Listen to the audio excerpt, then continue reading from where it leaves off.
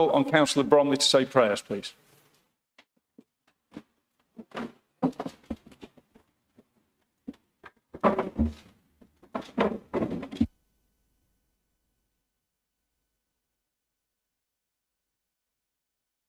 Out, I've wrote a few words for this evening's prayer. The anonymous man. You shuffled in the room, head bowed, a broken figure of a man. You looked in the room, but all stared and then looked the other way. You caught my eye, the sadness as you spoke was there to see. You sat with such respect, this was not the time to judge. You said thank you and shuffled back to the dank city night. You, sir, it's us who thank you for shining such humility. We prayed that night that you were safe and well. We pray today for all the homeless on our streets. We pray today that better times you all will see. Amen. Amen. Thank you. And moving on to next item, apologies please, reform. Thank you, Chair. Apologies are Councillor Abbott, Councillor Somerville, Councillor Harper, Councillor Hunter, Councillor Terrell, Councillor Parkin, Councillor Barnes and Councillor Gates. Thank you, Chair. Thank you. Conservatives, please. Yep. Thank you, Chair. Apologies from Councillor Susan Hobson. Thank you.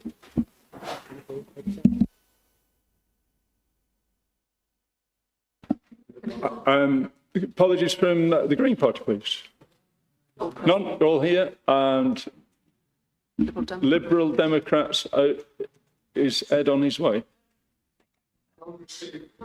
Not received. Okay, thank you. Everybody else is here, look at it. Thank you. Yeah. Angelique Foster. Yes. I do need to say that Angelique Foster has sent her apologies as well. She's no longer in the Conservative group. Item 2, declarations of interest. Can I have some order, please? Let's not start like that. Declarations of interest. Are there any declarations of interest in the business before council today? Nothing. Thank you. First, some housekeeping. The meeting will be live streamed and available for subsequent playback through the council's website and YouTube channel. You should be aware that the council is a data controller under the Data Protection Act. Data collected during the webcast will be retained in accordance with the council's published policy. If any member of the public has concerns about this, please speak to a member of staff. Please ensure that mobile phones and IT equipment are set to silent. Please speak clearly into the microphones so that both councillors and members of the public can hear. You, and a reminder that the voting buttons are being used.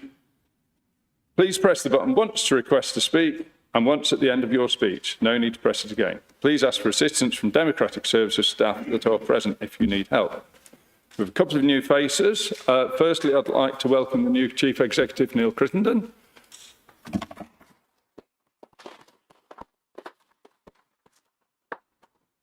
And secondly, the new Green Councillor, Leon Pitsey.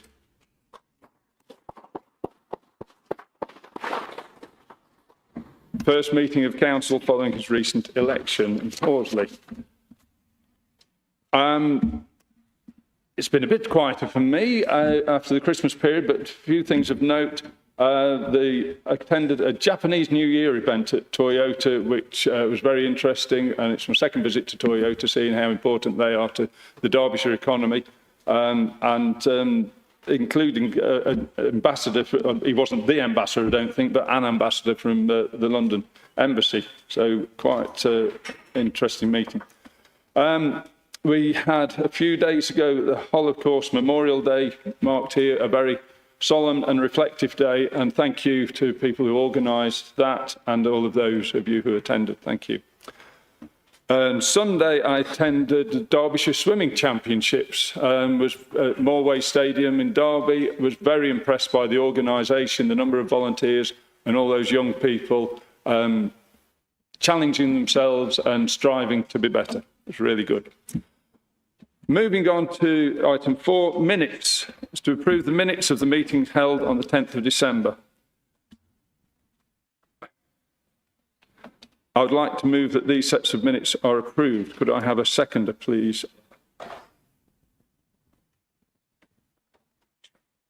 Are there any comments on accuracy only?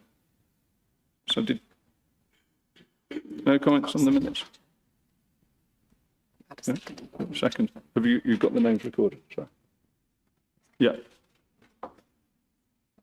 Move to the vote.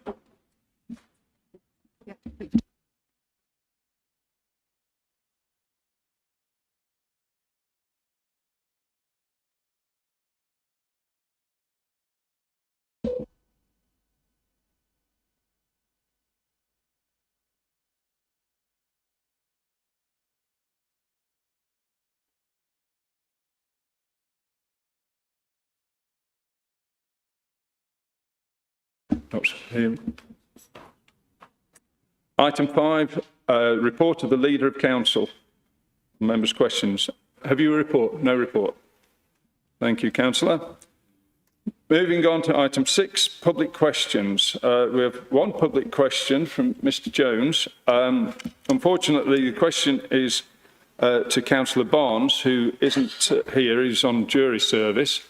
But if you would like to have a supplementary question, you'd like to come and make it, we'll ensure you get a written reply.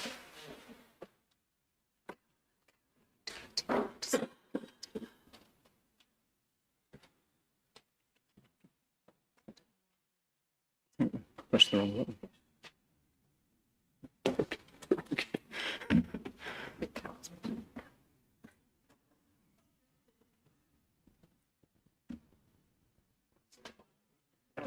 Press it again. Not sure. No, press the button on the right-hand side. Is it lit up? No, when it's hit, it was already. Wait a second. Yeah. Wait a second. So, is that better? Thank you. Mr. Jones. Good. Can you hear me, Mother? Good. Even though he's not here, I'd like to thank Councillor Barnes for his response to my question. And I'm going to try and sum it up by saying his response is very much focused on supporting frail, elderly patients at home. And if we think about it, we'd all like to be cared for at home where possible. Unfortunately, it's not possible for everybody. And it's far too common for there to be a boomerang effect where a patient is discharged from one of the trusts, go home, have a fall, and are readmitted. Of course, this has two implications. Firstly, it has an implication on their health. Secondly, it has an implication on the work of the acute wards in the trusts, because it's a horrible expression.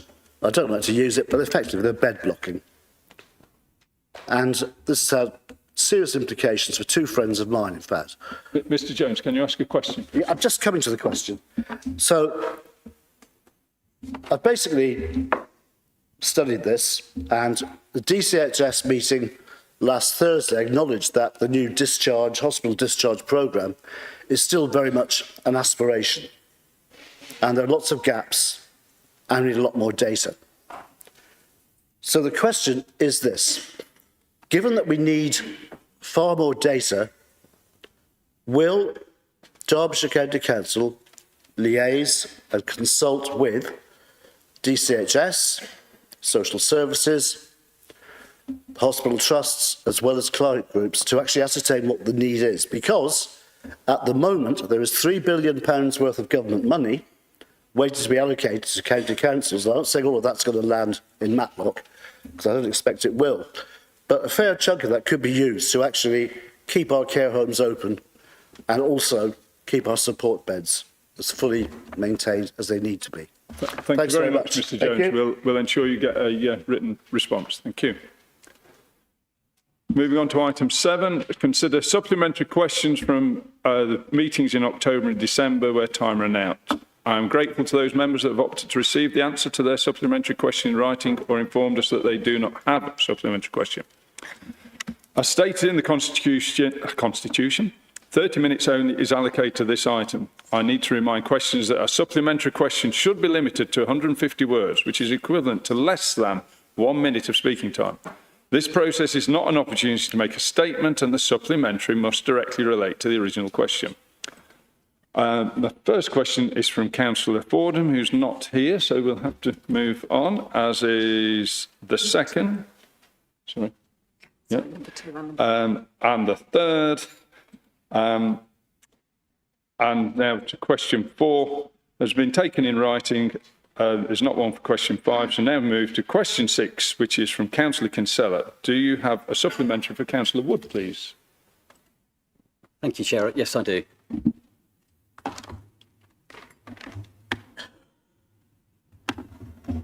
A bit short of space here.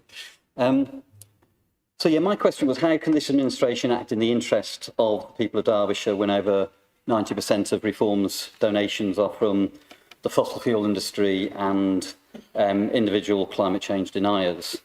A charge that I notice hasn't been denied in the initial response. So the international scientific community evidences that CO2 emissions generated by the fossil fuel industry is causing irreversible breakdown in the climate. Will she therefore set an example and show leadership by including in the new climate change strategy or environment strategy what plans the council has to dramatically reduce its own damaging emissions? Thank you. Thank you. Councillor Wood, please.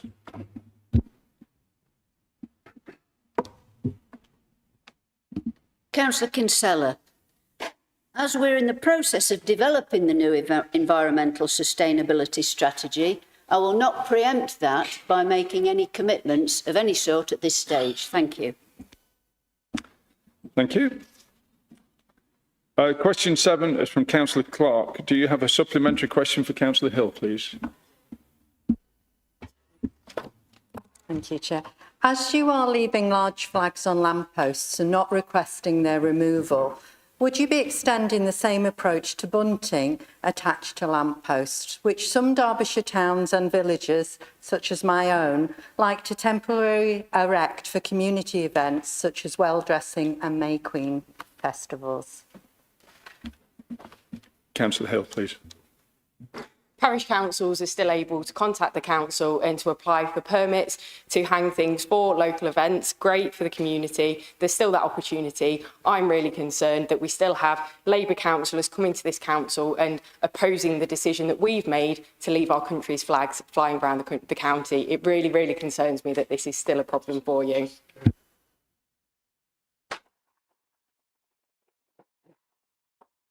Thank you, Councillor. Question 8 was withdrawn, so now moving to question 9, which is also from Councillor Clark. Do you have a supplementary for Councillor Wood, please? Thank you. In your response, you said that the current phase of procurement concludes. Both councils will consider the position and make an informed decision. Is that procurement phase still ongoing? And if so, have you a timescale for when that phase may conclude? Councillor Wood. The procurement is still ongoing, and we will send a written response on the exact timeframes for the next stages. Thank you. Question 10 is being dealt with in writing. Moving to question 11 from Councillor Bull. Unfortunately, Councillor Bull, your question was to Councillor Abbott, who isn't here due to a family bereavement. So if you have a supplementary question, it could be answered in writing at a later date. Or how do you want to deal with it? I'll ask the supplementary question. I asked if there would be a pledge to keep all libraries open in Derbyshire, which I know Councillor Lawson is very keen to do, as his families have used it through generations. But the reply I got, it was because the county had been left in such a dire state financially, which Councillor Lawson again. Sorry? I thought it was supposed to be etiquette today. Can we just control ourselves so that the question can be put, please? And sorry, Councillor, please continue. Thank you, Chair. I thought we were supposed to be doing it properly from now on. What I want to know is, with the budget being set today, can the lead group now pledge to keep the libraries open in Derbyshire and look at bringing back the mobile libraries, which we were trying to get back in operation for the rural parts of this county and what residents and children badly need. Thank you. Thank you for the question, and we'll ensure you get a response. Thank you. Question 12 is from Councillor Dale. Do you have a supplementary for Councillor Redfern, please? I've actually written to Democratic Services to say that there was no supplementary because things have moved on quite significantly. Thank you. Question 13 from Councillor Hart. Again to Councillor Abbott. If you have a supplementary, it can be in writing, please. Thank you, Mr. Chairman. After waiting from October, I feel like giving up, but I will send a written response to for a request from Councillor Abbott, and I hope I receive a little bit longer response than one line, which I think is a bit insulting from some of the answers. Thank you, Chairman. Thank you, Councillor. Question 14 from Councillor George. Sorry, who was this to? Was this to? Yeah.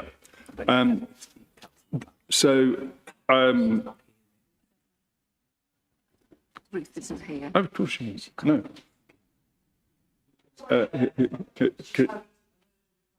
She's back. She's back. Yes. So, Councillor George, you had a question in October, sorry, I've lost my place. Do you have a supplementary question? And it would be to Councillor Mabbott.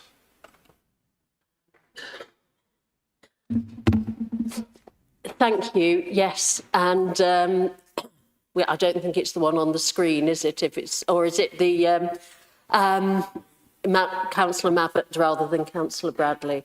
Apologies. We're on question 14. 14.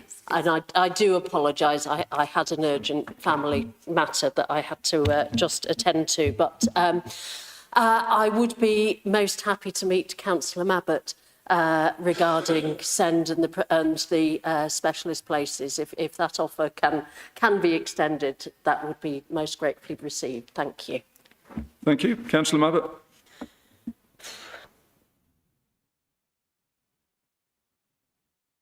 Well, just send me an email and we'll arrange that. Thank you. Question 15 from Councillor George. Do you have a supplementary question to Councillor Hill, please?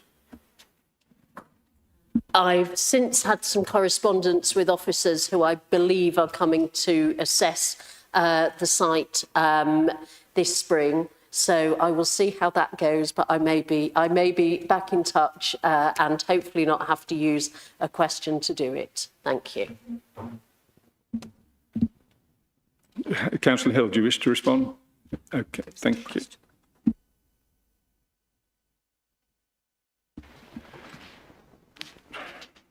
Question 16 is also from Councillor George to Councillor Hill. Do you have a supplementary question?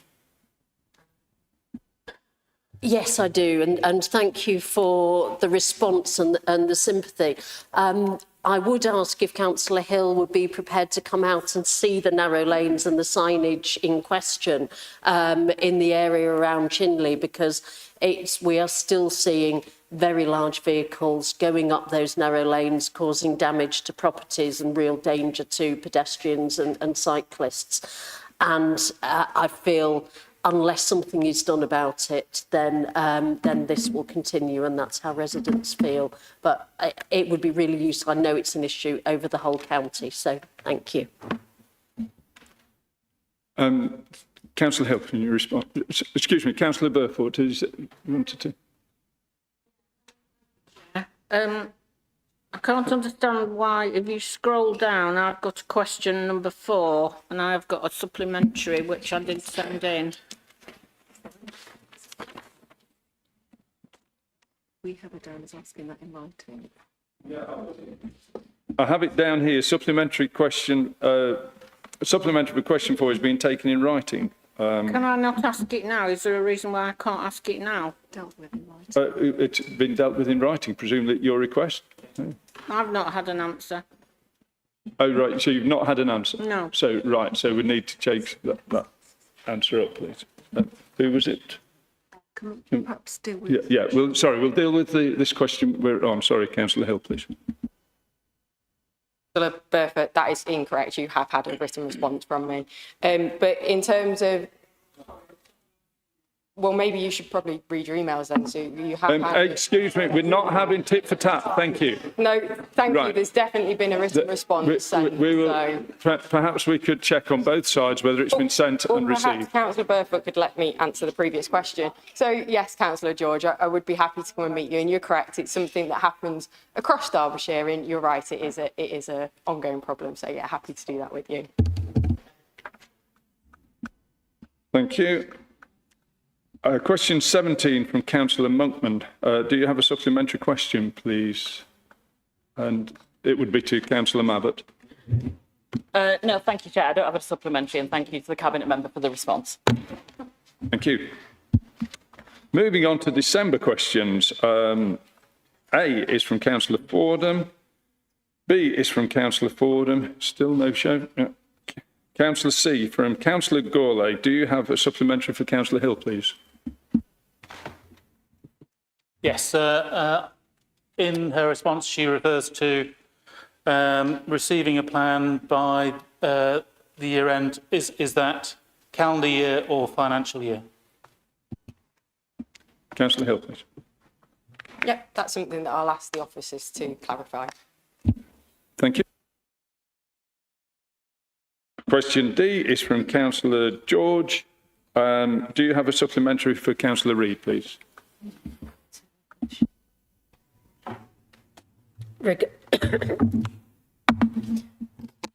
Thank you. I think we have all seen, I hope we've all seen a bit of an improvement in responses on casework, and I look forward to seeing how that goes. I'm not 100% convinced that the system is working as well as it could, but if I could liaise in future, I'm happy to give the benefit of the doubt for a couple of months. No. There doesn't appear to be a question. Do you wish to respond there, Councillor Reid? Or? Chair. Thank you, Councillor George. I know we've spoken a bit about some of the plan, and there's a lot that happens with this within the transformation. So we're going to have a little bit of patience with each other. But again, happy to pick up offline as to where we're at and expected timescales, etc. But a lot of that is still being developed. So thank you. Thank you. Question E is from Councillor Clark. Do you have a supplementary for Councillor Hill, please? Thank you for your response to my question outlining that the Council has not been involved in the current proposals brought forward by the Greater Manchester Draft Local Transport Plan. It did cause some concern in our area, so thank you for clarifying for that. And could I ask, please, could you keep me and residents updated should that change and be more in contact with you? Councillor Hill. Thank you. Yes, happy to do that, Councillor Clark.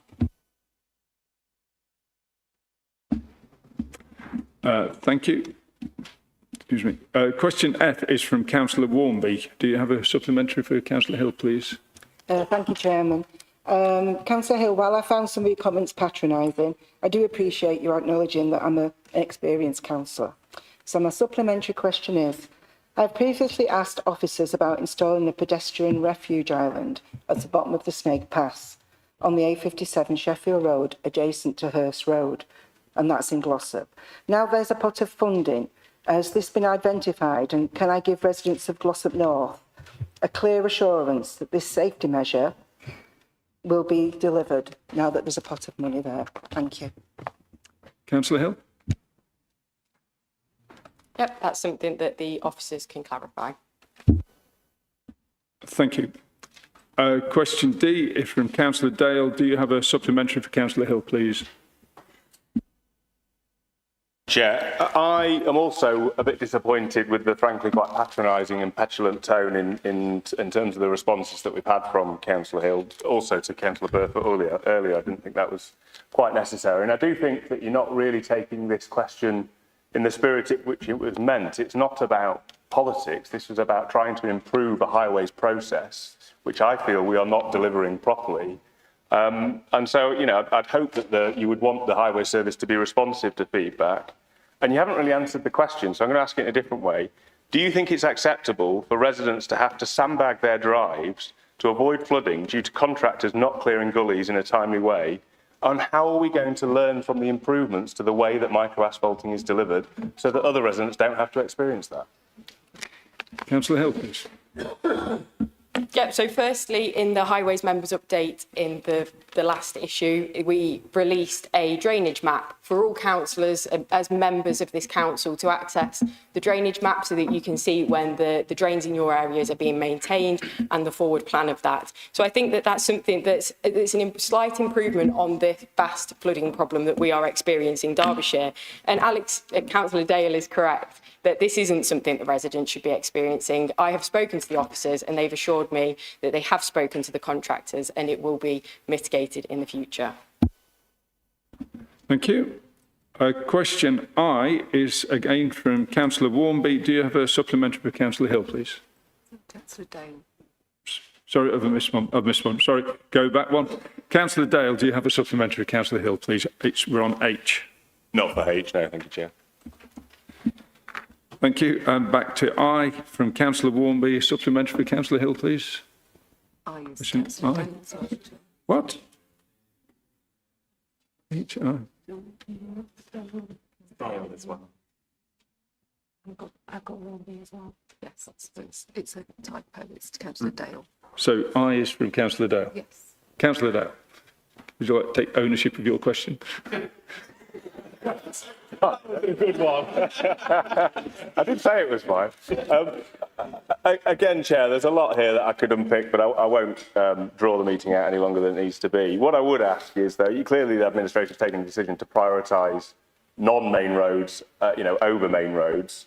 So would the Cabinet member be willing to regularly report back to Council on how that's going? Because I really think that after a difficult winter as we've had, the condition of some of our main roads is really poor at the minute. I don't think this is the right strategy, and I would ask that you continually report back, if that's okay. Thank you, Chair. Councillor Hill. Thank you, Chair. I would ask firstly if Councillor Dale asked the previous Cabinet member to do that when the Conservatives were in administration, but as we are very open and transparent about how we are now running the council, quite happy to report back. But the answer on residential roads, I still don't think Councillor Dale understands the difference between the capital programme and the additional residential road resurfacing programme that we brought forward. So the capital programme is still going ahead. We've already delivered nearly £52 million this year of that capital programme, and that does include A and B roads. So we've also delivered £3 million additional funding made through reform savings to residential roads as well. Thank you, Councillor. And the final question, question J from Councillor Dale. Do you have a supplementary for Councillor Hill, please? Yeah, thank you, Chair. So again, I think we've seen more patting yourself on the back with this response, not really on the detail. For example, in relation to the innovation group, that was never stopped under the previous administration. Potholes, we can't really trust your figures because the previous time you were quoted, I think you said there was 66,000 that you inherited, and now it says 17,000. You're also quoting the Derbyshire Times as saying that the last administration made great strides in terms of improving our roads. So, I'm not really sure which to believe, to be honest. But I am quite disappointed that you're opting not to roll out the road mender asphalt, because I do think that was one of the good innovations that we had brought in under the previous administration. And it begs the question, why did you go to all the effort to produce the Gloucester video, praising road mender asphalt and trying to claim credit for it as your achievement if you're not actually going to roll it out across the county? Thank you. Councillor Hill, please. Well, Councillor Dale, I haven't said that anywhere in my answer that we are not going to be rolling out road mender asphalt across the county. I have met with road mender recently, and it's something that we are looking at in the innovation group, as we are with many other innovations in highways and preventative pothole treatments. But I would say that it's the Conservatives' figure that we cannot trust. It's actually a backlog of 17,000 potholes, Councillor Dale. We've now filled in 45,000 potholes, which is 10,000 potholes more than the previous year-on-year comparison. And it is confirmed that the potholes that you were quoted as filling in is actually including duplicates, and that's confirmed by the Highways Service. So I would probably check your own facts before you come forward again. Thank you. Item 8 is petitions, none received. Moving to item 9, which is to approve the reserves position and policy. Can I call on Councillor Lawson to propose this report? Thank you, Councillor.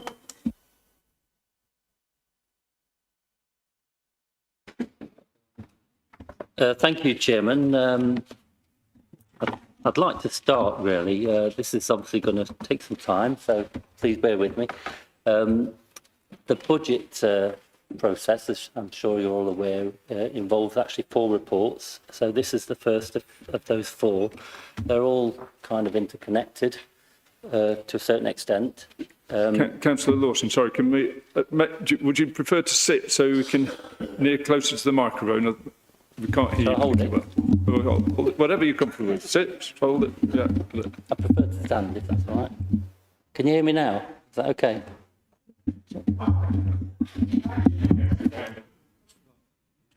I'll sit down then. Yeah. Okay. Thank you. As I was saying, then the budget reports. There are 4 of them. This is the first of obviously the 4, and they're all obviously important. They're all also interlinked. But I really want to start, before I introduce this one, I really want to start by expressing my gratitude, really, to the Director of Finance and all his team for all the hard work that they've put in over the many, many months in putting this budget proposal together. Obviously, there's wider teams involved as well, all the executive team, and along with some input, obviously, from members. So, first of all, I'd just like to express that gratitude for this great work that's been done. In terms of, another thing I ought to really mention is that I ought to really express my honour and privilege, really, being the first Reform UK councillor to be presenting a budget for Derbyshire County Council. It really is a great honour for me personally, and I hope it is for the wider Reform group as well. We take a certain amount of pride in the fact that what we've achieved so far at this council, but hopefully we can continue that good work into the future with this budget. So first of all then, the reserve position and reserves policy. As I mentioned earlier, this is a very important document that explains what the reserves policy is and the position. I'll just point out a particularly important section, which is 4.13 about the general reserve, which at the moment it states the position, which is approximately just under 35 million. But actually, the minimum level that's in the policy is 25 million that was set by the previous administration. The 35 million has pretty much been maintained throughout the last year. And the proposal in this document is to increase that minimum level, if you like, to stay at that 35 million. That's quite an important point. At the moment, the 25 million minimum equates to approximately 3.2% of our net revenue budget, which is very much on the low side, as recommended by CIPFA, the Chartered Institute of Public Financial Accountants. They recommend a range of 3 to 5%, but ideally the objective really is to come as close to 5% as possible. So this proposal gets us closer to that target.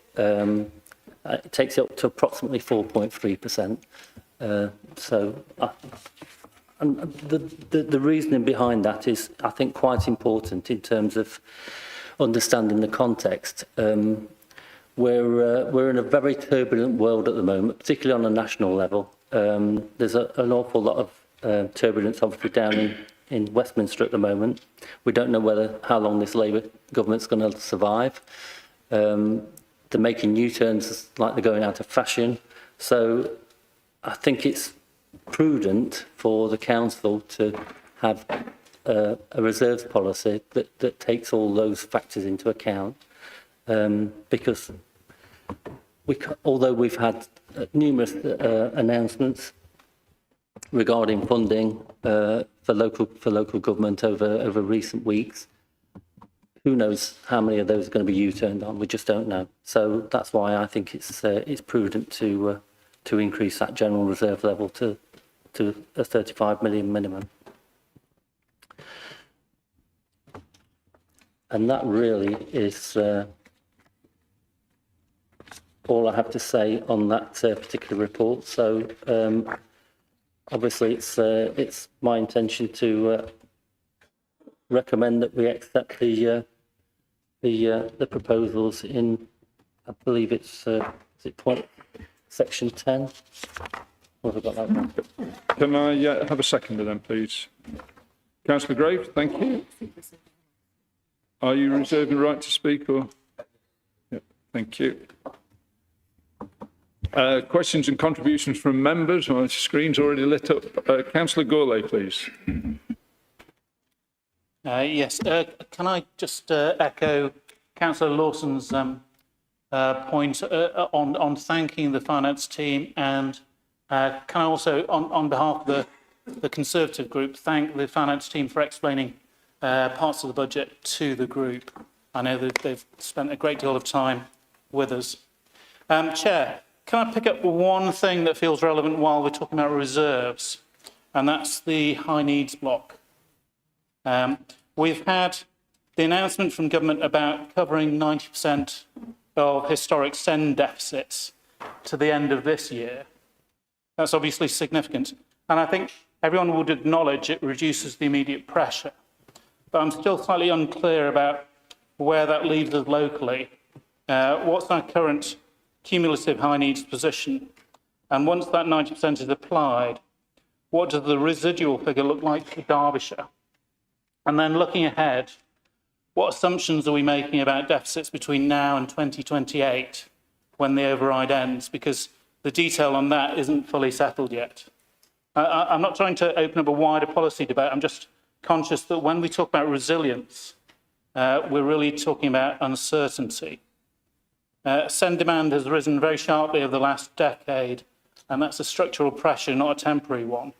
So I'd just be grateful for a bit of clarity about how that sits alongside the reserves position we're being asked to consider. Thank you. Thank you. Anybody else wish to contribute or speak? Councillor Graves, you reserve the right. No, thank you. Yeah. Councillor Lawson, can I ask you to close, please? Yeah. Just responding to that point from Councillor Gourlay, it is actually mentioned in a later report, the main revenue budget report about the designated schools grant high needs block deficit or SEND deficit. The figures are in there. I believe that it's projected to be approximately 84 million at the end of March. And he's quite right. There was an announcement made by a joint statement, I believe, by the Department for Education and the MHCLG regarding historical deficits. But I believe that the announcement was that up to 90% could potentially be claimed. And it does require, I believe it does also require a claim and some significant input from the council to make that happen. But assuming it does happen, I'm told that the timescales that's expected to happen by around about August this year. So a few months away, but yes, it is obviously good news, potentially. I'll echo the points I mentioned earlier. I'll believe it when I see it with this Labour government, unfortunately. So, yeah, I'll like I say, I'll keep my jubilation for when I actually see it. Thank you, Councillor. Can we move to the vote, then, please?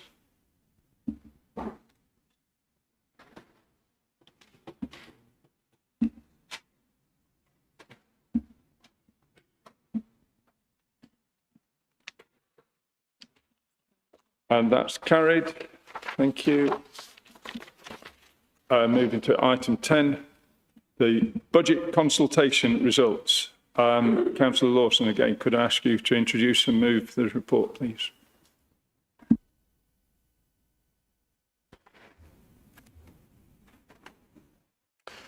Okay, this is the second of the four. Thank you, Chairman. This is, again, they're all obviously important reports. This is another important one. Talking about the consultation that's happened throughout the budget setting process. There are a number of consultations that happen, all vitally important, obviously. The first part of that is, they're all obviously detailed in the report. The first part of that is a public consultation. That took place, I believe, during the summer last year, involving 2,200 or thereabouts members of the public from a wide demographic that represented the demographic of the county. And as I say, the results of that are detailed in the report. One particular point that I focused on was and would like to highlight was the fact that when obviously all these members of the public were asked to make statements or ask questions or give opinions, quite a significant proportion, I believe it's something like 47% or certainly close to 50%, expressed an opinion that they felt that efficiency and controlling costs was one of the most important factors for the council. So obviously I take that hugely importantly, and I'll obviously continue to take that in my stride with the role that I have. There were other parties consulted. Obviously, another significant party was members themselves through the Resources Scrutiny Committee.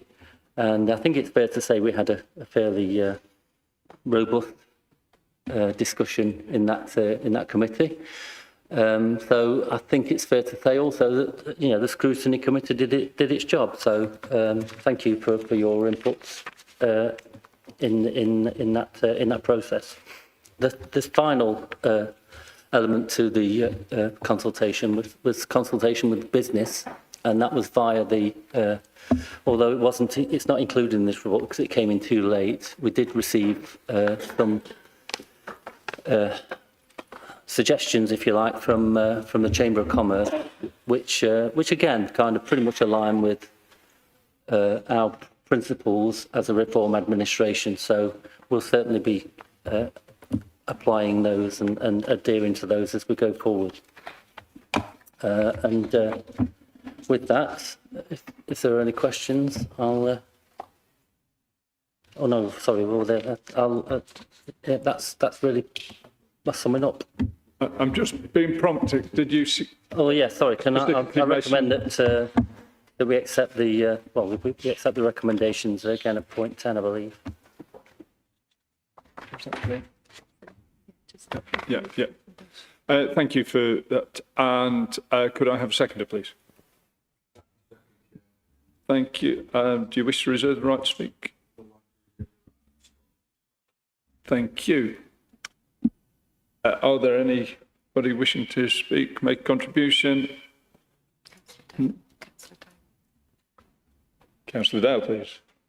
Thank you, Chair. I'm just conscious that the recommendations of this report are that we take into account the views of consultation respondents in coming to its decision in setting the revenue budget, which is obviously the next item.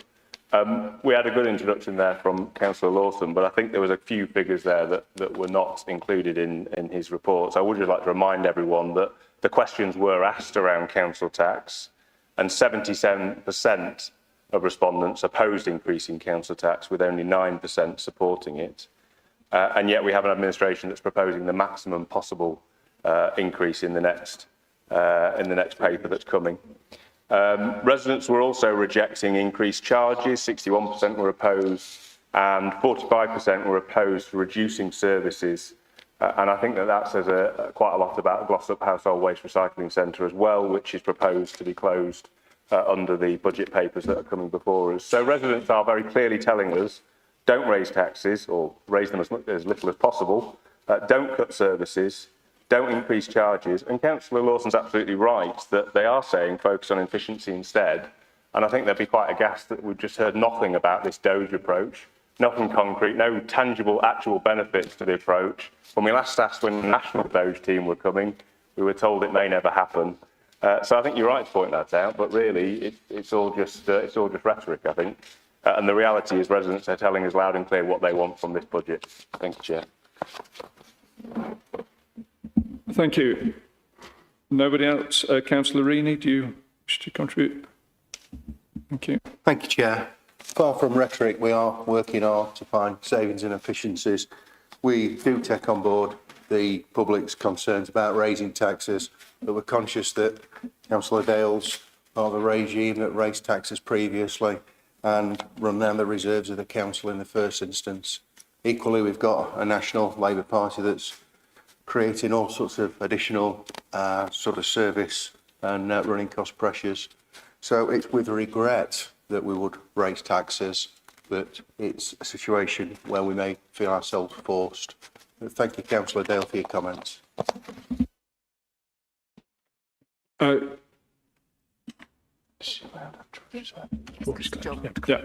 Councillor Wood, please. To correct Councillor Dale, incorrect in stating that we're raising it by the maximum.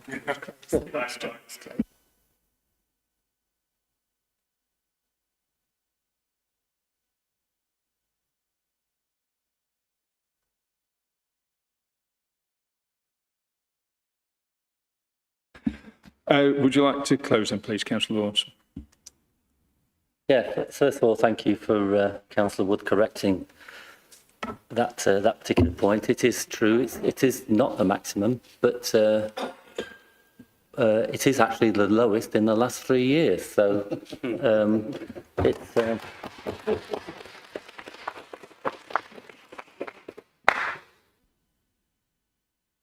Serena did say, you know, it is with some... it's not something that we particularly wanted to do, but it's something that we felt, unfortunately, we've been pushed into, and I'll go on to explain that a little bit later further on. Thank you, Councillor.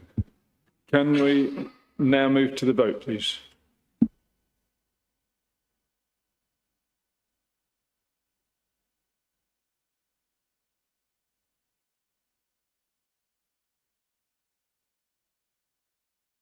And that's been approved. Thank you. So moving on to item 11, to approve the revenue budget for the forthcoming year. Can I again call on Councillor Lawson to introduce and move the report, please?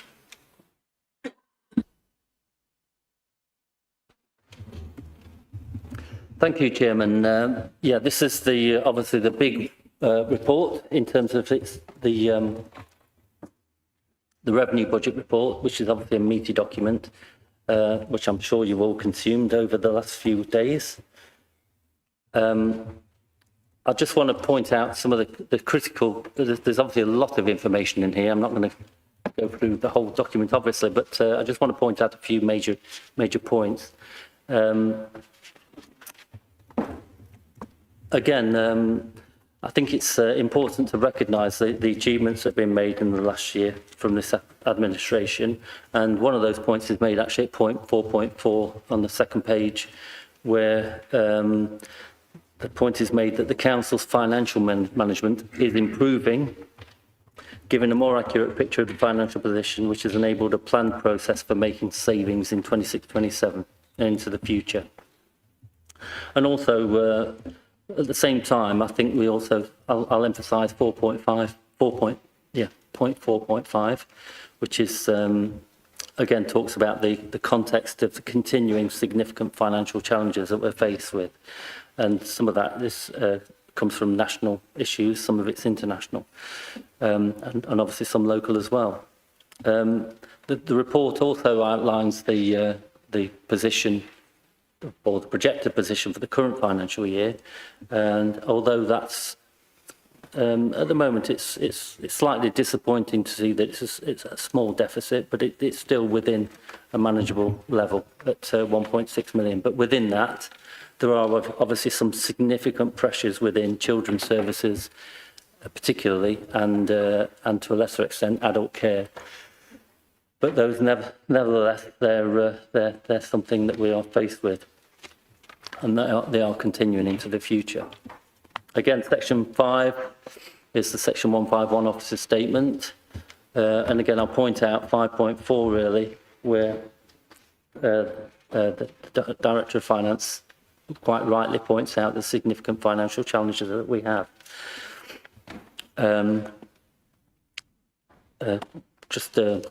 Going back to what Councillor Gourlay said earlier, regarding SEND, that's picked up in point 5.6, where the forecast SEND deficit is identified at 84 million at the end of March.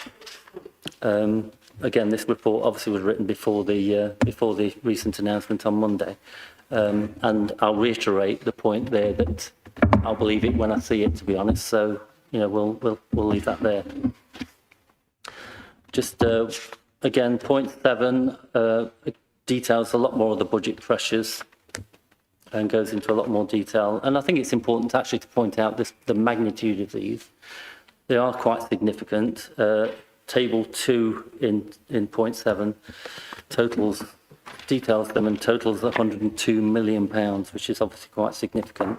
And those are spread across the different departments in table 3B, I beg your pardon, where most of the pressures obviously, as you'd expect, are in adult social care, which are largely from demographic changes, but also inflationary costs as well, pressures, but also of the children's services, which I've already mentioned, which are kind of carrying on from last year. So mostly demand pressures, but also some inflation.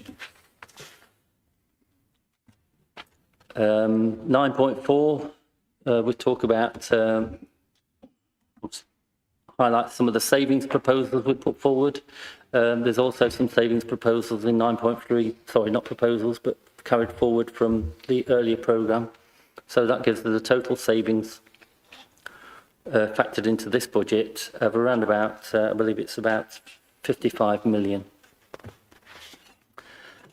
And obviously that kind of follows on from this year's target, which is around, well, we're expecting to achieve around about 35 million. So again, a significant improvement on this last year. And that really concludes my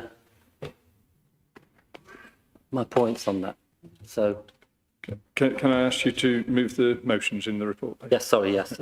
Can I move the motion again? Well, accept the recommendations in point 10. Thank you. And seconder, Councillor Graves. Thank you. Are you reserving the right to speak? Thank you. And moving on to questions and contributions. First, going to call. Oh, sorry, you want to speak? Yeah. Sorry, I didn't catch what you'd said. I think you've got your own agenda there, haven't you, Mr. Chairman? Mr. Chairman, members, and most importantly, residents of Derbyshire. Today's budget is not being set in easy circumstances. It is being set against a backdrop of years of underfunding, escalating demand for vital services, and a national funding system that continues to work against county councils like ours. So let me be clear from the outset. The financial pressures we face today are not the result of local extravagance or reckless spending. They are the direct consequence of decisions taken by central government, compounded by the financial legacy left by the previous Conservative-led leadership of this council. Derbyshire, like counties across England, delivers the most expensive demand-led services in local government, that being adult social care, children's services, and special education needs and disabilities. These are statutory services. They are non-negotiable, and demand for them continues to rise sharply. Yet under the government's latest funding settlement, the picture is stark. Government grant funds only a tiny fraction of rising costs in county areas. Over 90% of any increase in our so-called spending power is assumed to come from council tax, not from fair funding nationally. And the real costs faced by county and rural authorities are increasingly ignored, while funding is redirected towards metropolitan, inner city and London councils. In real terms, that means Derbyshire residents are being asked to pay more, not because services are improving, but because national funding is failing to keep pace with demand. Nowhere in this is clearer than in special education needs and disabilities. SEND pressures are driven by national legislation and national policy failures. However, we welcome the recent news that we can apply for relief of our deficit up to, not sure exactly what that means, but up to 90% of our outstanding debt. The advantage of this is that it will be able to significantly save on interest payments, although we will have to fund the difference. But government is only part of the story, and we must be honest about that too. When Reform took control of this authority, we inherited a financial position that was not merely challenging, but deeply unstable. Over the previous 3 years, persistent revenue deficits had been covered by draining reserves. £132 million just gone. By the time we arrived, the council was perilously close to financial failure. The previous Conservative-led leadership failed to plan adequately for rising demand in care services. They relied too heavily on short-term fixes rather than sustainable financial strategies.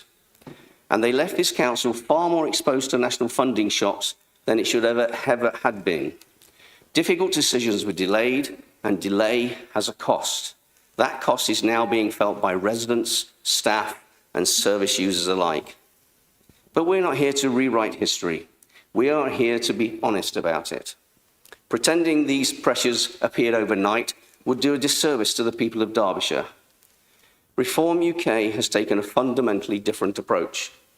From day one, we introduced what I would describe as a Doge-style philosophy, questioning everything, stripping out unnecessary complexity, and applying commercial discipline and basic common sense to how this council operates. And the results are tangible.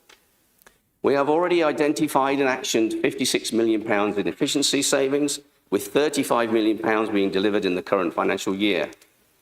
This budget builds on a further £45 million worth of savings for next year, which we are confident we will fully achieve. And beyond that, a comprehensive operating model review is underway, expected to deliver around £40 million a year on ongoing efficiencies from next year onwards. This is not about ticking boxes or declaring victory. It's about restoring financial stability and ensuring that this council lives within its means. This budget, therefore, takes a different approach. It protects frontline services wherever possible. It focuses resources on our most vulnerable residents.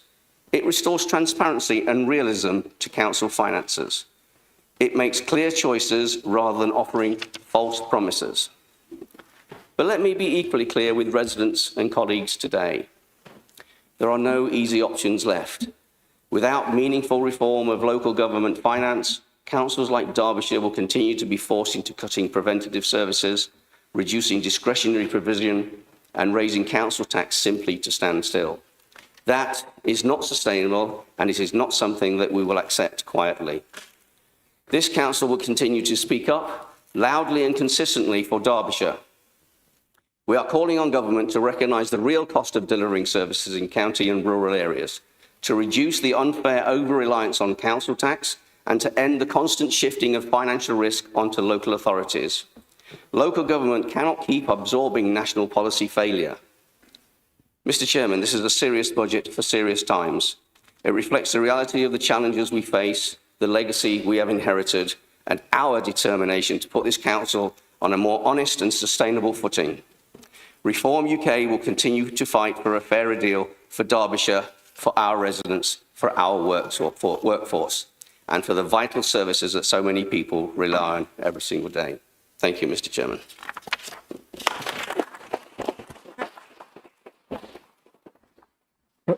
Thank you, Councillor. Councillor Major, please. Thank you, Chairman. Firstly, I'd like to congratulate Councillor Lawson on being the first Reform Councillor to break his promise on his manifesto and on the leaflets they put out around cutting council tax as well as setting the first budget. But just to move on to some of the serious points, and I actually quite agree with Councillor Graves on the abysmal settlement that we have received as Derbyshire. It is grossly unfair, and Derbyshire residents should be outraged how government has taken a 3-year settlement, clearly focused on finding any way means necessary to force money into inner cities rather than take it away from rural areas that have their own problems and where it is difficult for us to deliver services because of those remoteness. And also a lot of additional challenges on transport and on highways that we see at the moment if we drive down the street. So we share that view. We are very concerned, and we will join them in shouting loud and clear that we think that it should be a fair settlement, that one that recognises the challenges that rural communities face, and this isn't fair on Derbyshire residents. In regards to some other matters in the budget, I do note that we talk about reserve levels and how much reserves are spent and council tax levels. If you only take the last 3 years, that may be the case. But if you go back a little further than that, you'll see that we put lots of hundreds of pounds back into Derbyshire residents' pockets. And I think it's scary how quickly Reform are sounding like Labour when it comes to council tax.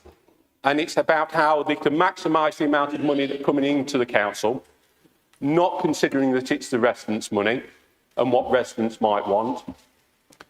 It was quite painful to hear the rhetoric that's just come out around maximising this and talking about how there is no money.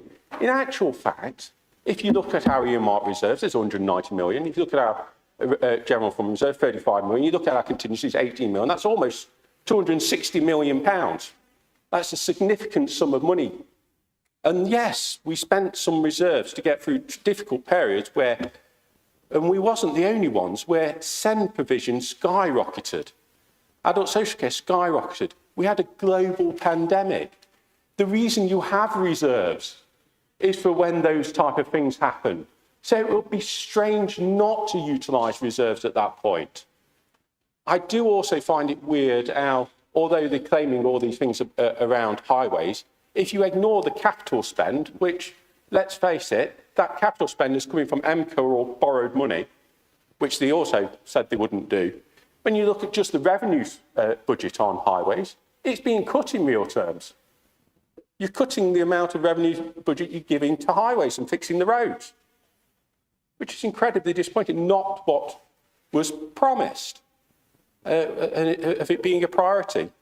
We're cutting re-enablement by £2 million, so that people coming out of hospital beds, we just had a member of the public come talk to us about discharge from hospital. We're cutting the thing that actually will save us money in the long term.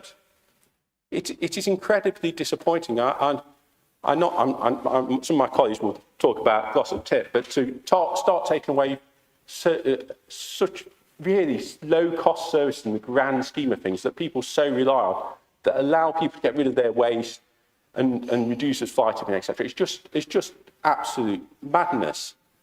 I do think we could be braver. I do think that we should prioritise it as public money and treat it as public money, not as council money. And I'm just gobsmacked of the lack of ambition through this budget. There is no ambition. We was announcement only a few months ago by the leader of the council that we were apparently 20% overstaffed. I assume that was correct. And when we look at the full-time equivalents that are going in this report, it's very small. So if we're overstaffed and we're inefficient as a council, and you've identified 20% of staff over, why are we not doing something about it so that we don't have to cut those frontline services, don't have to cut those preventive things, can invest in a highway so I don't feel like I'm driving on the moon? Surely we can do something. I fear that the transformation programme, the One Derbyshire thing, has been paused forever and is not being pushed forward. I just feel that there is such a lack of ambition. I feel that there was some promises made to the public by this administration, which they made not expecting to gain control of the council and now are desperately trying to backtrack. And the biggest part of the lack of ambition, and I know you're going to hide behind 0.09%, that you've not even said, well, after we get going with Dode, we might get somewhere. It is, actually, it's going to be maximum for 3 years, that we're just going to max out. We're just going to take as much as we possibly can off you. That's the attitude, unfortunately, that I'm hearing from this administration. And I really would have expected you to have been a bit more braver, have a little bit more ambition, at least have some ideas. I'm left disappointed and shocked by this budget. Thank you, Councillor. Councillor Clark, please.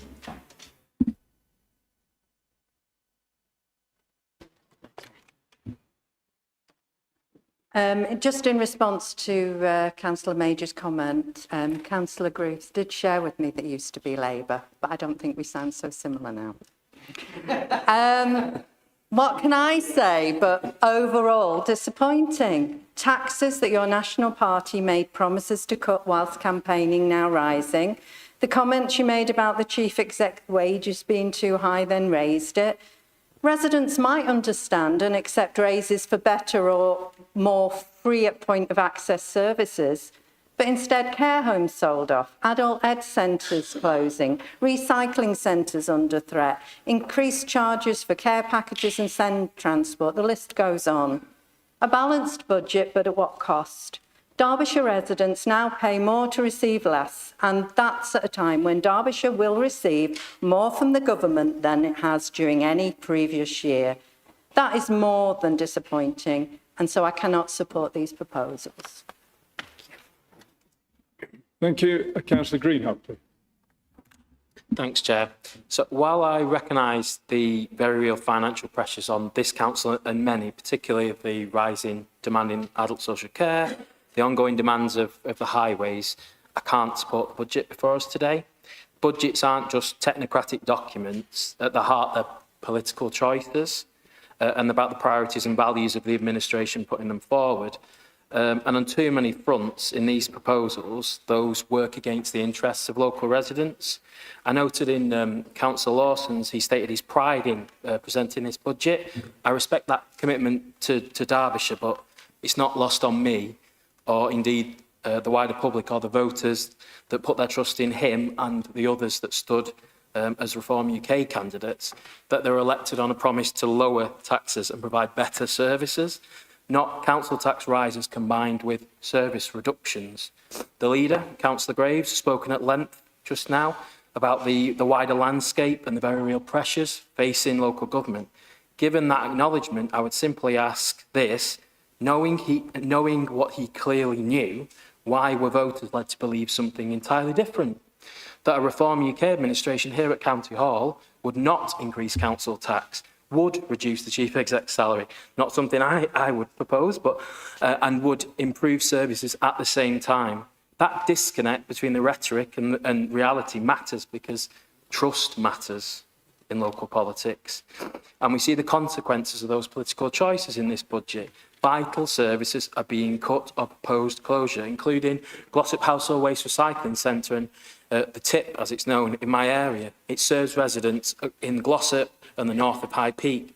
It's a political decision that is plainly not in the interests of local people, and it is based on figures that are not recognised by residents, site operatives, councillors of all political colours in the area, who understand how heavily the facility is used by local people. And these are not abstract savings, they're choices that make life harder for residents, push costs elsewhere, including fly tipping in the High Peak if that is closed, and remove valued local infrastructure. So yes, Chair, councils do face financial pressures, but this budget reflects a set of political choices that I can't support, and for that reason I won't be voting in favour of this budget. Thank you. Councillor Kinsella, please. Yeah. So I do have some sympathy with the leader and some of the challenges they face. Sorry? Yeah. So I do have some sympathy, and And I do recognise the difficulty of taking on a budget where we saw the Conservative administration burning through the reserves, not really addressing some of the fundamentals about our income and our expenditure and waste and efficiency. And also decades after decade of underfunding from local government, the point's already been made here, leading to the crisis that many local authorities find themselves in now. And we also know that, just my final point before getting into the detail of the budget, we also know that council tax doesn't work. We know that it is calculated on house valuations that are over 30 years old, and we know that it penalises the poorest households the most. And the Greens would propose a much fairer approach to council tax. So in the campaign in May 2025, county council elections, Derbyshire Reform said here, cut your taxes. It's quite clear that we were talking about council taxes. However, alongside other promises, and Doge has been mentioned, I don't really know where that's gone or what's happened or if anyone even remembers it, but this was an irresponsible pledge. So Reform UK, by the leader's own admission, said he didn't know at the time the dire state of the council's finances. And we'll talk a little bit more about the leader's financial acumen later. Yet despite not knowing, they still promised these tax reductions. That type of promise, that type of commitment, it leads to the denigration of all members in this chamber, and the lack of trust. Promotes that lack of trust, so it affects us all, and it doesn't reflect well on politicians.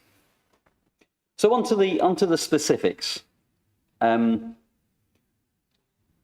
despite promising, they failed to deliver a council tax cut and leading to an increase of 4.9%. So what, 0.09% below the maximum figure without a referendum. The difference between that 4.9 and the 4.99 is basically a packet of M&Ms per household per year, literally peanuts.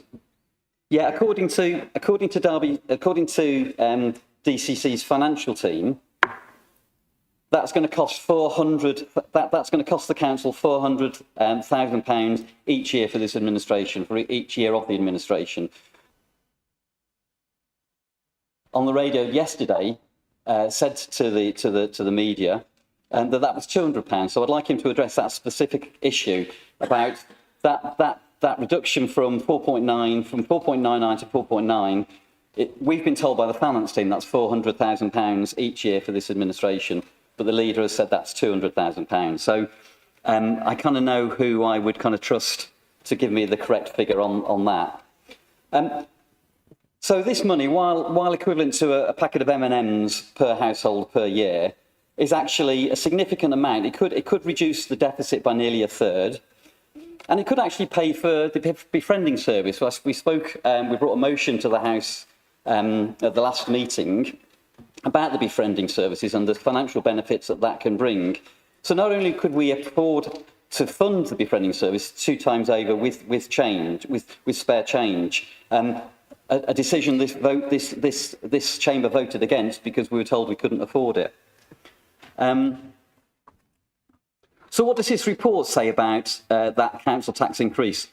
And it strikes me as a very different tone in the report to the tone and the message that Councillor Graves has just outlined. Firstly, the government assume a full 4.99% increase, and anything less than that, the government will not view as additional funding. They will not view any additional funding requests favourably. I know in many ways that is unfair, but that is the reality of the situation. So it leaves us in a really poor position in terms of going back to the government and asking for money or for competing for extra funds. Secondly, the Director of Finance couldn't be clearer about the financial risks we are facing. So the report is littered with references such as this council facing significant financial challenges, cost pressures continue, and there are significant budget pressures. But most damning of all is the paragraph rather, that says, where councils have experienced financial failure, it has been highlighted that periods of lower than allowed council tax increases can contribute significantly to exacerbating other financial issues. Therefore, careful consideration needs to be given to the level of council tax the council raises. So has this administration given that careful consideration to lower than allowed council tax increases, or has it thought to play political games over financial prudence? This report would suggest the latter. And while we all would desperately seek to lower council tax for our residents, it's important that we still are able to deliver a balanced budget. And certainly the words of the Finance Director suggests we need to be really careful about that and not, in my mind, play political games with the finances. So how will these shortfalls be made up? So all options obviously need to be considered, and fees and charges are one of those areas with above inflation increases expected. And many of our service users are paying fees and charges. Many of them are the most vulnerable, and the burden will fall heaviest upon them. The report makes clear that yet more cuts will need to happen if we are to deliver a balanced budget. And I don't understand, I can't tally what Councillor Greaves has just said around protecting frontline services against the cuts that they are making. So one of the areas that we could look at is not privatising our services, our council services. In the main, that has been a failed experiment. Services should be delivered directly for the benefit of the people within Derbyshire and not the benefit of private shareholders. And we've seen the botched sale of 8 care homes, resulting in their... We expected to be able to farm them off to the private sector, but they ran rings around us, and we resulted in 8 care homes having to be closed. Now, as well as the human cost of that, and many of us, particularly in areas where those care homes are going to be closed, will have heard those stories of elderly people having to move from their homes where they've lived for many years. But the cost is phenomenal now. And I'm happy for the administration to provide me the costs on it, because God knows I've asked for it enough times. But according to Unison, the cost of each care home closing, the cost of the staffing until middle of this year, and the cost of redundancies is going to be in the region of £8 million, so around £1 million per care home. So there you go. There's one massive saving that could be made already. And we don't want to minimise our losses to retain these care homes. So Ada Belfield, for example, in Derbyshire, was built at a cost of £11 million, paid for by the taxpayer just 6 years ago. We are continuing to pay for that, and yet it's been lost to the public realm forever. That doesn't make good financial sense to me. So clearly tough choices do need to be made, but clearly frontline services aren't being protected, and it's for this reason that we can't support this budget. Thank you, Councillor. Councillor Dale, please. Thank you, Chair. If I can also start by thanking the finance team for all of their work on the budget. I know it's a very difficult process. It takes virtually the whole year to work on the next year's budget. And so, yeah, well done to you all. And thank you for the briefings that you've given our group. It has been very much appreciated. I really want to start my remarks with the people who pay the bill, hard-working residents across Derbyshire. And many of them voted for reform last year because they were promised efficiency, they were promised less waste, and they were quite explicitly promised lower taxes. And that message wasn't subtle. Cut your taxes was plastered across leaflets, posters, social media. Nigel Farage said it, Richard Tice said it, everyone was saying it. And I'm a bit disappointed because Councillor Kinsella's nicked my prop, but I was going to hold up a leaflet as well. My one's actually got Councillor Graves on the front of it as well. So. And yet the very first major decision of this new administration is to push council tax right up to the brink of the maximum allowed. And let's be honest, really, Reform are hiding behind 0.09%, and we can all see through it, residents will see through it, and let's call it what it really is. It's a maximum allowable council tax for all intents and purposes. And that's not what people were promised. And Councillor Graves mentioned in his speech false promises. And I think this is exactly what this is. It's a false promise from Reform. They told one thing to get elected, and now they're doing the exact opposite. And we've seen this pattern already. I think colleagues from across the chamber have already raised these issues. Really bold claims about cutting waste, followed by millions being spent on consultants, and then promises to curb senior officers' salaries, only to be broken. And then having done all of that, they're telling residents that they have to pay more. Now, if you contrast that with our record, let's be clear, we know, as a Conservative group, how hard local government is. We ran the council for 8 years when local government funding was extremely tight, and through COVID and through spiralling care costs. And I agree with Councillor Graves that underfunding has been a challenge. But despite all of that, in 5 out of those 8 years that we set council tax, we chose not to max it out. We chose not to go to the very top of the 5%. And we opted for 2 or 3% increases in many of those years.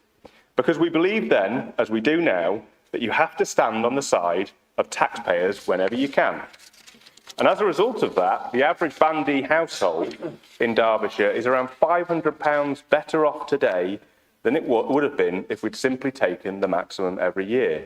£500 better off. And Councillor Graves may criticise the inheritance he received, but I would just gently point out that it's in direct contrast to what Councillor Lawson said only a few months ago when he said that the inheritance of the previous administration was actually quite good in terms of the finances.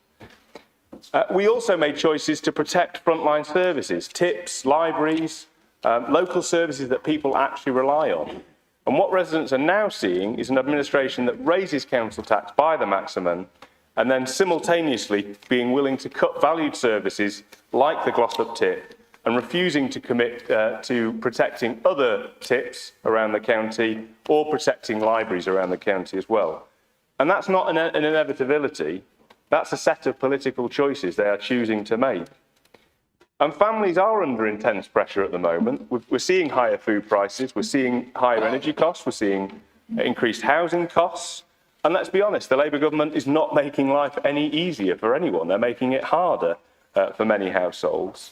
And in that context, councils like ours should be thinking, where can we ease the burden? Where can we demonstrate that we are on our residents' side? So the core principle is that Reform, despite what Reform say, council tax is not imposed by government. It's set within this chamber, and every year it is a political choice. And the amendment I'm about to propose says that this year we choose residents. So the amendment I want to propose would achieve a 1% lower council tax increase than the administration's proposal. That would mean a 3.9% increase, not the near maximum rise that we have before us today. And the cost of that decision in the next financial year would be £4.45 million. Now, since the draft budget was produced, the administration has been handed a £2.6 million funding windfall in the final local government settlement. That is, compared to the provisional local government settlement, we are £2.6 million better off straight away. And that funding is available for general expenditure. In addition, the government has also now committed, as it's been said, to 90% funding of high needs deficits, and that will significantly reduce borrowing and interest costs for councils like Derbyshire. And in my opinion, those changes do materially improve the council's financial position when compared to the budget that was first drafted. So I propose that the 1% lower council tax, the 3.9% increase instead of 4.9, is funded via the £2.6 million additional funding and a limited one-off use of contingency totalling £1.85 million. It is worth highlighting that there's plenty of cushioning in the risk management budgets and in those contingency budgets. So it is affordable. It's been discussed in detail with finance officers. It delivers a balanced and lawful budget for 26-27. It involves no service budgets being cut, and it does not put statutory duties at risk. I acknowledge there is a challenge in future years, and we're not pretending that doesn't exist, but the medium-term financial plan already shows huge pressures, whoever's in control, and regardless of what we do with council tax, whether it's 4.9% or 3.9% this year. So this is a deliberate, time-limited decision to give residents a break when they most need it, And it's worth highlighting that LGR is going to happen in the next 2 or 3 years anyway, which will throw everything up in the air. And we shouldn't be squirreling away residents' money now that they may need later on.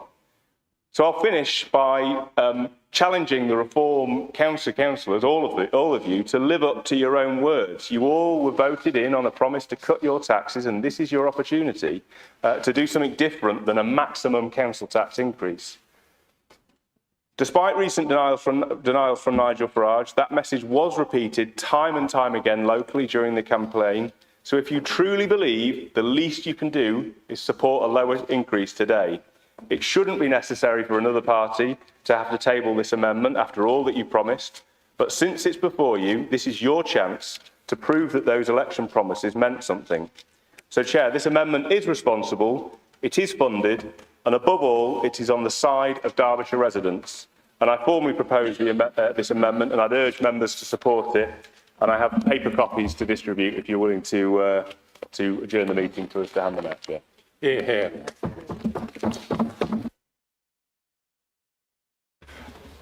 Thank you, Councillor. Do you have a seconder for that amendment? Thank you. I'm going to propose a 10-minute adjournment. If we can have a look at those papers, please. And I need a seconder for that proposal, please.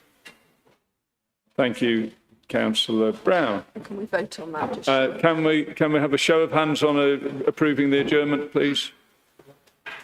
10 minutes. Yeah, 10 minutes. So 37. I was going to round it up, but no.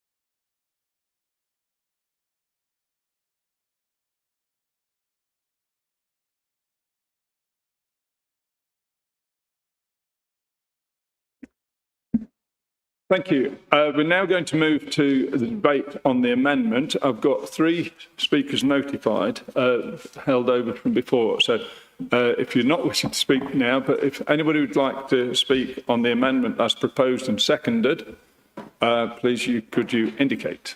Thank you. Councillor Lawson. Councillor Lawson, thank you. John would close the debate on the amendment. You hear me okay? Yeah. I'm sorry, Councillor Lawson. Does anybody else, because Councillor Lawson would be closing the debate on the amendment, but does anybody else want to speak before the... I think Alex Dale, the second the amendment, gets to speak, and I think at the end, Councillor Lawson gets an opportunity to sum up, but I'm sure you can take it earlier. I'd missed that you've reserved the right to speak. But the point is, if John speaks now, he would have the opportunity to come back. No. The proposer of the amendment doesn't get a right to respond. It's the proposer of the motion that gets a right to respond. I'm being advised that the proposer will get a right to respond. So, is there anybody else?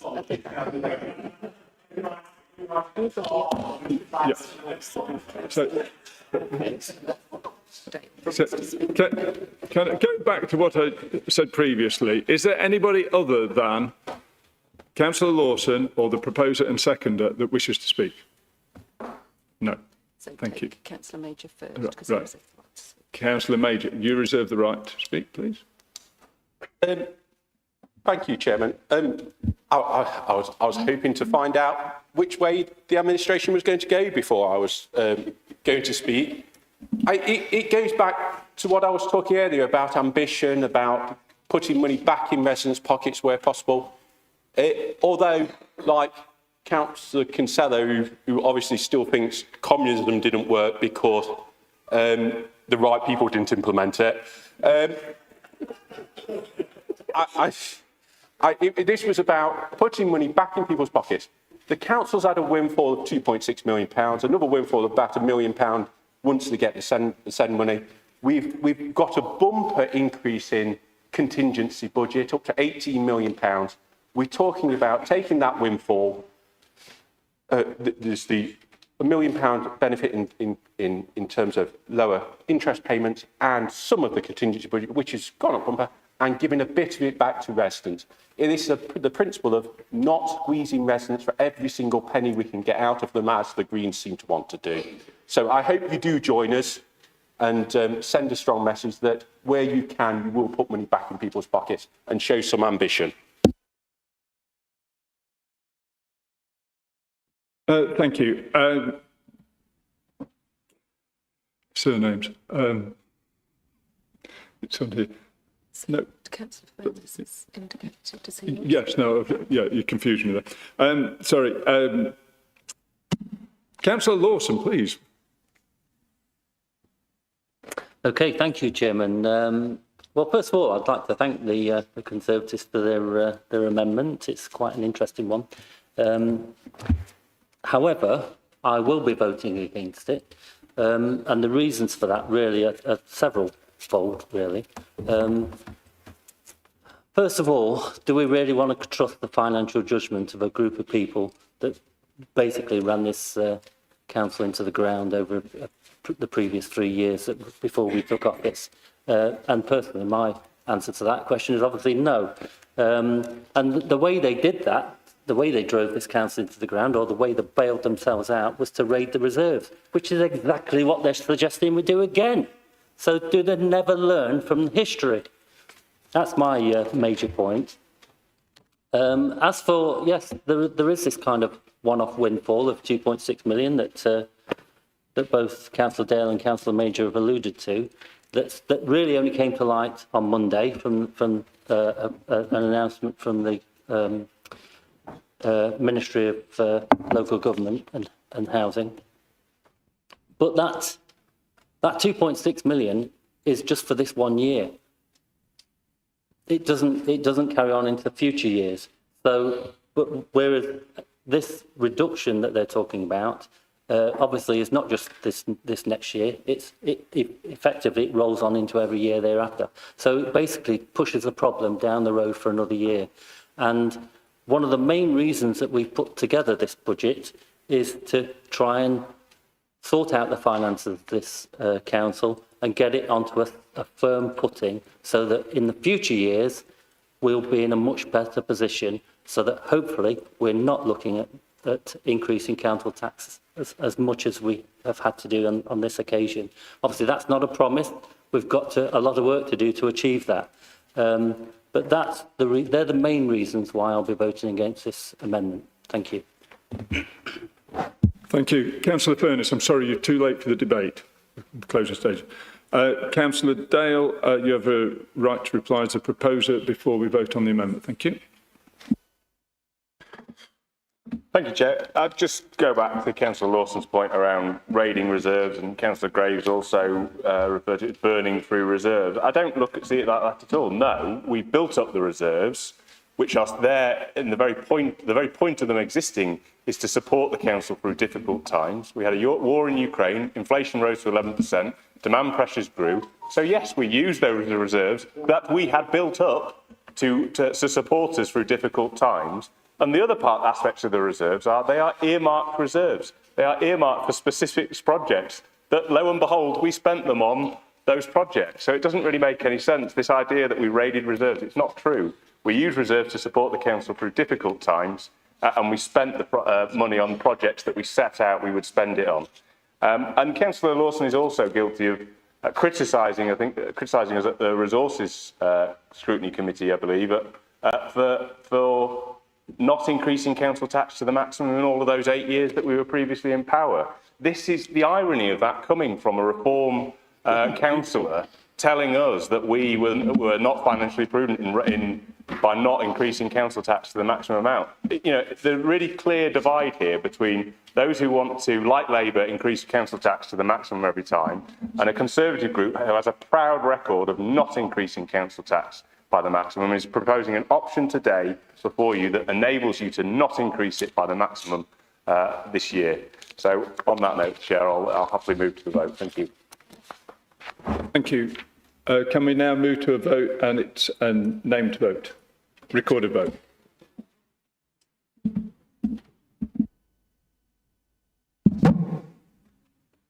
So this vote is for supporting the Conservative group's amendment on the revenue budget. So when I call your name, please state for, against or abstain. Councillor Adams. Against. Councillor Benfield. Councillor Bent. Councillor Bromley. Councillor Brown. Against. Councillor Bull.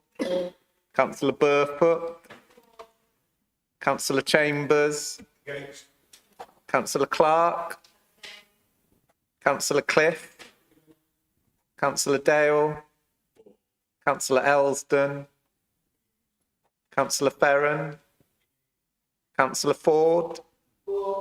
Councillor Furness. Councillor George. Not here. Councillor Gourlay. Councillor Graves. Councillor Greenhalgh. Councillor Gruby. Councillor Hallett. Councillor Hart. Councillor Harvey. Against. Councillor Hatchett. Councillor Hatfield. Councillor Hill. Councillor Hodgson. Councillor Isherwood. Councillor Kinsella. Councillor Lawson. Councillor Mabbott. Councillor McGuinness. Councillor Major. Councillor Millwood. Councillor Monkman. Councillor Mausler. Councillor Oxbury. Councillor Pitsey. Councillor Price. Councillor Robert Reaney. Councillor Sarah Reaney. Councillor Redfern. Councillor Reid, Councillor Melandra Smith, Councillor Richard Smith, Councillor Snowdon, Councillor Sutton, Councillor Warmby, Councillor Wheelton, Councillor Whitbread, Councillor Wilson, Councillor Wood. Thank you. The amendment is lost. Thank you. Thank you. We're now going to return to the debate on the original motion. I've got some names indicated. Sorry, who've we missed? Who've we missed? I'm trying to think of surname. Sorry, Peter. But Matthews, Councillor Matthews, have you missed? Sorry. Okay. Recording was against, yes. Yes, record against. Yeah, thank you. Okay, so we're returning to the debate on the original motion. I've got names indicated to speak. Right, Councillor Furness doesn't wish to speak. Councillor Warmby, yeah. Okay, so moving to Councillor Warmby, please.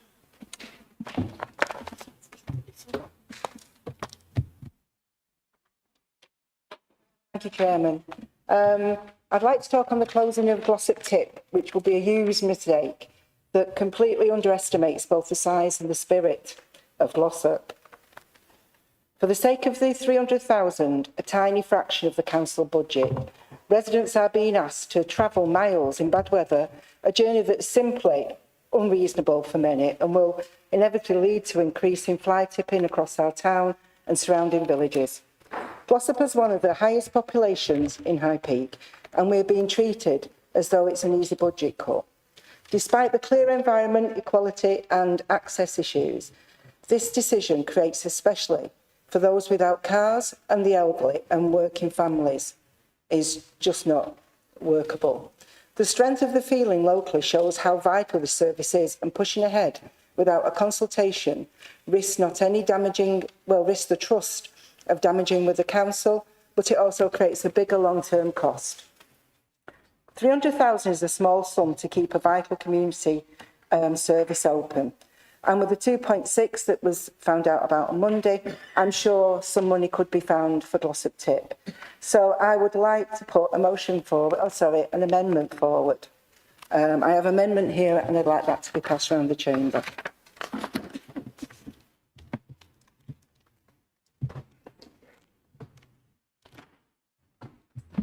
Can I have a seconder for the second amendment? Thank you. I second it and reserve the right to speak. Thank you, Councillor Gurley.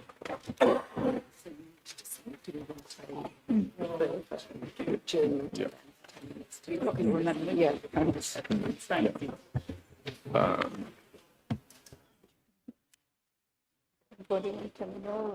Can't see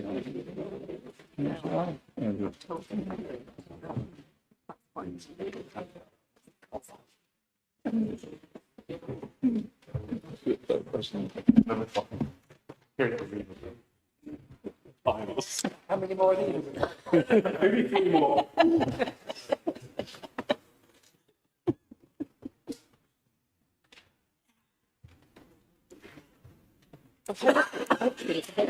Councillor Graves, can't see you behind your screen. I'm not minded to move for an adjournment. Are you comfortable with that? You, Yeah. Mr. Chairman. Yeah. Okay. Right. So we're going to have a debate on the amendment. We've had a proposer and seconder. Does anybody wish to contribute to the debate? Thank you. Yeah. So this is on the amendment. Councillor Monkman, please. No.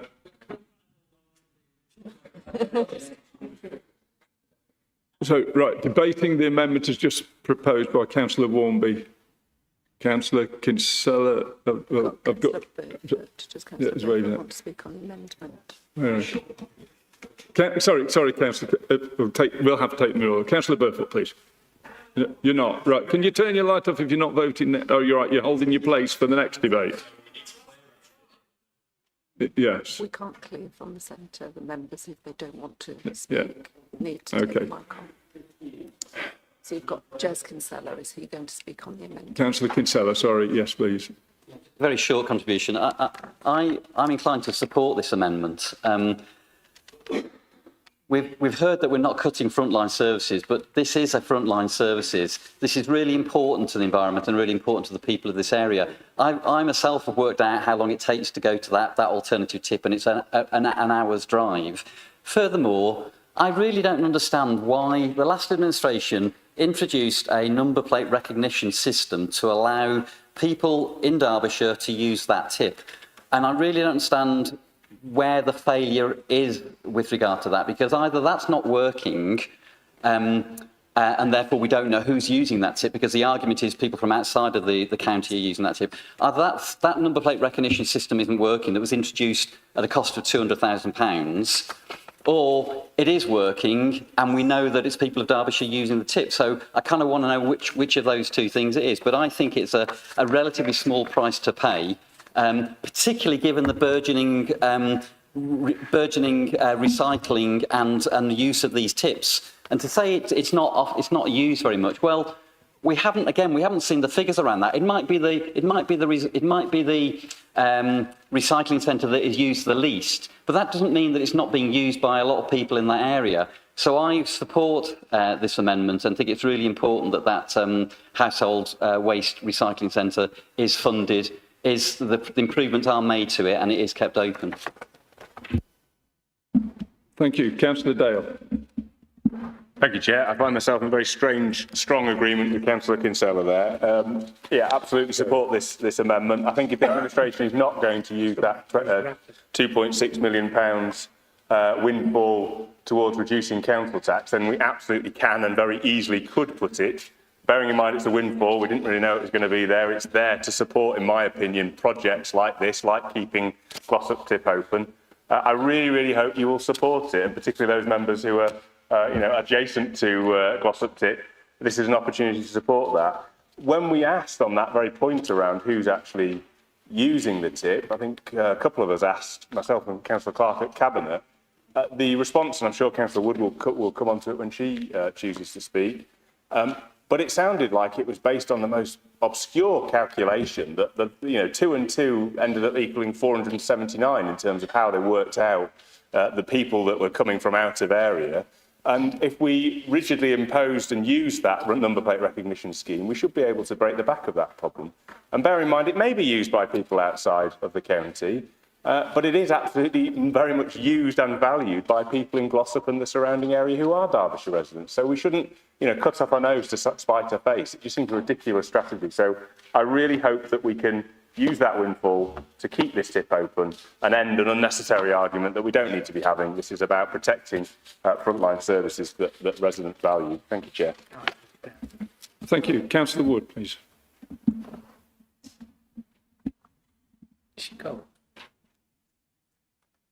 I would like to correct Councillor Warmby when she said we are pushing forward without a consultation. That is not correct, and details of the consultation will be publicised in due course.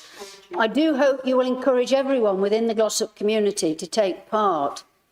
The Council has considered all options available to it to deliver a balanced budget for the next financial year. The proposal to close Glossop Household Waste Recycling Centre is one of two we will be consulting the public on over the coming weeks in order to fully understand the different impacts each may have. A final decision on this specific proposal is not expected to be made until June 2026 in order to allow time for a full evaluation of the impact and any potential mitigations or alternatives there might be. Our estimate of site usage by people from outside Derbyshire, the figure 7 out of 10, is an estimate based on the proportion of site users at Glossop who are registered compared to the same figures for users of our own sites. What that means to say is we expect that a good number of people who live in Derbyshire who visit it aren't registered. And looking at those proportions across the sites, we've more than doubled the amount who are registered to allow for those who we believe are from Derbyshire to leave us with the figure that 7 out of 10 are not. It is an estimate only, but it does mirror the experience of staff on site and managers who periodically undertake proof of address checks. The vehicle registration scheme works with automatic number plate recognition, the ANPR cameras, and registration is a relatively straightforward process. Residents need only register once or when they change car and move move house. So far, 162,000 residents have registered their vehicle, and around half of all visits are now registered by registered users.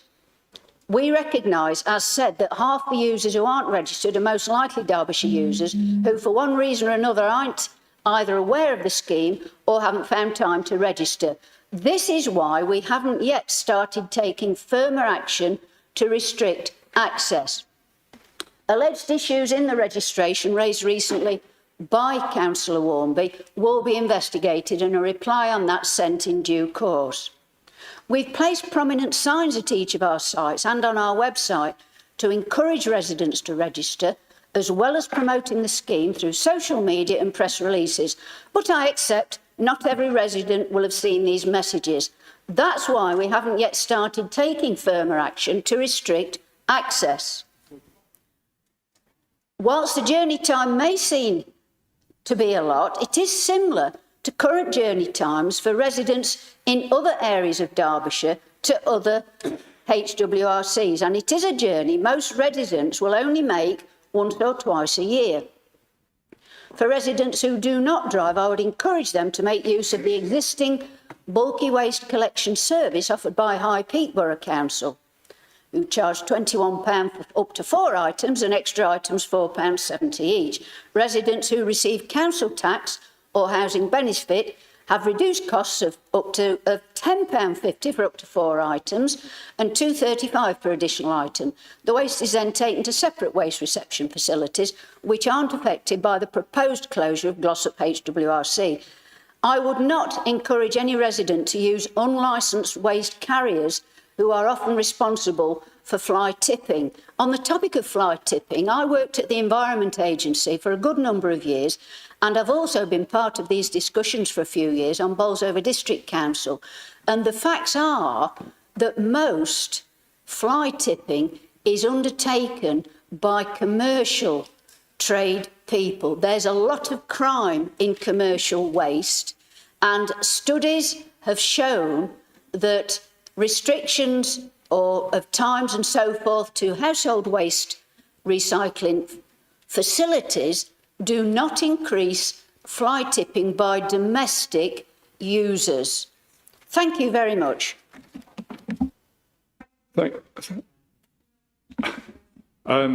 Which standing order is this reference to? I'm sorry.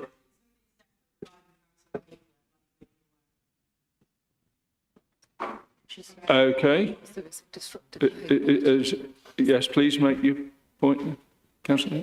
So I've unfortunately had to sit here throughout the debate so far and listen to Councillor Warmby and Councillor Hart make very personal comments and derogatory attacks to specifically Reform councillors when they speak. And I don't think it's the way they should be acting in the chamber, and I want to make you aware, Chair.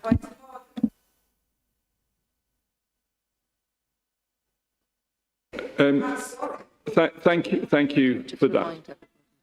Can I remind everybody that we do need to be respectful? There's no need for any comments about any individual in this room.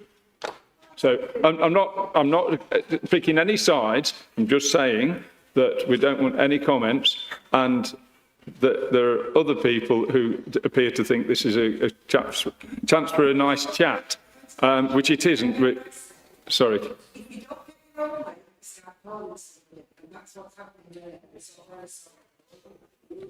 Right, can we move on in a respectful manner and try and treat everybody properly? Thank you. Councillor Greenhalgh, please. Thank you. I mean, I'm just flabbergasted by the last comments by Councillor Wood. I'd actually like to invite you to come to Glossop, because obviously, clearly, the air you're breathing here in Matlock is not the air of the reality of residents that are using it. Many of the statements there are factually incorrect. But But if we start with the consultation, you talk about we're going to do a consultation, trust us. There was a consultation on the budget, 70% said they didn't want council taxes. You stood on a promise of not raising council taxes. Look where we are today. So in terms of trust, there is little to no trust. And that might be wider politics, but you're the people in control. You wanted to put yourself in these seats. You wanted to make these decisions. There are tough decisions, but this is a bad one. In terms of number plate recognition, you've mentioned that. Poorly advertised. You said prominently signed. I've been to Glossop myself recently. It is not there. Nothing at all. There's nothing on social media recently. There's nothing at site. So you're saying these things. Maybe you're being poorly advised. Maybe you're, coming to your own conclusions based on your personal experience at another site. But at Glossop, that is not the case. And there's been no enforcement. So again, for people to find out on the 31st of January, on New Year's Eve, like I did, when you're still celebrating Christmas and New Year's with your family, with no prior information to ward members, which I think is very discourteous, including the member of your own group that sits with you, I think that's in particularly discourteous, that this was even on the agenda, that this was even a possibility.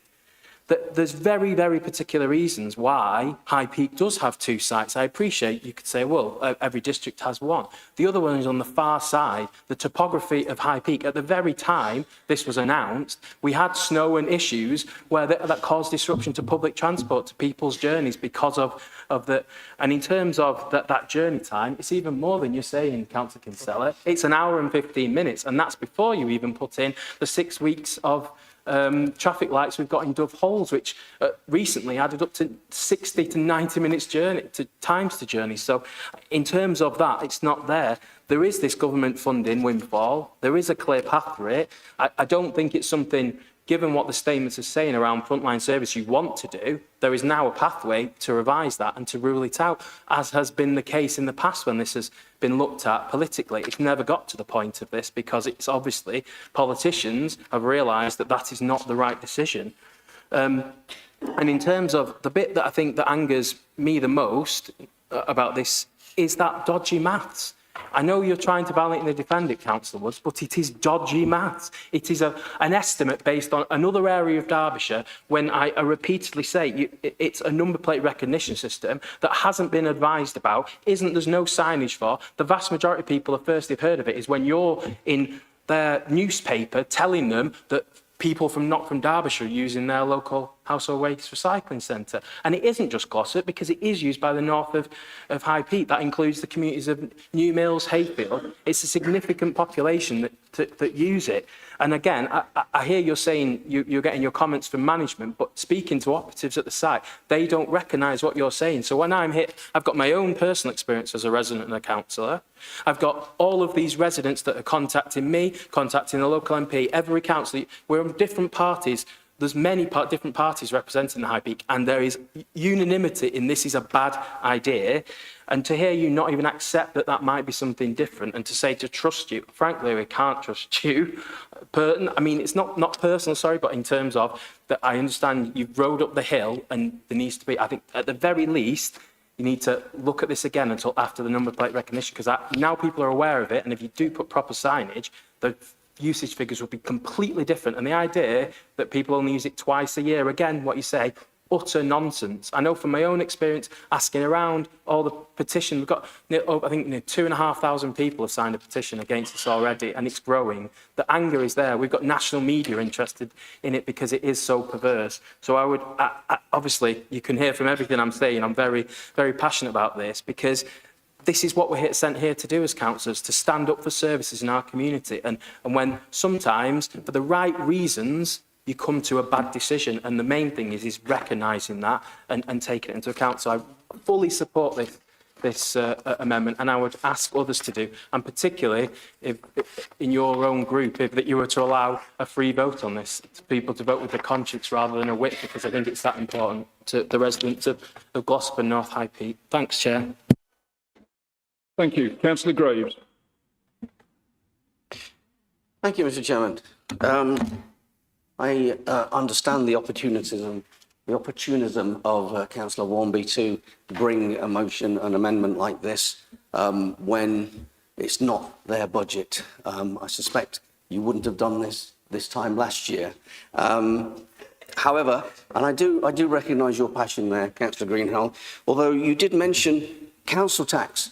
It's quite interesting that in Staffordshire, the Labour members and the Green members and the Liberal Democrat members and even the Conservative members all banded together to increase council tax for that council. Fortunately, Reform got their own way and managed to keep it below maximum. And Councillor Dale, we have gone below maximum. This is not, I know you like using that word, but it's not true. And if you want residents to understand and believe you, you should tell the truth, not make up things. It's below maximum. That's a cut in tax, isn't it? Come on. Anyway, in this particular situation... The Speaker will be heard, please. So in this particular situation, Mr Chairman, we haven't made the decision to close it. It's part of the budget proposals. As Councillor Wood had pointed out, we are consulting on it. Now, the intention, obviously, within the budget is to do that, but we are still consulting on it. And what I encourage you all to do is engage in that consultation. What I can tell you is one of our own members, Councillor Isherwood, has made very strong representations about the site. He has come to us properly. He's talked to us. Now, we are struggling with his point of view, but it's the proper way to deal with it. And what we can do then is eventually we will give the information that's relevant to those people, to the council, to make sure that we make the right decision. So, Mr Chairman, I would reject this proposal, this amendment, on the basis that it's a bit premature and what we need to do is actually go through the budget proposals. Thank you. Councillor Gourlay, please. Chair, I'm seconding this amendment because I think we're about to take a decision that's bigger than it looks on a spreadsheet. All this amendment does is straightforward. It removes the saving attached to closing the Glossop tip. It keeps the site open for 2026, and it funds that decision from contingencies for 1 year. That's it. It doesn't pretend that there aren't financial pressures. It doesn't dodge the legal requirement to set a balanced budget. And it certainly doesn't suggest we can ignore long-term sustainability. What it says is this: contingencies exist for moments exactly like this. They exist to give us breathing space. They exist to stop us rushing structural decisions in the pressure cooker of one budget cycles. And they exist to allow proper review before we remove a service that people rely upon. Let's talk about that practical impact. If this site closes, many residents will face a round trip of well over an hour to use the next nearest facility, which is in my division. That's not theoretical, that's how geography works. For some people, that will be manageable. For others, older residents, families juggling work and care, people without flexible transport, it becomes a real barrier. It changes behaviour. And once behaviour changes, consequences follow. One of the consistent concerns raised in local coverage and by residents is the risk of increased fly tipping. Now, I'm not saying everyone will suddenly start dumping waste in lay-bys, but if you increase friction, if you make disposal significantly harder, some people will not comply. And when that happens, we don't save money. We shift costs. We shift them into enforcement, clearance, environmental damage, and community frustration. We're also told that Glossop is the least used site and that a significant proportion of users are from outside Derbyshire. Those figures have been challenged locally. Councillors have asked for clarity about how that data was collected and how robust it is. I don't know whether anyone in this chamber understood Councillor Wood's explanation, but to me it was just interference and nonsense. Before we close a facility serving an entire community, I think it's reasonable to ensure The evidence is solid and transparent. That's not obstruction, that's governance. Glossopdale isn't an urban area with 3 alternatives within 10 minutes. It's semi-rural. People live differently there, and we should recognise that. Now, on the finances. Contingencies are not a magic pot. I understand that. But they're not there to prop up unsustainable spending year after year. But they are there to manage transition, to smooth change, to give time for redesign. This amendment funds retention of the site for 1 financial year only. It authorises the Finance Director to make the necessary technical adjustments. It maintains a balanced budget. It does not undermine our statutory obligations. What it does is create space for proper consultation, space to explore alternative operating models, space to test whether tighter access controls, partnership agreements or operational efficiencies could reduce the cost without removing the service altogether. We know from past practice that usage can be managed. We know that controls can be introduced. So this is not a binary choice between do nothing and close it. It's about sequencing. If, after a full and transparent review, the evidence shows closure is unavoidable, then we can make that case honestly to residents. But closing now, in a 1 line of a budget, feels rushed. This amendment is not ideological, it's not grandstanding, it's not pretending money grows on trees. It's a cautious, measured approach. It says, let's not take a permanent decision on a public service in a single budget cycle if we don't have to. It says, let's use our contingencies in the way that they were intended, to stabilise, to review, to manage change responsibly. And it says, let's recognise that rural communities experience decisions differently. Colleagues, this is a modest amendment. It buys us 12 months to get this right. I ask you to support it. Thank you. Councillor Clark, please. Thank you, Chair. I'd like to say that I agree with everything Councillor Greenhouse and those before have spoken about. This is really a much needed facility for our area. Residents have spoken to me, they're upset, they weren't aware cameras were in place, they hadn't registered, there is no signage and they hadn't been challenged. So, you know, looking again at those figures, and if that's the reason, that needs to be rethought. Councillor Wood did talk briefly at the end of her speech about fly tipping and seemed to play down the amount that there might be. But High Peak is a tourist area. Our area is reliant on our visitor economy. Even a small increase in fly tipping would have a massive impact for those visitors that we're trying to attract, to keep our high streets alive and busy, and to help our residents and the local economy. So it is no small thing, any increase in fly tipping, and I'm sorry, I can't agree with Councillor Wood that closing the tip there wouldn't be an increase, there would be. And that increase could have devastating effects for our residents, our businesses and our visitors. Thank you. Thank you. Councillor Major, please. Thank you, Chairman. I'll go back to something Councillor Lawson said earlier about the Scrutiny Committee meeting and its robust nature. And I was pleased he enjoyed it. One of the items that was debated vigorously during that thing was Glossop tip. And there was quite a consensus among all members of the Scrutiny Committee that you didn't really want to do this. And you felt forced because of the finances, etc.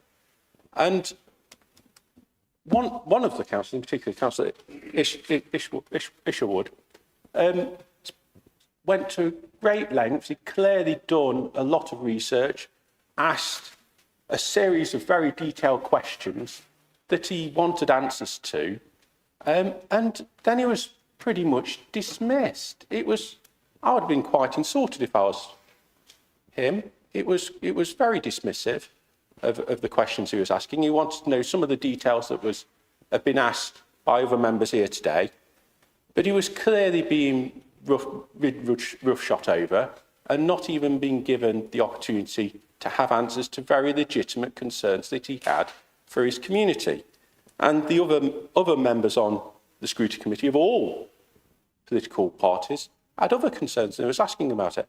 And I get if the argument was, and the argument put forward by the Councillor Lawson and the officer at the time was that they had no choice. But this was before we found out about the £2.6 million. That £2.6 million clearly does give you a choice. And Councillor Woods, I don't even think I don't even think calling it dodgy maths is justified. I think that's an assault to dodgy maths, to be fair. It was almost like, and I think she even acknowledged it when she was speaking, we don't really have this information, but then clearly she thought in her mind, I clearly need to make something up to justify the decision I'm making. And that's what it felt like.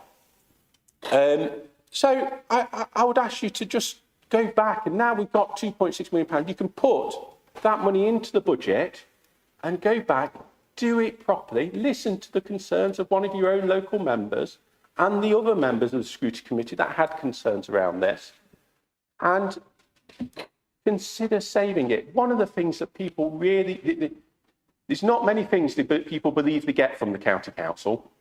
One of them is fix our roads, and you really mess that up. And the other one is you dispose of our waste. And for the people of Glossop, you're messing that up too. Thank you. Councillor Snowden, please. Thank you, Chair. Just a couple of quick points I wanted to make on this. I think a lot of our residents consider the recycling facilities to be a key frontline service to them. It's something that they use a lot, whether that's in the larger towns or whether it's in the rural areas. They are important to people. The previous administration introduced a system of number plate recognition, which I understood to mean they would know where the cars or vans came from when they were bringing in material for recycling.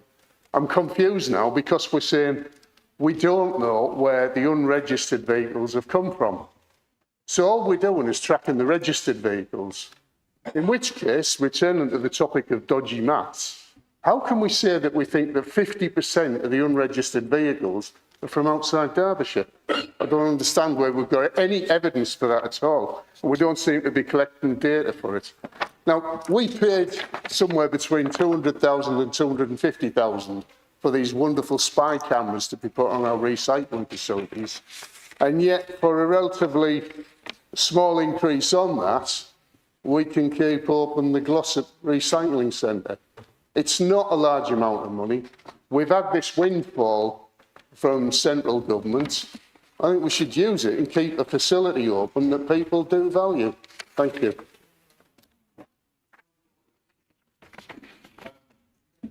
What was it?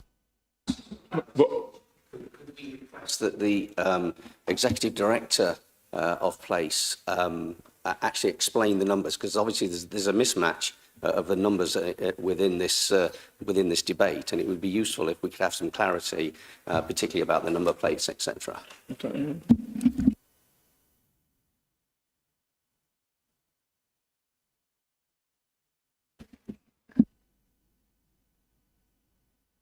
I'm unhappy about putting the executive director on the spot with this. Is that? Would you be happy to not speak, or would you? Do you want to make a contribution?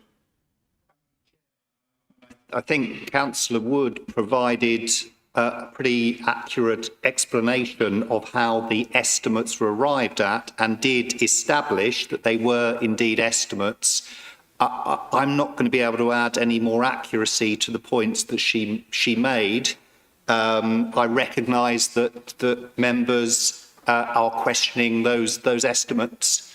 But I think Councillor Wood gave a very fair explanation. Thank you very much. I'm sorry for putting you on the spot there. Councillor Isherwood, please. Thank you, Chair. I'll keep this clear and grounded. I stand for the people who elected me. I stand with my party, and I stand by our legal duty to return a balanced budget. But I also must be honest about where my line is. I cannot support this budget while it includes the proposed closure of Glossop Household Waste Recycling Centre. In my mind, there are 4 reasons why people vote: principle, preference, prejudice, and personality. Personality is loud, preference is comfortable, and prejudice is tribal. Principle is different. Principle is what remains when the slogans fade and the consequences arrive. But here's the test. What happens when 2 principles collide? That's the clash for me today. Party loyalty, fiscal responsibility, and local accountability pulling at the same time. I want to vote with my party. I want to back the programme.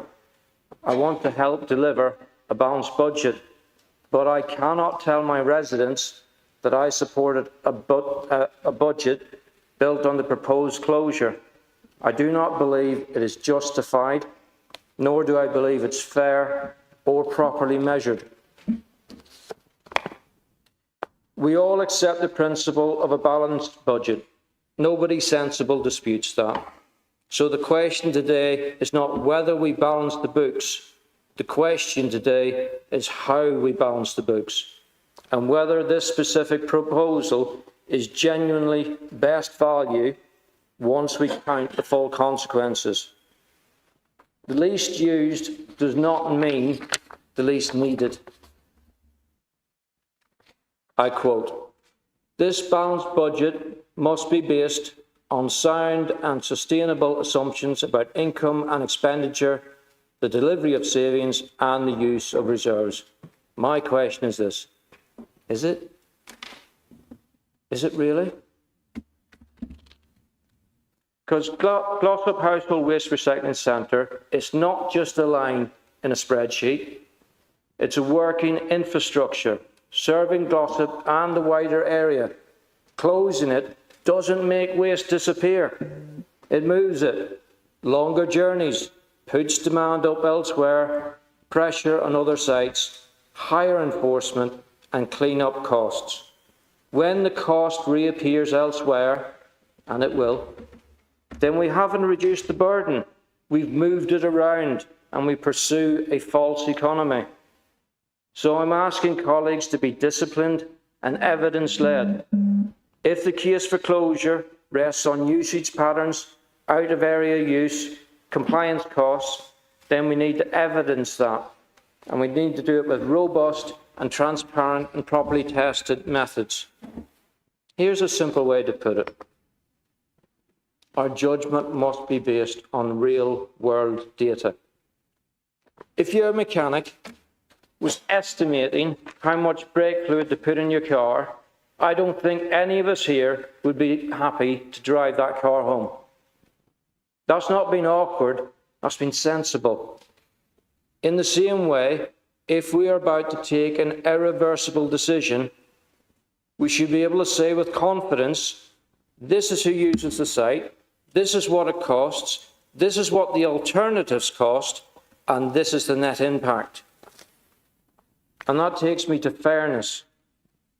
If a significant proportion of use is from outside the county, then the answer is not to remove the service from Derbyshire residents.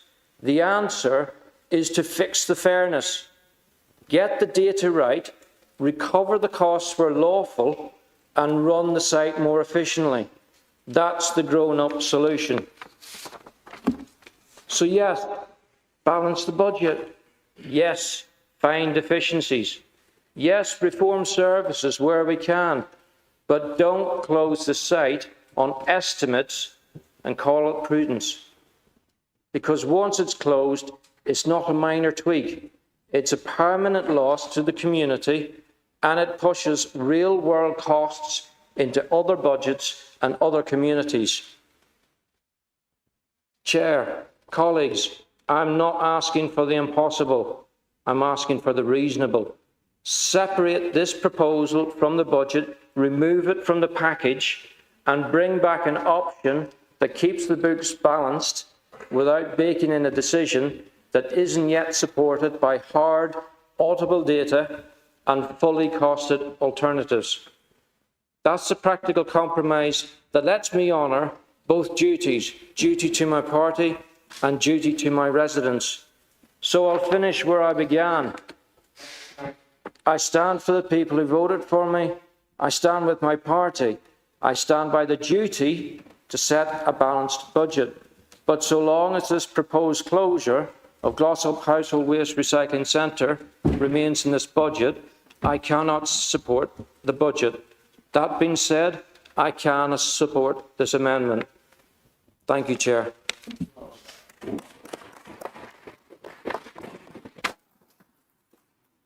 Thank you. Councillor Reid, please. Thank you, Chair, and thank you to Jason, or Councillor Isherwood, for a very heartwarming and moving principled address. I'd like to just kind of sum up here and not to lose a point. Councillor Gawley actually raised some very valid points in terms of a process. And the Conservatives should know that part of the decision to put this in a cost saving is part of that process. We haven't committed to the outcome of the decision being that we are closing the tip. It is to evaluate all of that. There is a consultation and the decision comes back. The points that Councillor Isherwood raised about gathering the correct data to make those informed decisions, again, it is a process, because otherwise, if we put off for 12 months, then we have to make the decision again to close in 12 months. And then it's a 12-month process to do it all again. This is being done concurrently so Cabinet can make the right decision with the right choices. But we are committed to being efficient. We are committed to making waste. We are committed to the people who elected us. But we need to do that in a balanced way in following the established processes of this place, of Cabinet, to look at those and make a very balanced decision. That is what the process is set up to address. We haven't made a decision on the future. We are consulting based on the evidence. And those who are questioning the evidence, there is further evidence being gathered. There are further numbers to come back. There are more reports to be read for us to make an informed decision. And we are very cognizant of the fact that whatever decision we make as Cabinet with regard to the future of the Waste Recycling Centre, it will affect the local residents. There needs to be something that is in place. Again, no decision has been made, but it is right that it is in the budget. It is right that it is considered. Otherwise, we kick the can on the decision that has to be made for another 12 months with nothing being happened and then going back into the same process again. Thank you, Councillor. Councillor Rini, please. Thank you, Chair. Yes, I'm very sympathetic to this amendment, but I'm not for disturbing the budget for a very simple reason. We are looking very closely at the facts around this tip. What many people perhaps don't realise, and it's a problem that has been cleared up, but at a recent MCA meeting where the Mayor's office are now taking over transport, it had to be pointed out that something of the order of £1.7 million, which we recharged to Manchester, had ended up in our budget, and that got cleared up. But this is a situation that's quite similar. We've got a service right on the border where other residents use it, and I think it's fair that we assess what's happening there. Possibly there is a situation where that can be recharged. So whilst I'm sympathetic to this, I'm not for disturbing our budget. I want the facts for this Cabinet to decide on in June. Thank you, Chair. Thank you. Councillor Lawson, forgotten your name somewhere, John. You have the right to reply as the proposal of the original motion, please.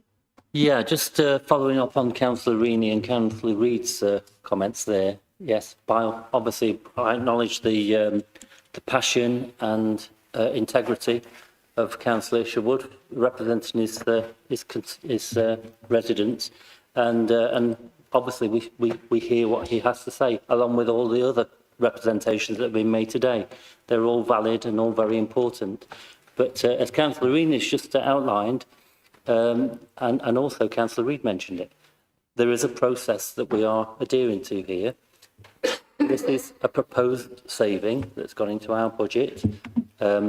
It's one that requires, by law, consultation with the public, and we will follow that consultation process. Once we have all of the relevant data, as Councillor Rees outlined, not just estimates, but real data, then we will make the final decision. But I implore everyone to encourage all of the people of Glossop and the surrounding area to engage in that public consultation process. But for the moment, I will be voting against this amendment. Thank you. Councillor Warmby, you have the right to reply to your amendment. Thank you. Thank you, Chairman. Well, there's been a lot of passion in the chamber today. People are getting really, really emotional, like myself, about this, because it's a big worry to the people of Glossop. I hope people can support this amendment. There is 2.6 million there in the pot. We could do what we've asked for the 12 months to get a proper data, proper review. And if you don't do it now, and you don't look at this now, then you're going to have to bring it back to council again, and we're going to have this debate again. So while it's here and for the 12 months, why can we not make this decision? And I hope Councillor Wood, if this decision doesn't get made, that have you been to Glossop? Have you travelled over Tune-Up? Do you know what the weather's like over there? Do you know the distance? Do you know the terrain of High Peak? Because I hope that if this doesn't go through, that you will come and you will look at this, because it's not an easy terrain to travel around. And I just hope that people will support, because I think, as I say, council have been very passionate. They put points of view over, which I think irritates everything that needs to be done today, and that supports this amendment. Thank you. We're now going to move to the vote on the amendment, and it will be a recorded vote. Thank you. So, just as a reminder, you are voting to amend the revenue budget to remove reference to considering closing the Glossop household waste site. So, when I call your name, it's either for, against, or abstain. Councillor Adams. Against. Councillor Benfield. Councillor Bent. Councillor Bromley. Councillor Brown. Councillor Bull. Councillor Burfoot. Councillor Chambers. Councillor Clark. Councillor Cliff. Councillor Dale. Councillor Elsden. Councillor Ferran. Councillor Ford. Councillor Furness. Councillor George. Councillor Gourlay. Councillor Graves. Councillor Greenhalgh. Councillor Gruby. Councillor Hallett. Councillor Hart. Councillor Harvey. Councillor Hatchett.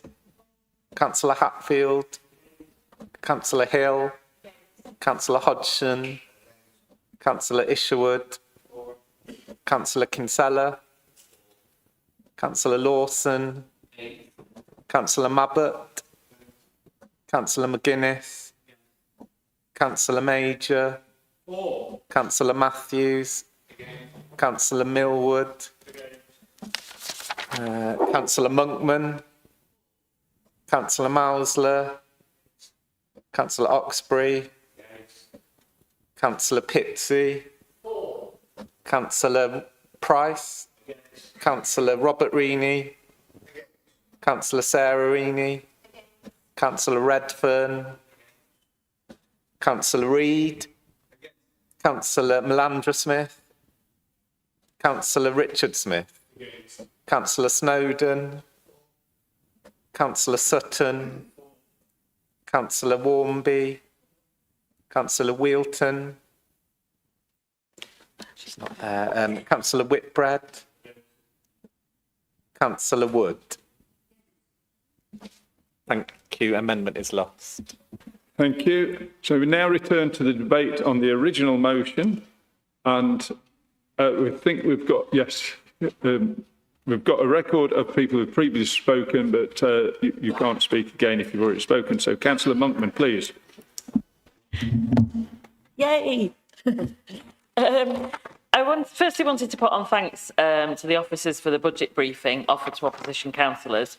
I refer to Appendix 4 of the report, page 128.228, where local government reorganisation is mentioned in passing. With the decision for Derbyshire expected in June or July of this year, I wonder if, in the interest of transparency for the residents of Derbyshire, Councillor Lawson can confirm how this will be funded, please. Thank you. Thank you. Councillor Gourlay.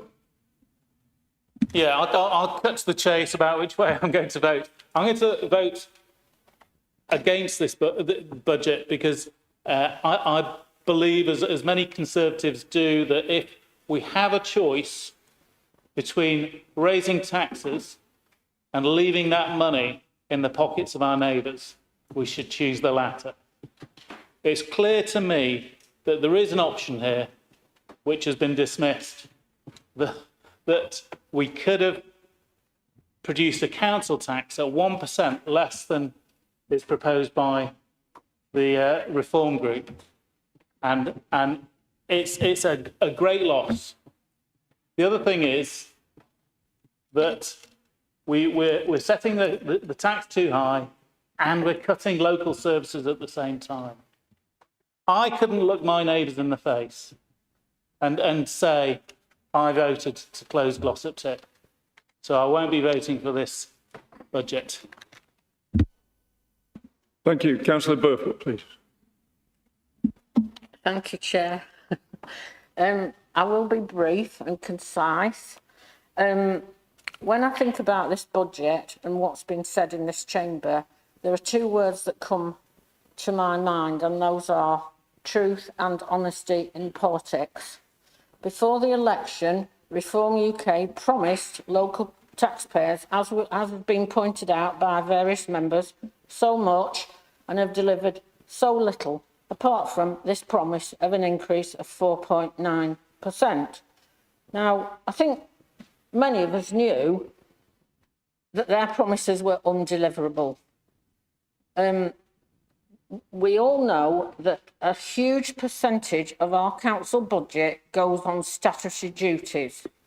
Statutory requirements, things that we have to pay for, and that includes adult social care and children's services. And it's quite right, I would hope that all of us in this chamber agree that it's quite right that we look after the most vulnerable members of our society. But council tax is going to go up because we all know you're going to vote for it. You've closed care homes. I'm horrified at this idea now that the Glossop Tip is going to close. So I'm wondering whether anything's safe under reform. Huge amounts of money being spent on what I think we're calling transformation, whatever that means. I don't even know what it means, to be honest, some airy-fairy thing. And adult education centres under threat. And I can't let this moment go by without saying that, yes, I do look at my emails all the time, every day, all throughout the day. I have checked in the interval. I have not received that email. It is not in junk. And yes, I would like a reply.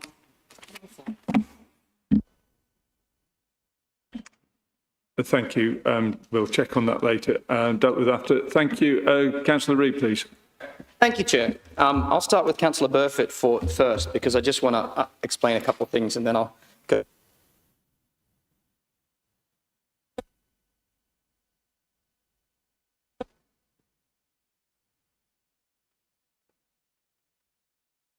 Making efficiencies and making things better. A few people have touched on the adult education centres. And transformation is something you can... Did they ever have the Pantene Pro V conditioner ad over here in the UK. It won't happen overnight, but it will happen. Yeah, so that's something. It doesn't happen overnight. It's not like flicking a light switch. There is a process where we recognise there are things that aren't done efficiently in this council that we can't change ourselves, and there are things that we actually have to do to the council, which is part of that. And the Conservatives know a bit about this. They have before got consultants in to transform a send service. That failed, so they had to get more Conservatives, it left it in a worse place, to come in and fix that under the current leader of the Conservatives in opposition. And partly leading to some of the issues we have with the upward pressure on the budget that we've got. Now, I find that this leaflet has been, or copies of it have been shown around on what is, and it has been clearly stated, and quite rightly to the leader of the opposition's point, he said that it is quite clearly there in black and white. It is, right alongside a photo of Nigel Farage with Kemi Badenoch and Keir Starmer above it, clearly talking about two things that are in no power of the county council to stop, which is freezing immigration, stopping the boats, scrapping net zero to cut your energy bills.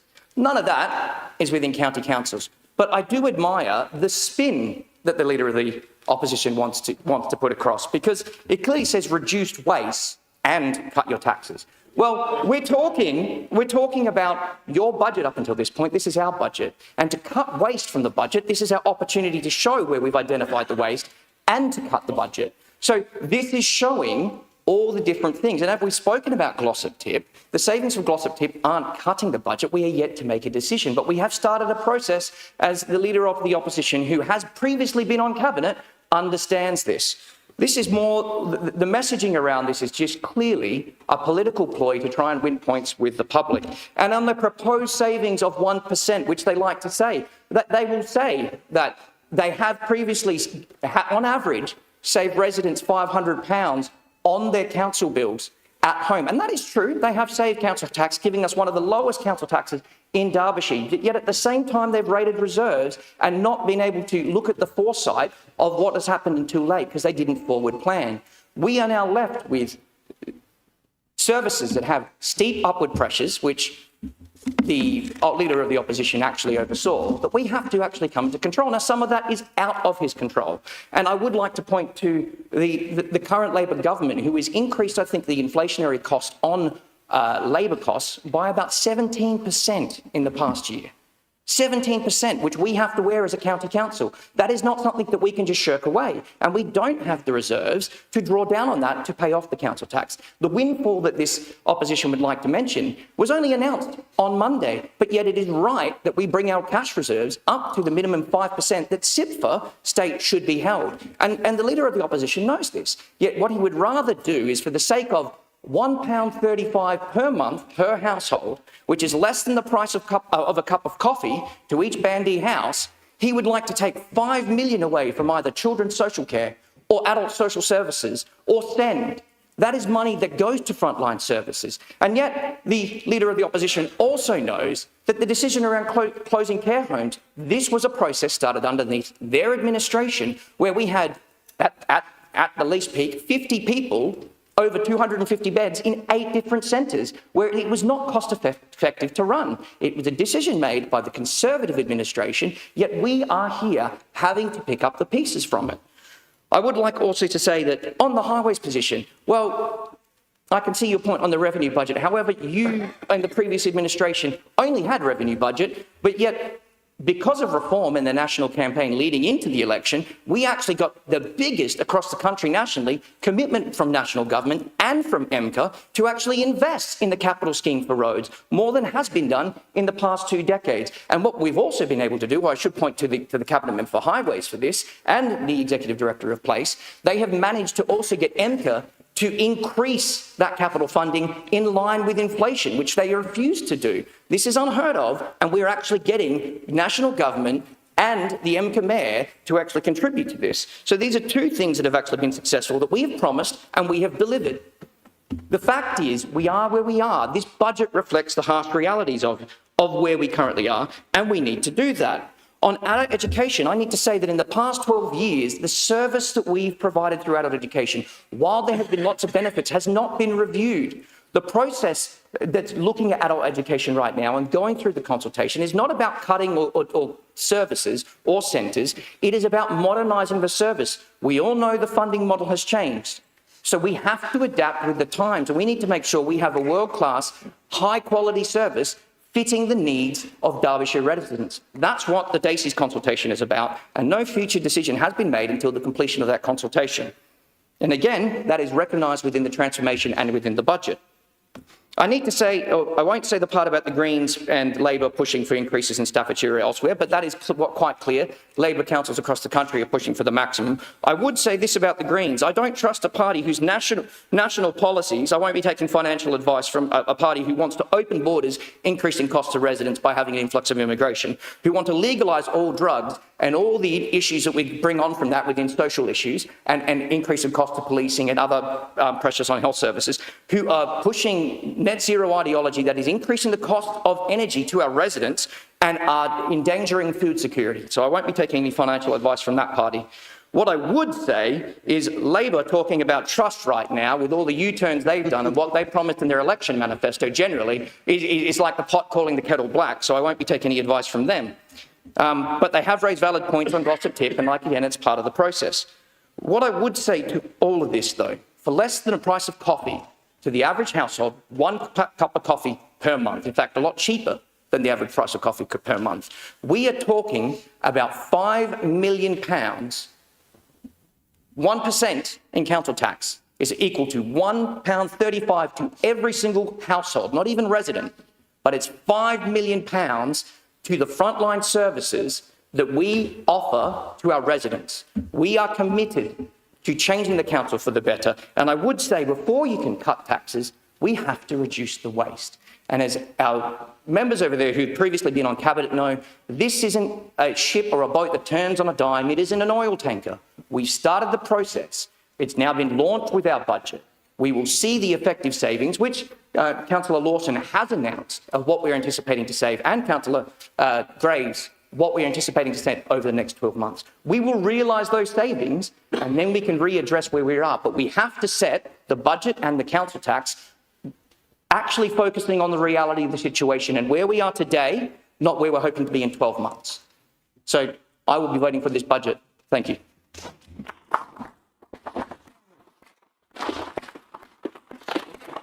Thank you, Councillor. Order 14.1. I would like to extend the hours of this meeting. For how long? It doesn't say you have to say how long. It says beyond the 3 hours. Yes, beyond this. Yeah, can you specify a time? Or 3 hours. 3 hours. Thanks. Can we have a seconder, please? I'll second that. Thank you. Can we move to a vote on an extension by show of hands, please? That's carried. All carried. Thank you. Thank you for that. Right, return to the debate. Councillor Ford, please. Thank you, Chair. If we're going for 3 hours, I think we'll need some of Councillor Reid's 150 copies and some of Miss Jess Kinsella's bags of M&Ms, I think, to keep us going.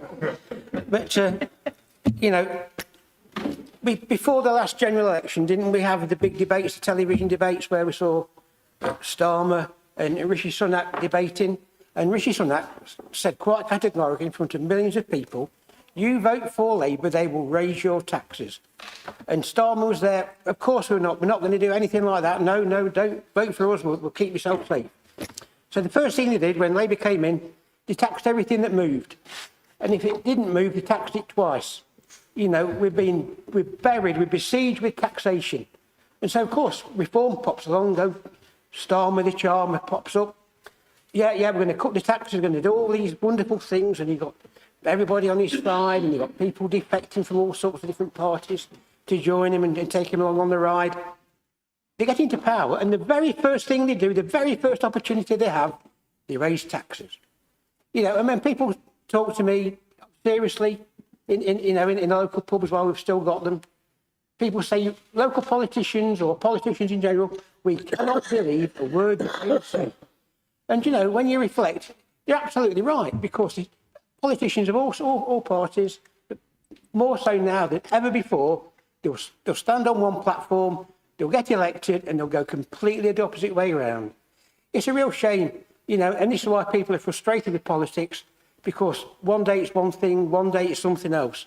Why can't politicians, reform now, believe in what you said when you bought that referendum, when you bought your leaflets out, and you got people voting for you, and you got a good majority, which is fine. You know, we've had the same thing in the past. Why didn't you stick to what you said? Why have you raised taxes at the very first opportunity when we've had sensible amendments put through, two sensible referendums that you both voted down, which were affordable and would have saved the residents of Derbyshire money in the long term? We've kept genuine frontline services going. We're reflecting the group room earlier on. The household waste recycling centre at Bretby, which is in the wall in South Derbyshire, is the only council service apart from highways that I take. And now, certainly in Glossop, that's in danger of going as well. You're not protecting the frontline services of Derbyshire. You're raising taxation just like Labour did, and you're causing more disrepute to councils and local councillors everywhere that you go. Thank you, Chair. Thank you. Councillor Mosler, please. I just find it absolutely unbelievable that the Conservatives are coming out with the first opportunity that we had was to raise taxes, where in the last time they were in government, they raised taxes more than any other party since World War II. And you raised council tax every single year for each time that you were in. Councillor, can you address the chair, please? Yeah, sorry. Yeah. Sorry. And then for Labour, exactly the same. You've raised taxes to the maximum amount all over the country as well. And I just find it absolutely outstanding that you've got the audacity to come into the chamber and say things along those lines. Thank you. Who seconded? Councillor Robert Reaney, please. Thank you, Chair. Yes, it's been an interesting debate. I do echo Councillor Ford's comments. It's not so long ago since I fought a general election where our friends from the Labour Party promised no rises, and then at the very first budget gave the highest tax rises, I believe, for 5 decades. And it's some of those continuing pressures that we're facing now. National insurance rises, I believe, behind the scenes employment legislation costing, I heard a figure of 11%, but Councillor Reid's stated a higher figure. But the employment legislation's costing money. What people are not also seeing is a return to the report by the County Council network that's looking at future rises for councils. They've estimated that there's going to be quite significant future cost pressures coming at us quite imminently. And their report suggests that behind the scenes, because of the various changes and the shift towards money being sent towards city centres, their headline on that report, which was released just a few weeks ago, was that the central government will be giving us 2p in the pound towards future rises. Now, that report's open for anybody to examine. So we are conscious of the future pressures that we face. And it's fascinating to me to be preached at by a Labour bench when, at the end of this meeting, we've got a Labour mayor who's going to look to raise taxes at the first opportunity for visitors in Derbyshire. So I don't particularly feel obliged to listen to my Labour colleagues on tax saving in any way, shape or form. Equally, I would reference my friends over in the Conservative camp. One can argue about taxes, but let's just look nationally at what's happened under the Conservatives at the national debt clock. Anybody who never wants to sleep again, read look how much the national debt rocketed under the Conservatives during 14 years. It's higher now than at the end of the Second World War, and it took generations to bring back down. So the Conservatives have spent heavily, not only nationally, but the way they've run the reserves down locally, which Councillor Lawson has indicated, has been near on criminal. We hear reserves are for a rainy day. My goodness, I'm not sure our friends in the Conservatives took many tough decisions. It must have been raining a lot during their reign. So, whilst this budget looks contentious, we are concerned about the pressures that's coming our way. And because of those pressures, and because of the national pressures, where in the UK today, more wealthy people are escaping the country than at any time in decades again, and the pressures around businesses who are seen as a cash cow, it's because of that I see that we are obliged to stick to this budget.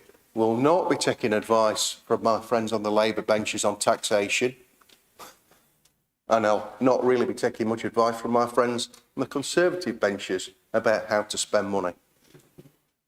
I will stick to Councillor Lawson's line. I will approve his budget, and then we will look what we can do in coming years. In terms of our promises around reducing waste, I would like to thank the executive team who are working very hard with us in finding savings going forward. It's a very difficult task. We've inherited, in financial terms, for the public, a car crash. We are working through it. It will be better. Thank you, Councillor. Councillor Monkman, you've already spoken, I'm afraid. But, It wasn't about wanting to talk about disability that you've asked us to keep on here. I just don't know why council really keeps looking at us and saying they're very bad.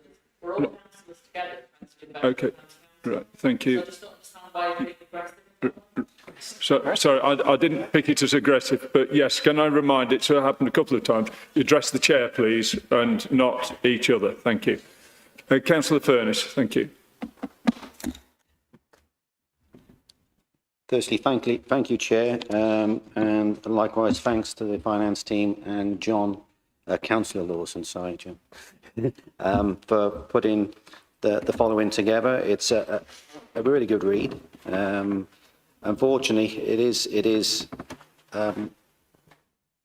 something that is a hard pillow to swallow, to be honest.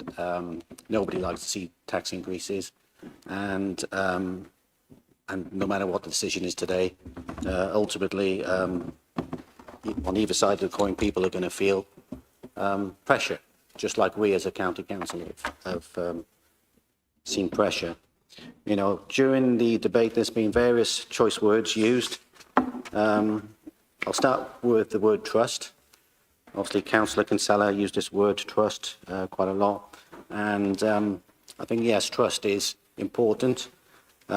Although I do question, obviously, trust from the Green Party, having seen recent Facebook videos of certain councillors actually dipping their hands into mailboxes.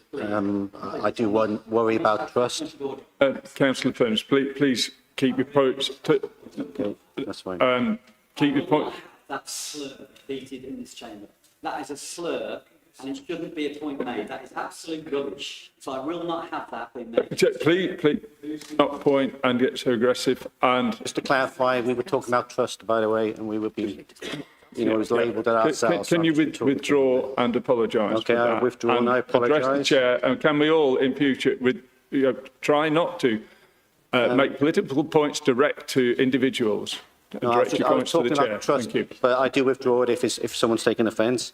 Obviously, on the subject of choice, yes, we did have a choice. Up until recently, we were given this report by the CCN, and it basically highlights that over 30 county councils will be inadvertently affected by the fair funding review.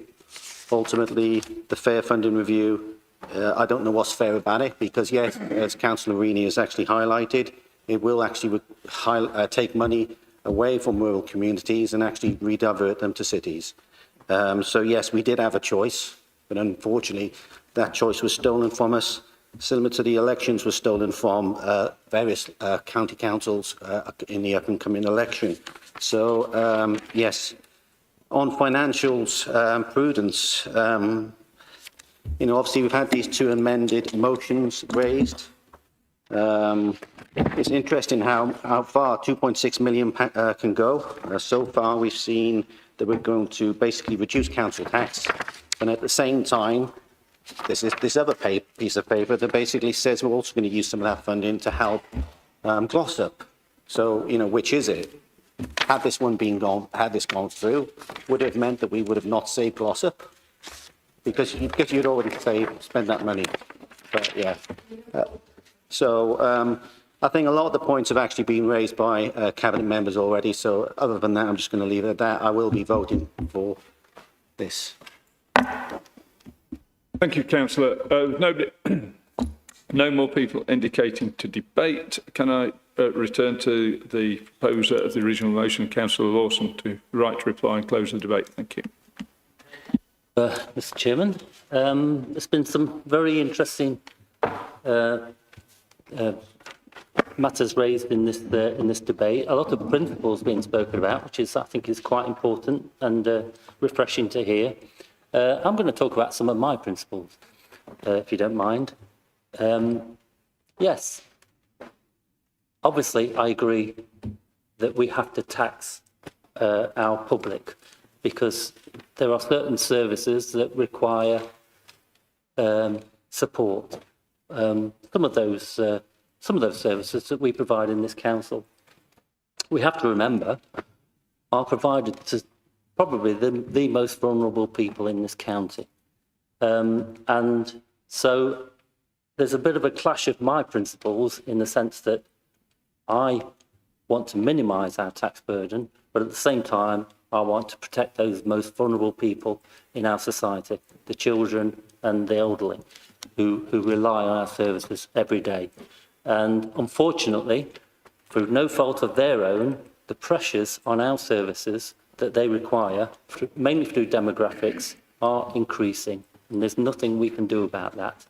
And we just have to deal with the situation that's in front of us.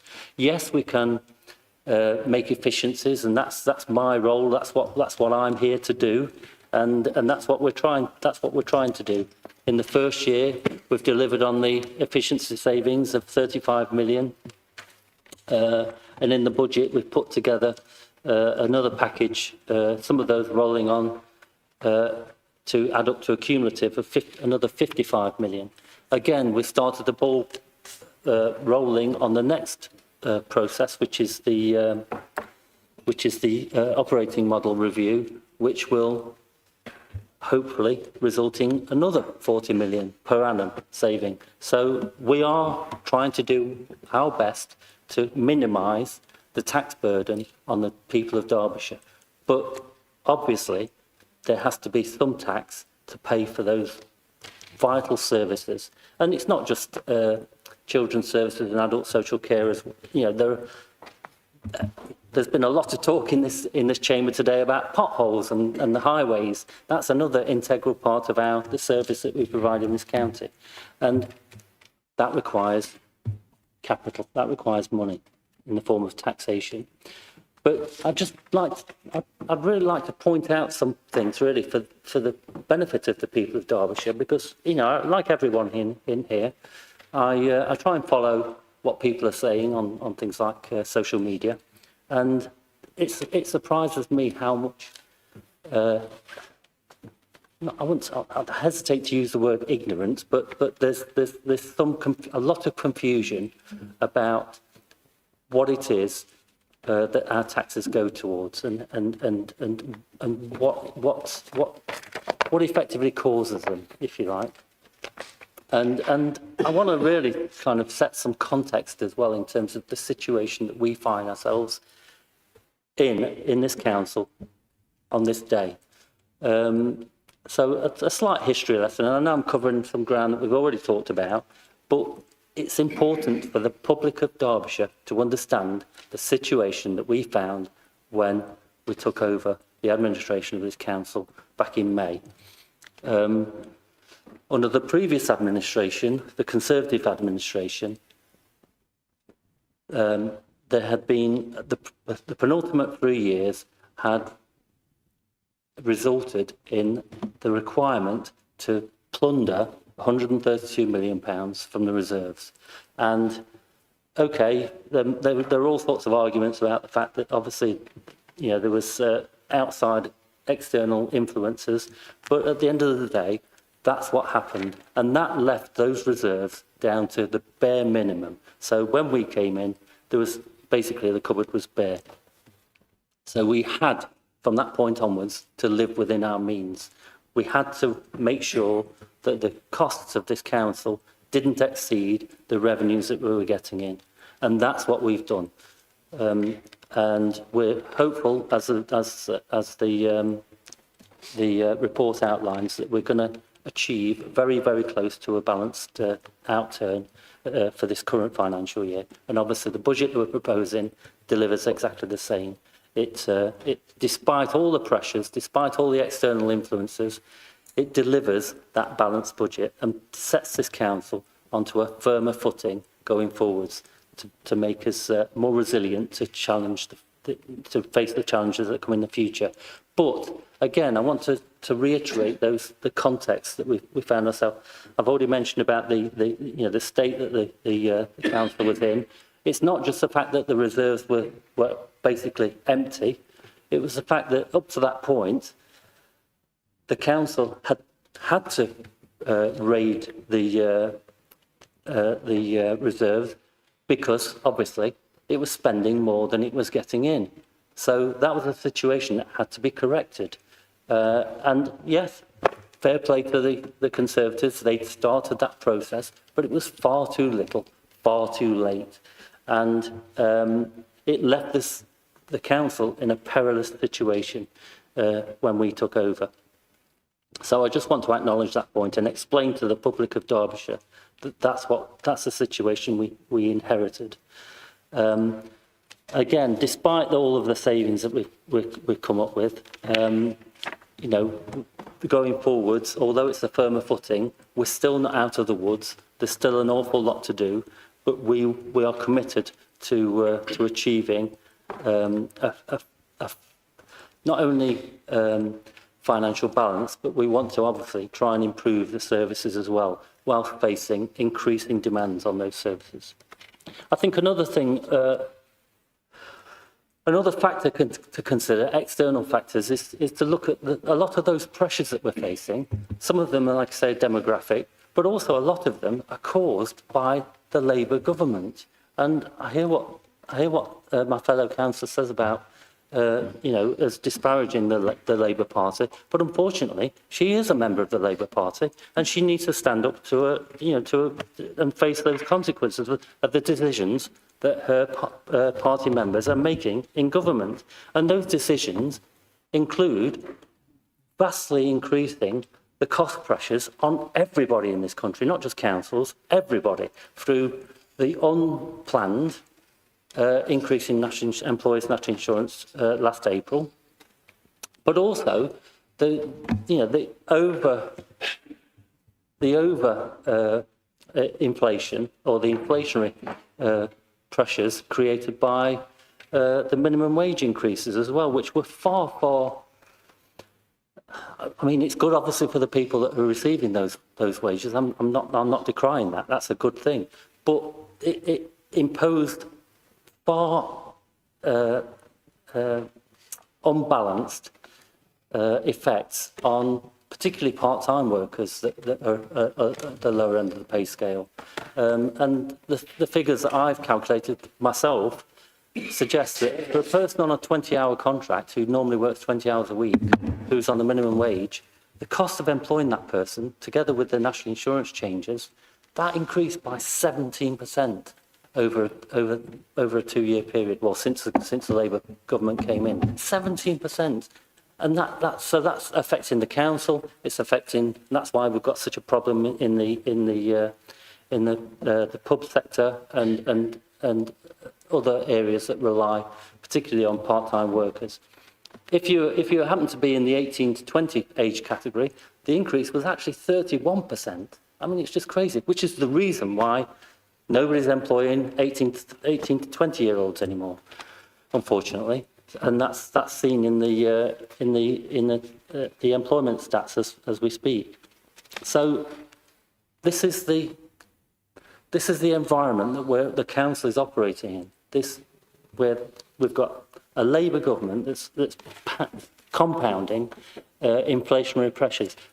And obviously, we've also got net zero as well, which is making things even worse, putting up energy costs for everyone, including the council.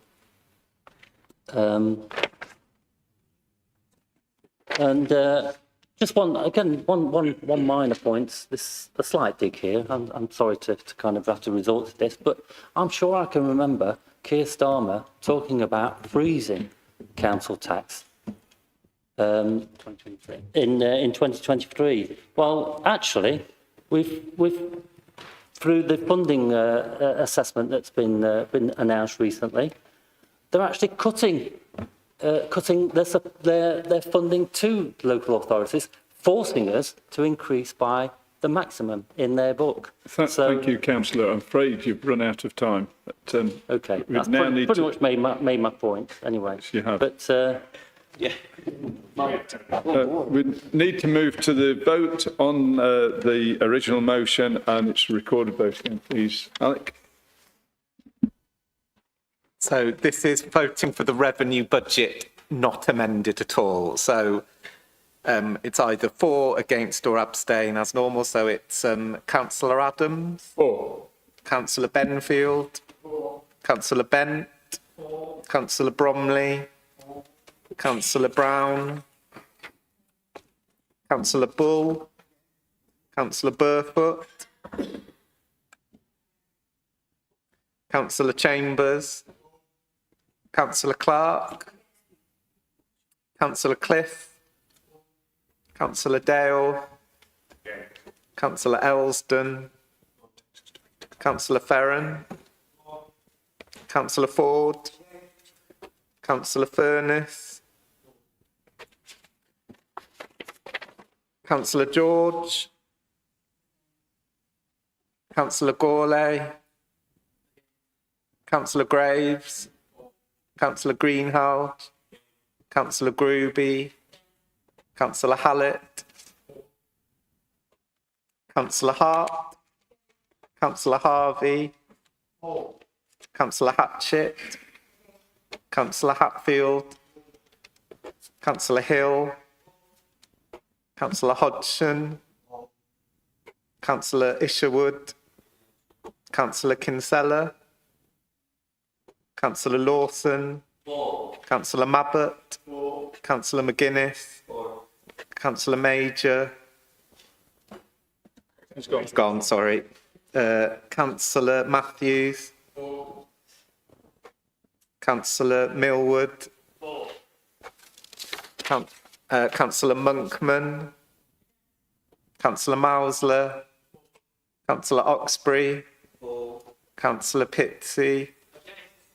Councillor Price. Councillor Robert Reaney. Councillor Sarah Reaney. Councillor Redfern. Councillor Reid. Councillor Melandra Smith. Councillor Richard Smith. Councillor Snowden. Councillor Warmby. Councillor Whitbread. Councillor Wilson. He's gone. He's gone. Councillor Wood. Thank you. It's passed. Thank you. That's been carried. Moving to item 12, to approve the capital programme, treasury management and capital strategy. Could I call on Councillor Lawson to propose this?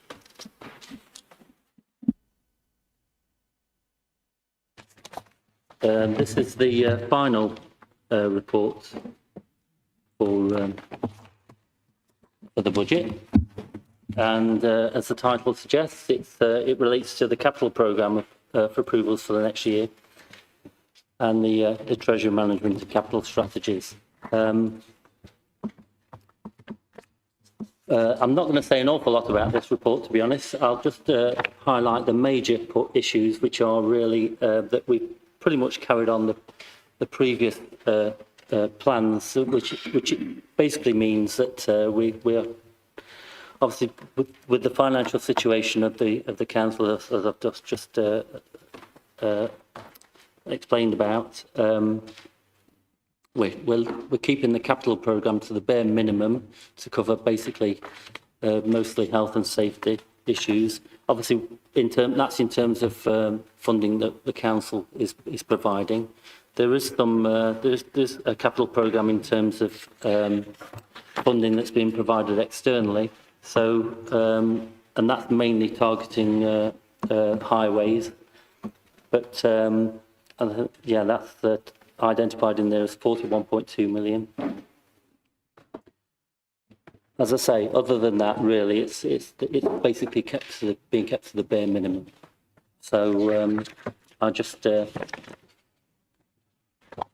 move that we accept the recommendations in the report. Thank you. Thank you. Seconder, please. Councillor Rini, thank you. Have anybody wishing to speak on the motion? Councillor Dale, please. Thank you, Chair.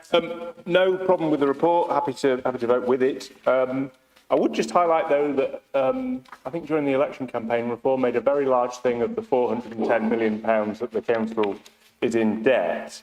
My reading of this report suggests that that's gone up to 430 million and is forecasted to rise to 460 million.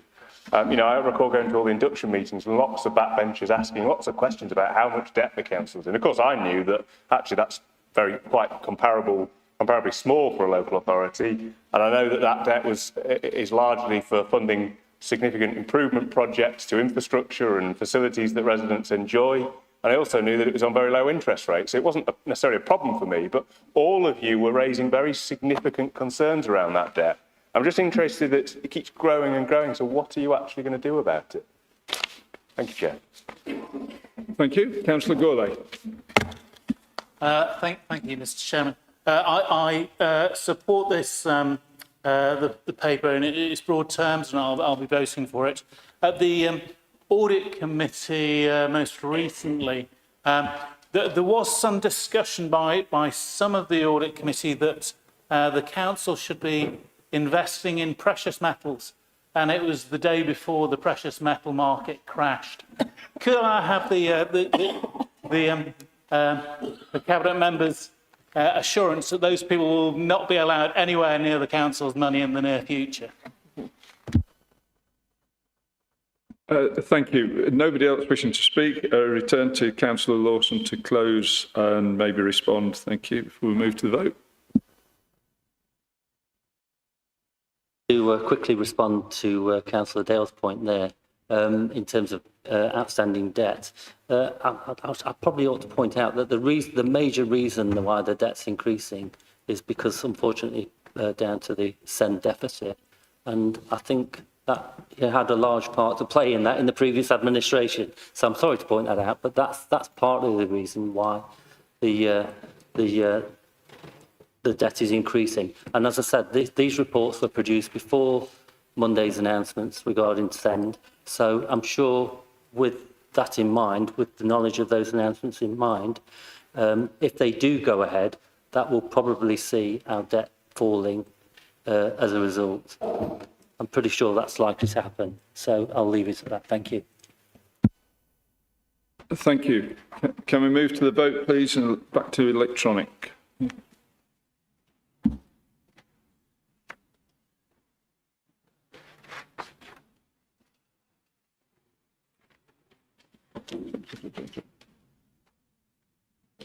I've got another one here, the budget consultation, right, what's that? So we've done this, and then we're doing 1910. No, that's a typo. Yeah.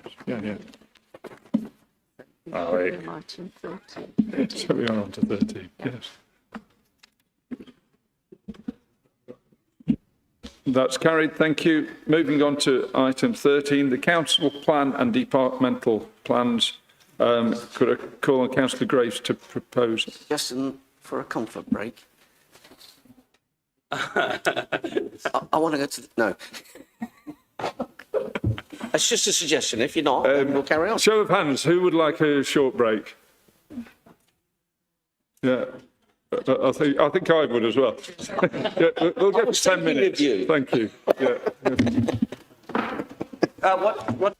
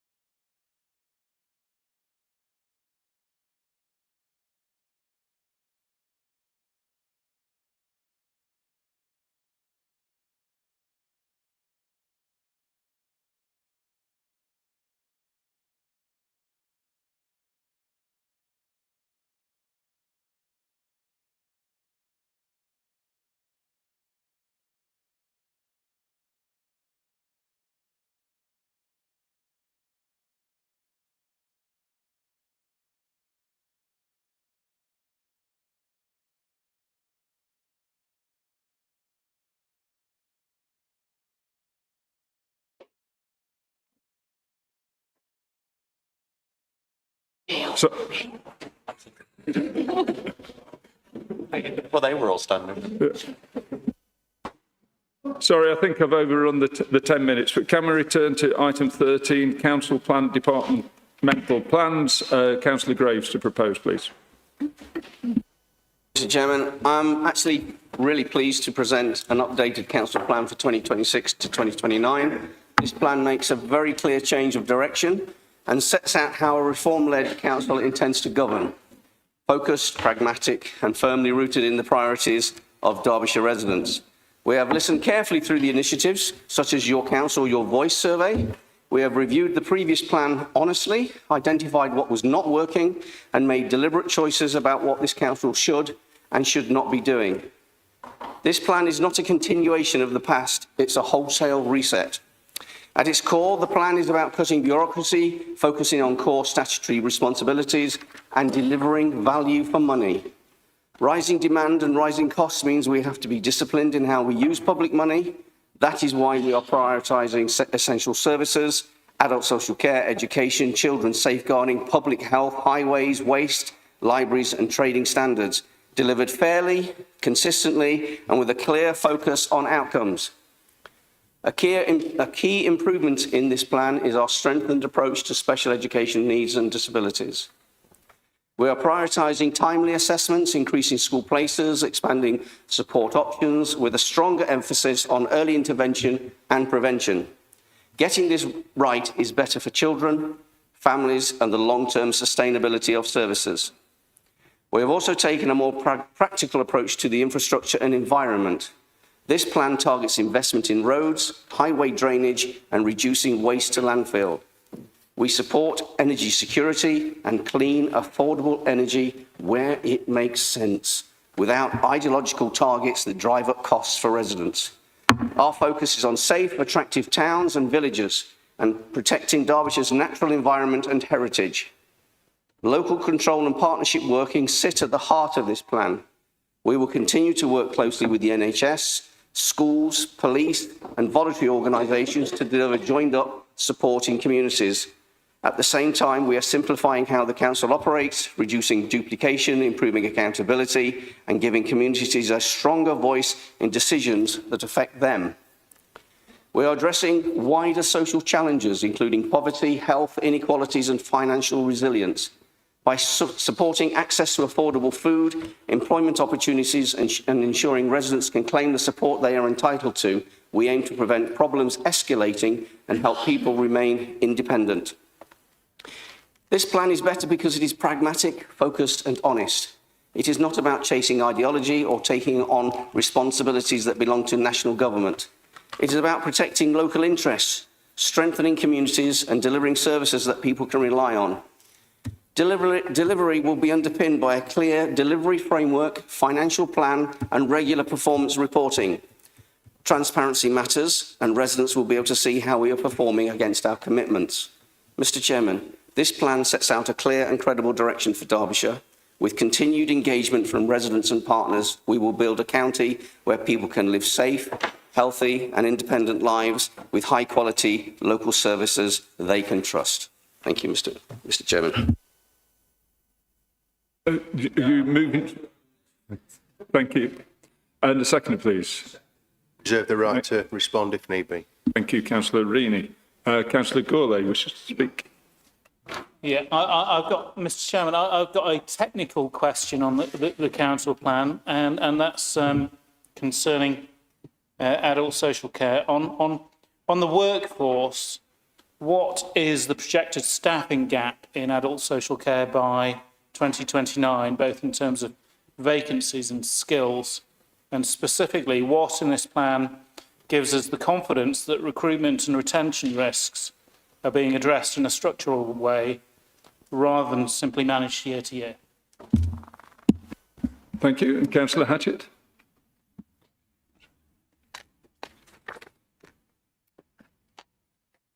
Thank you, Mr Chair. So I've actually heard a lot of nonsense in this chamber this afternoon, and I'm not going to sort of try and use this as an opportunity to go through it, but I just wanted to say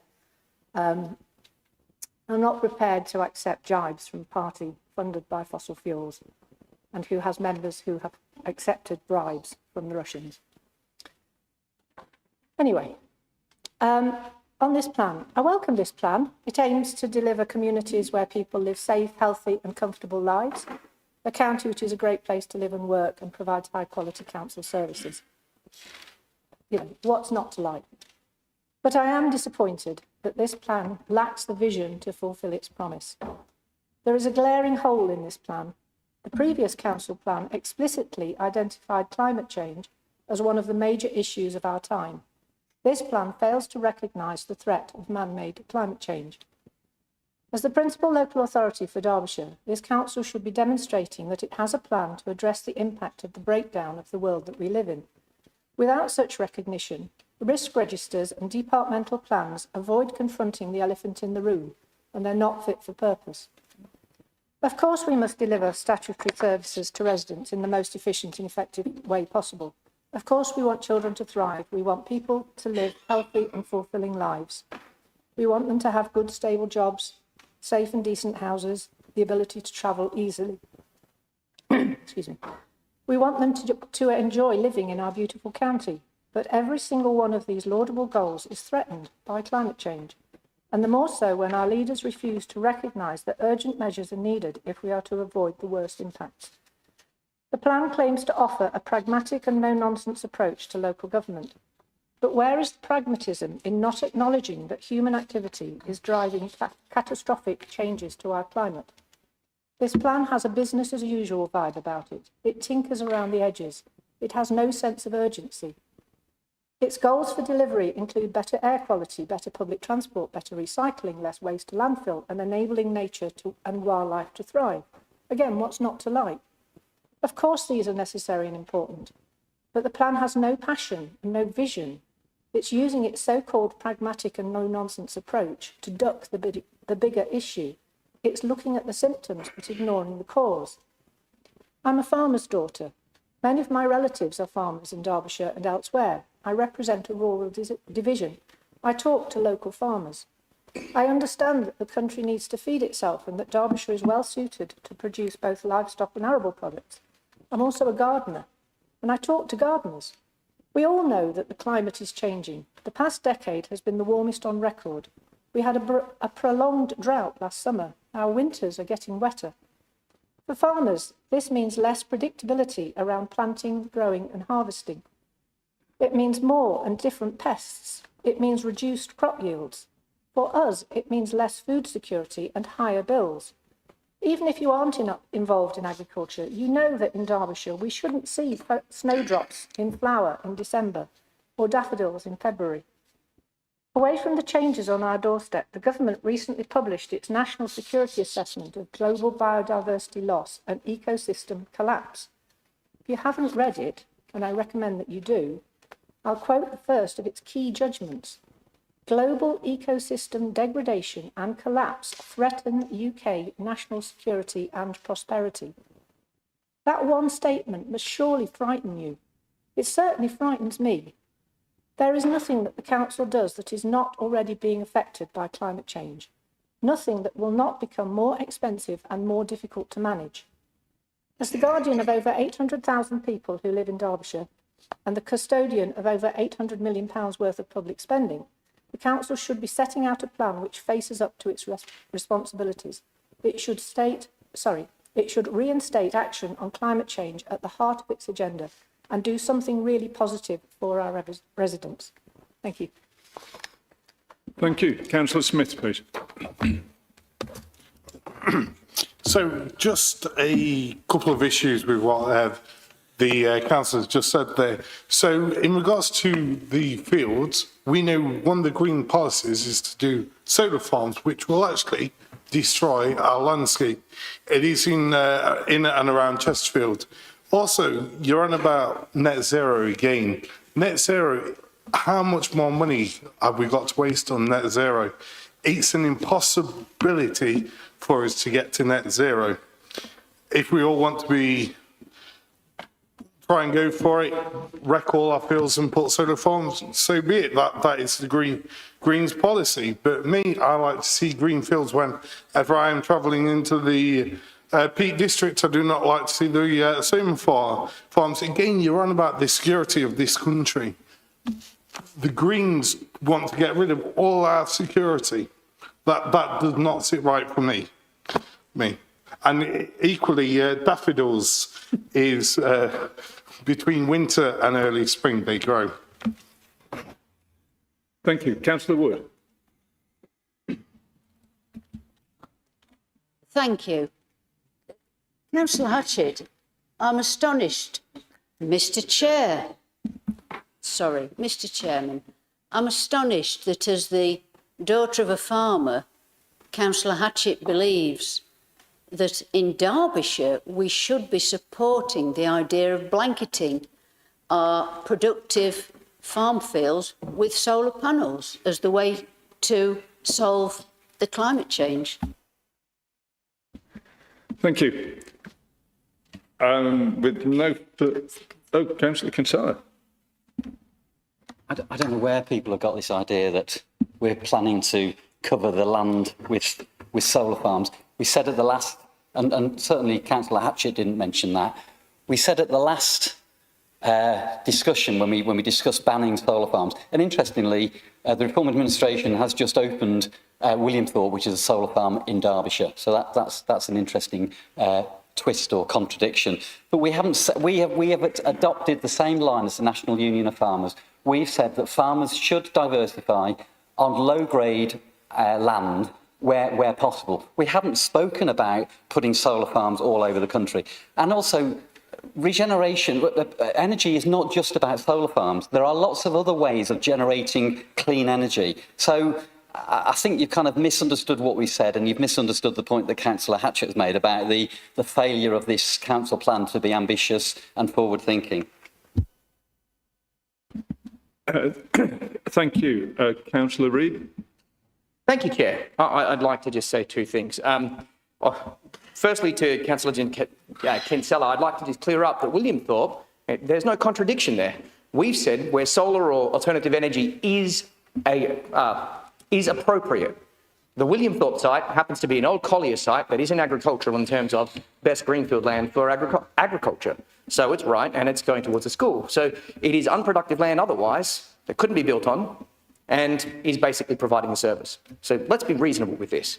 But there are national policies with the Greens that are pushing out stuff on net zero, which is unaffordable. I would say this on the larger point. I think that we're not a million miles away in our desire, but we are a million miles away in the way we want to get there. Okay, and it really comes back to the first responsibility of any government is the safety and welfare of its people.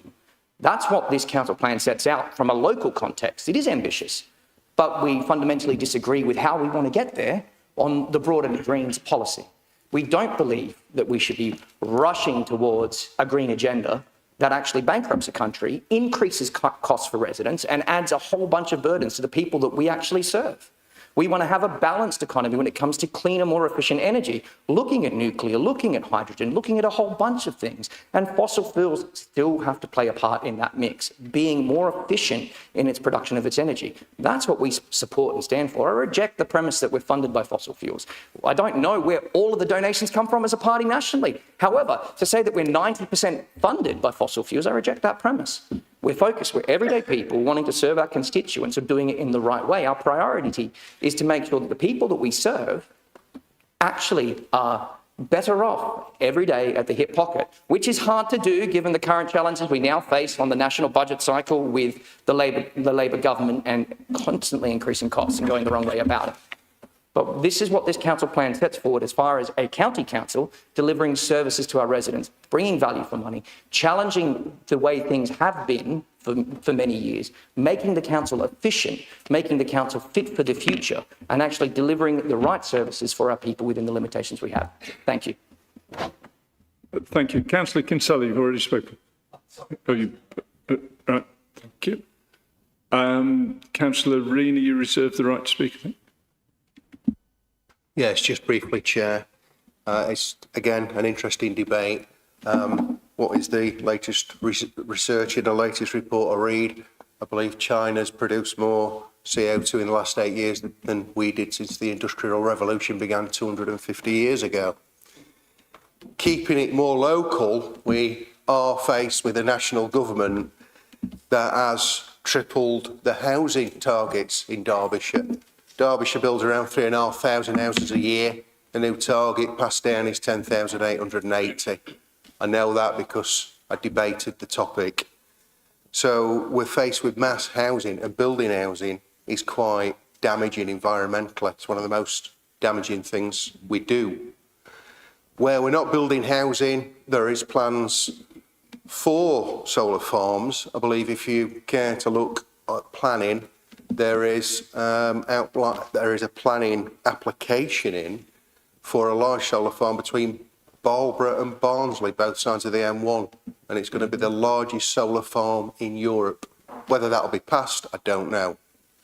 But to talk about saving the environment, we are conscious of these things, but we are under fairly significant pressures, I would like to say. This plan is a balanced plan, and we can't tackle everything from our one location here. I would like just people to take some idea of scale of that particular topic. Thank you, Chair. Thank you. Before I call on Councillor Graves to close, I just like to make a couple of points. I'm a lifelong farmer. I've farmed organically for 30 years. I'm an environmentalist and totally believe that we need to protect the environment. But what I see is these net zero targets, excuse me, is corporate greenwashing and corporate takeover of these environmental projects. All that we seem to see, it's all about money and not about the environment, and it's just increasing costs. It's putting up bills up for our residents. Councillor Graves, would you like to close, please?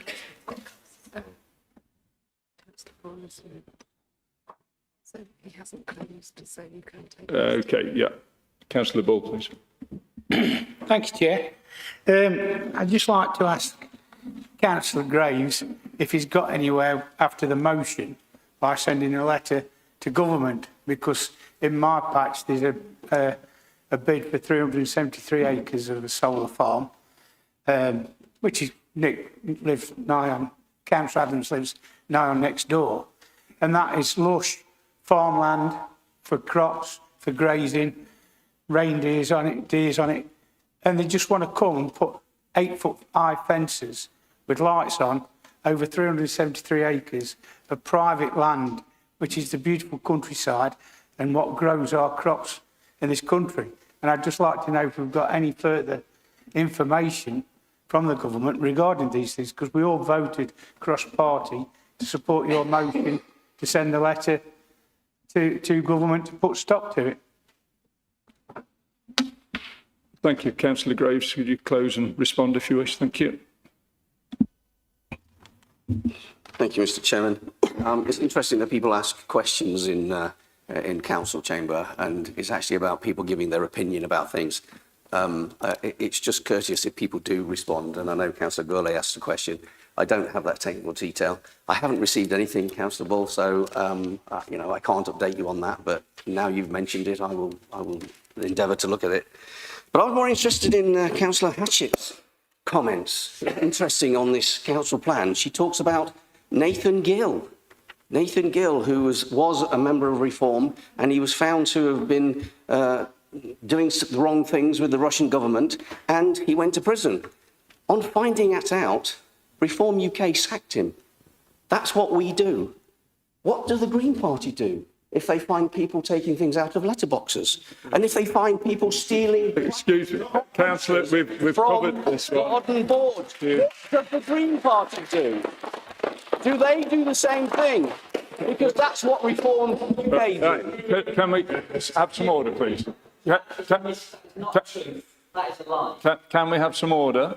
I'm not having made in this chamber. That they're not true. And if they are true, I haven't accused anybody of anything apart from the fact what everybody in this council chamber has seen on social media. And they've seen the evidence for themselves. They can decide. What I was commenting on, Mr. Chairman, what I was commenting on is what the Reform Party do when they found bad apples in their party. What I was asking was, what do the Green Party do when they find bad apples in their party? Anyway, that's a rhetorical question. The answer to the climate change and net zero, Mr. Chairman, has been qualified answered by Councillor Wood and Councillor Rini, so I won't go into that. I will just say that I recommend make this recommendation and put it to council. Thank you. Can we move to the vote, please?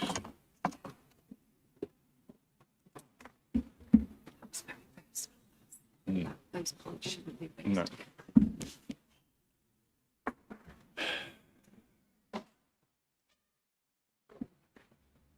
And that's approved. Thank you.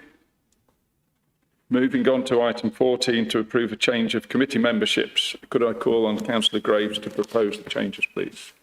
The recommendation is as printed, Mr. Chairman. Can I second it? Councillor Rini, thank you. Any contributions from members? Any comments? Can we move to the vote, please?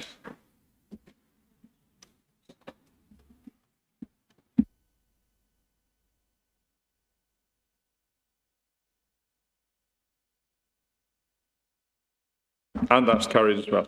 Thank you. Moving to item 15, Derbyshire Pension Board membership, proposed by Councillor Benfield, please.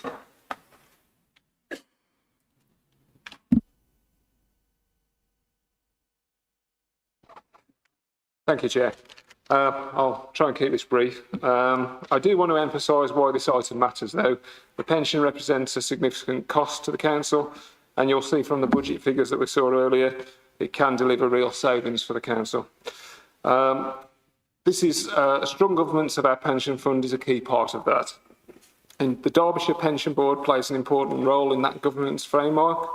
Established in 2015 under the LGPS regulations, it supports the council in ensuring compliance with pension legislations and maintaining the effective and efficient administration of the fund. Susan Ambler's 4-year term as an employer representative concluded on the 1st of February 2026. In accordance with the board's terms of reference, all fund employers were invited to nominate a representative with the opportunity to promote directly and through the fund's communications channels. We received one expression of interest from the current post holder, Susan Ambler. Following a positive discussion with the chair of the pension board and the pension services manager, her reappointment is recommended. Ms Ambler, as Chief Financial Officer of the University of Derby, one of the fund's largest employers, brings significant experience, continuity and a strong employer perspective to the board. To ensure continued strong employer representation and supporting the robust governance that is helping us deliver a stable fund for members and real financial benefits for Derbyshire residents, the Council is asked to approve Susan Ambler's reappointment as employer representative on the Pension Board for a further 4 years. Thank you. And could I ask for a seconder, please? Thank you, Councillor Rini. Any comments, contributions? We'll move to the vote.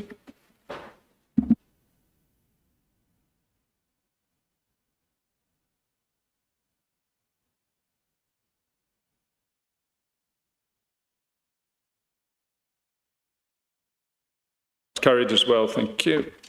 Item 16, to approve some minor changes to the Constitution. Could I call on Councillor Whitbread to propose and move the report, please? Good evening, Chair.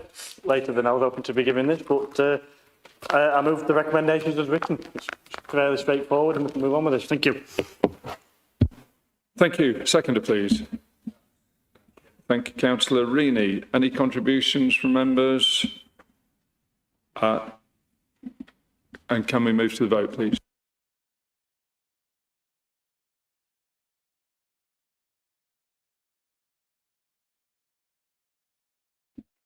And that's carried. Item 17, members' questions. First question from Councillor Fordham, who's not here. So next one, Councillor Hatchett, please. Councillor Abbott's not here. Do you want oral supplementary for her to give a written answer? Or? Thank you. So thank you. No further questions. Thank you. Question C from Councillor Gourlay. Councillor Parkin's not here to answer. Yeah, I'd like to thank the Chair of the Audit Committee for updating the Council. I think it's a good response, and I have no supplementary question. Thank you. Question D from Councillor Snowdon to Councillor Hill. Do you have a supplementary question for Councillor Hill, please? Yes. Thank you, Chair.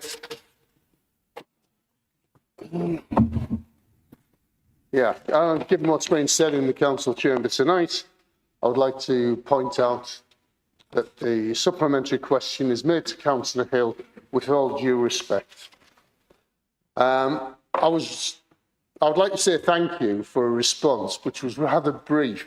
It was just one line, and it pushed the question back on me to contact BT over a problem the Council's working on, which I don't mind.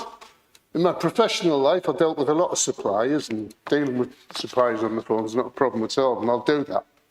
But I rather assumed that somebody from the highways team would be project managing this repair work, given that it's damage to a bridge over a road, which is a particularly dangerous junction at times. It's a narrow bridge crossing. So the question is, can Councillor Hill provide a summary of the costs incurred by the Council to repair this bridge over the River Hipper in Walton? And can Councillor Hill confirm that she does know who's dealing with this particular problem within her department? Does she not know, or does she just not care? Thank you. Councillor Snowdon, you're just verging on inappropriate, I think there, not inappropriate, but not what I want to hear. Thank you. Councillor Hill. Thank you. Yes, I'm sure we can get those figures to you, Councillor Snowdon. But in terms of BT and who should be liaising with BT in the council, I know from experience of working in the highways industry, it is BT's asset, and it is for BT to present those facts, figures and information back to the highways service. And that's something that the utility companies are not forthcoming and not very quick at doing also. So I say that as an elected member to Derbyshire County Council, your comments to BT would help push that process along. Thank you. Question E from Councillor Snowdon. Another supplementary for Councillor Hill, please. For the supplementary question here. And thank you for the information on the tree cutting and the maintenance work that's going to be carried out. I'm sure our residents are going to be really pleased about that. The supplementary question is really, in order for me to, excuse me, in order for me to inform the local residents what's happening, could you provide me with a written description of the work that's been agreed and the work that's going to be assessed and scheduled in beyond February? That would be really helpful. Thank you. Councillor Hill. Yes, that's not an unreasonable request. And I would also say to members, if they have these requests in the future, it doesn't need to wait to come to full council. It can go to the highways service directly. Thank you. That concludes member questions. Moving to final item 18, notice of motion. The first motion is from Councillor Major, who's not here, so we can't take it. Second motion from Councillor Dale. Sorry, Councillor Major's motion. Will that be then deferred to the next meeting? Is that the usual protocol? I'm told it needs to resubmit. Okay. Treated as withdrawn. Yes, it is not here. Yeah. So, sorry, I had to go earlier. That's fine. Yeah, you did have to go. So it's your turn for your motion now. Thank you. Thank you, Chair. So in relation to the tourism tax, I won't speak for long. I appreciate we've been here a long time already.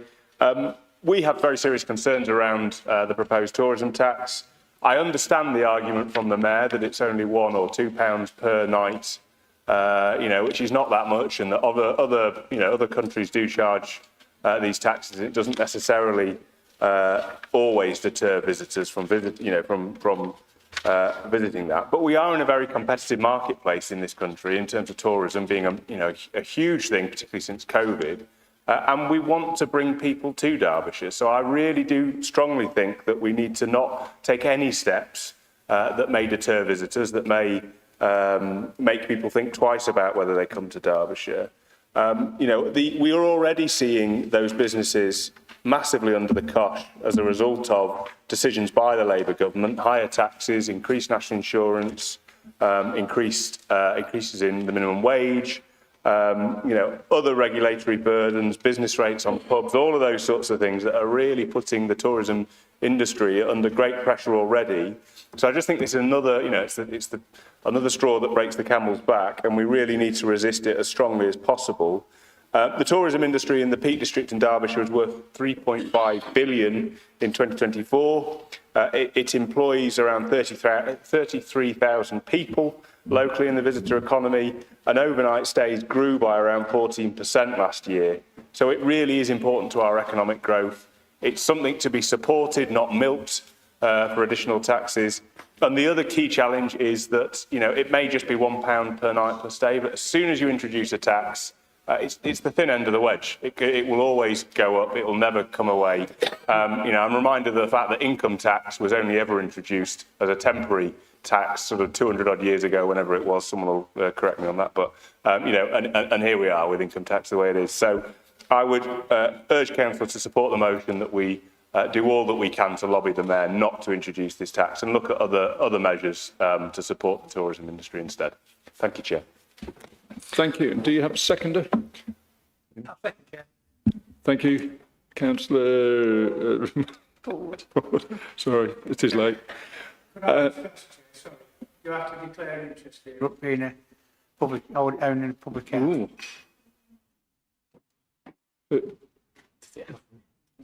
You don't have accommodation, though, do you? No. No.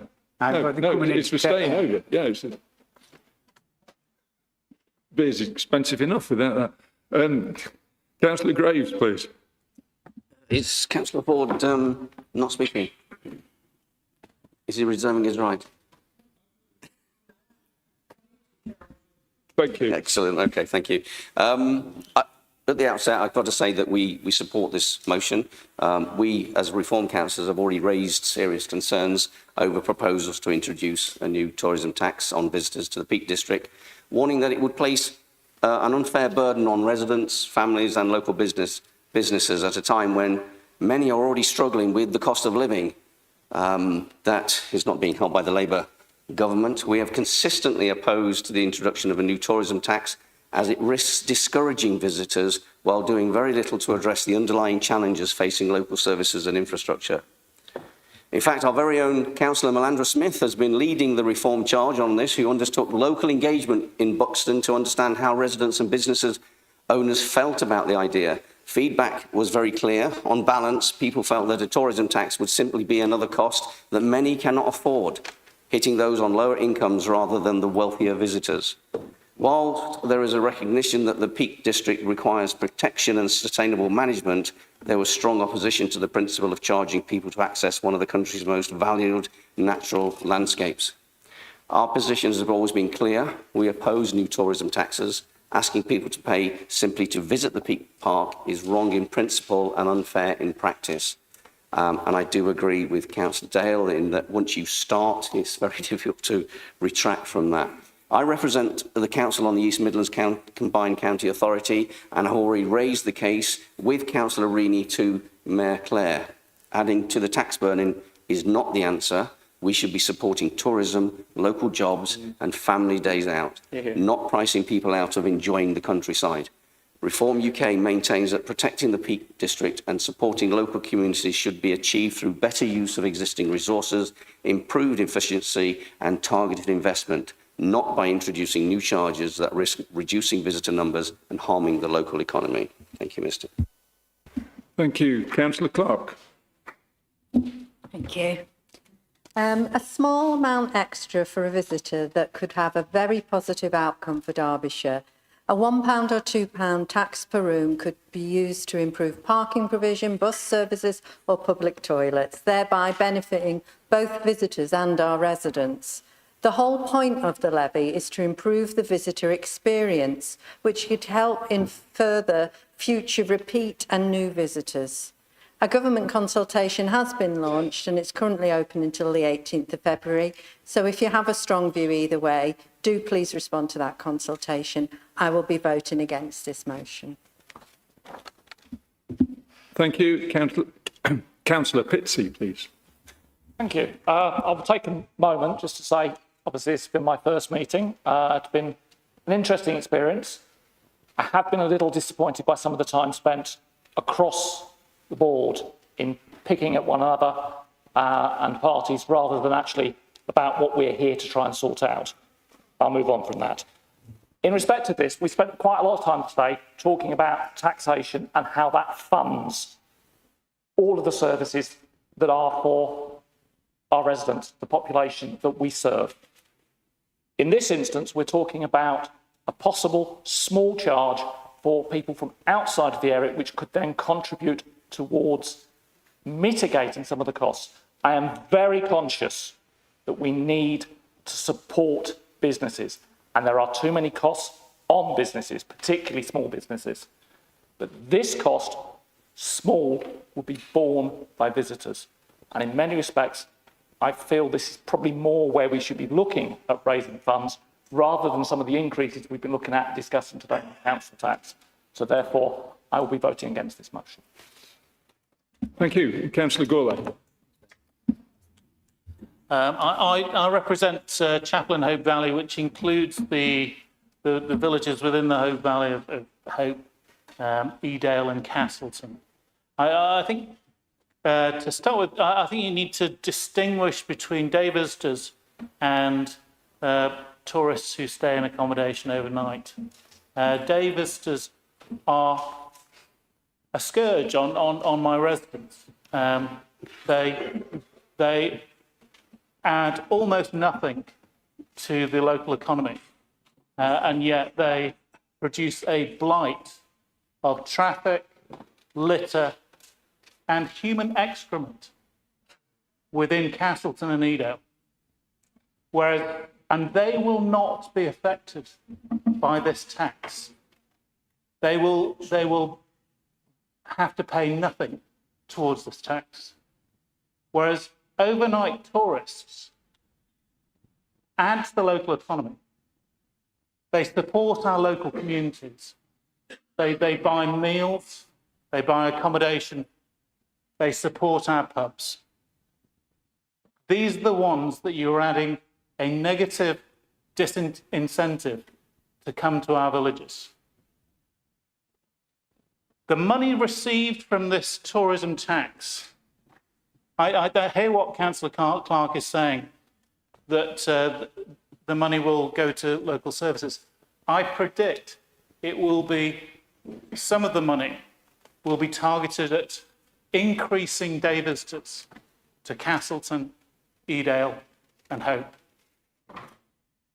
These villages are full. Residents cannot park there. Tourists are ruining, day visitors are ruining those places. Indeed, in Bamford, at the other end of my division, this town, Bamford Clough, has been so heavily promoted in tourism guidebooks that people bring their own food there. They travel from Sheffield into Bamford with their own food. They go up Bamford Clough, and all they do is create problems for the local residents. So you've got the scourge of day visitors from Manchester and Sheffield descending on the Hope Valley, who will not be covered by this tax. And at the same time, the very people we want to encourage, the people who stay overnight, will be discouraged by this tax. And so I will be voting for this motion. This is a bad tax that is punishing the very people we want to encourage and does nothing for the problem individuals. Thank you. Councillor Reid. I'd like to say that I too support this motion with a friendly amendment, which I'll get to. I think councillors in this whole place can generally get on side, with the exception of some. It seems to be that the way to fund certain things is to tax and tax and tax without looking at the implication of those taxes on the very people they're trying to help. The fact is, Derbyshire has to compete with other locations to get tourism in. And as Councillor Gawley just rightly pushed out, it is going to affect the wrong people, the people we need to incentivise. Small business owners across Derbyshire are telling us we can't take much more of the economy the way it is. Pubs are feeling the increase and the burden. To add this on top of hoteliers or people who run bed and breakfast or anything else or tourism attractions, this tax is not the right thing. So we will be supporting this motion. And I think that it goes to the heart of what we're trying to do to promote and support Derbyshire. My one concern is, I think, to be truly reflective of the work of all councillors in this place that have been doing things, it does say endorse the actions of Derbyshire Conservatives. I think it just needs to be Derbyshire councillors.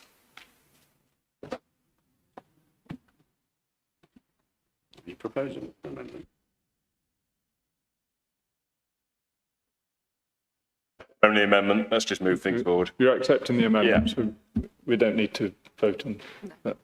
No. Okay. Councillor Ford, you reserve the right. Thank you. Yeah, well, are you taking off? You were on before me.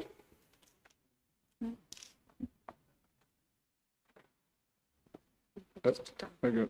So, yeah, Councillor Mausleather, thank you. Sorry. So, as a qualified mountain leader, I regularly, almost every weekend, take people out into the hills and the mountains around the country, but particularly into the Peak District. And I take offence at Councillor Gawley saying local people are a scourge. I just can't believe the language that's currently being used. I also stay overnight. I use the local facilities around Castleton and Edale and all the places sometimes, but I wouldn't want to see a tax every single time I want to use it. I don't want to see a tax for every time I take somebody out who's not in the area, coming into the area, contributing to the local economy, contributing to pubs and hotels, campsites, the very people who needed it most after COVID and everything like that. You're going to end up destroying it with this tax, and I fully support the motion being put forward. Thank you. Councillor Reaney. Thank you, Chair. Again, an interesting debate. I think I would ask Councillor Gawley to look at the visitors, the figures around visitors.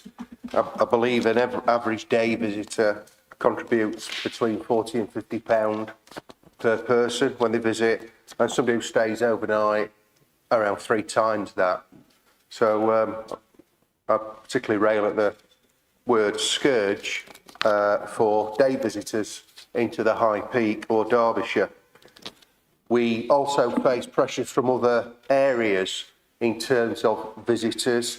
I would ask people to look at the really large-scale housing scheme just granted in Cheshire, where 3,000 or 4,000 houses have just been granted on the edge of the High Peak, and no matter what you do, they're going to be coming into the High Peak in future when the housing estate fills up. But on the specific of a tax for visitors, let me bring into focus one other fact that's pertinent to it. It's awkward because I am on the same board as Emka and the Mayor, but I think people need to understand that this has been proposed. It's the first time the Mayor can actually levy a visitor tax, but very few people are focusing in on the background that previously there was European funding money to promote tourism into Derbyshire, €40 million between Derbyshire and Nottinghamshire. That dropped to 25 million previous year, and it dropped off a cliff. This government have taken the opportunity to reduce that down to 2.5 million, a 90% funding cut in promoting tourism. And of that 2.5 million, and a good amount is going to be now taken by the Mayor's office to pay for some staff to oversee the economy. So we're raising taxes here on the basis that this will promote tourism into Derbyshire, but very few people realise there's simply just recently been a 90% funding cut to the very people, the LVEPs, the local visitor economy partnerships, who were promoting tourism into Derbyshire. And I would reference the local one under Joe Dilly's team, who tells me that tourism in Derbyshire has doubled pretty much since she's been operating, and a marvellous little team of enthusiasts over the last decade. So the Mayor will advance the argument that everybody else is doing it. Manchester's doing it, Yorkshire's doing it, Lincolnshire's doing it. If everybody decides to jump off a cliff, do we need to follow? This money is being raised off people who want to visit our beautiful area, and it is a beautiful area, and I rail at the comment of calling them scourges, but very few people realise that behind the scenes, thanks to the current government, there's been a 90% cut in funding to promote that. This is plugging the hole. This is getting the public to pay. So I do support this motion. I am against the visitor tax because I know the background to it, which very few people do. Thank you, Chair. Thank you. Councillor Ford. Thank you, Chair. The minute I get into my car, I'm taxed. I drive to a filling station, I'm taxed. I park up outside the pub and I go in for a pint and I'm taxed. I go into many public car parks and I'm taxed. I'm very proud to say that in South Derbyshire we've kept our car parks free. Now, people come down to South Derbyshire to enjoy our free car parking and whatever visitor attractions we've got. People are talking about, oh, it's only a penny here, penny there, tuppence here, threepence there. It doesn't really matter the amount. It's down to the taxpayer again to pay for this tax. How much more can the personal taxpayer pay? Everything that we've talked about today isn't being paid by business, it's being paid by the individual. Council tax is going up, fuel's going up, electric's going up, gas is going up, water's going up, and now we want to impose yet another tax on the hard-working people of this country. And it's ridiculous. We need to look after what we've got in Derbyshire. I don't think £1 or £2, it won't end up as that, it'll be £5 by the time everybody's got the fingers at it. So I'm definitely going to be voting for this motion, just to take a stand, as Councillor Rini says, if everybody else does it, why do we? We don't have to jump, we don't have to do it because everybody else is doing it. We ought not to be doing it and making the point that South Derbyshire isn't doing it because we want people to come and visit us. You know, if they keep saying taxes are going up, or travel taxes are going up, visit, call it whatever you like, it's certainly going to discourage more people than encourage them. And they say, if you want free car parking, because another tax that makes me physically sick is having to pay for car parking. So one thing that we can try and do in Derbyshire is try and reduce the pressures by not charging our car park, which might also help. But let's get the motion, let's get it passed, and let's send the message. Thank you. Thank you. Councillor Hatchett. Thank you. It was just a quick point to note that Councillor Rini says we've lost £40 million worth of funding from the European Union. Well, that's what Brexit has done for us. Thank you. Thank you. Councillor Dale, would you like to close? Not much more really to add, other than to say, as a sort of semi-regular day visitor to Castleton, Edale and Hope, I perhaps need to be seeking Nigel's permission before I go next time. In all seriousness, I don't agree with the language used there, but I think Nigel did raise, or Councillor Gourlay did raise some important points around the challenge of the day visitors and this tax not really affecting that. And, you know, our residents in these communities do have to deal with, particularly in the Peak District, the impacts of tourism. So let's make sure that, you know, it's helping the economy, not hurting the economy, which I think is what this motion is trying to do. So thank you very much, Chair. Thank you. And I should note that you are happy to withdraw the word Conservative as a friendly amendment was suggested. So can we move to the vote, please?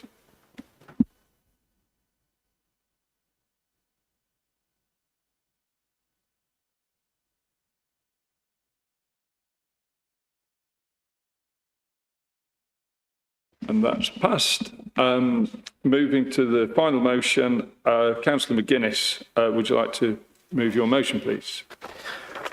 Right, let me take you all back to the general election 2024.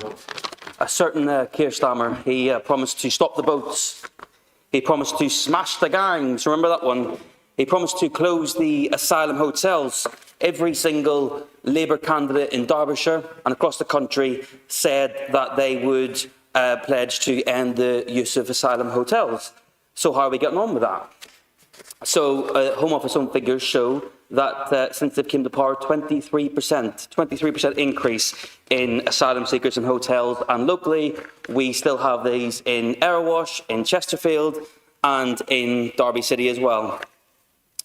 And as a member of Erewash Borough Council, I brought a motion back in October, and I asked Council to look at seeking the merits at closing the asylum hotel using an injunction, following the lead of Epping Council.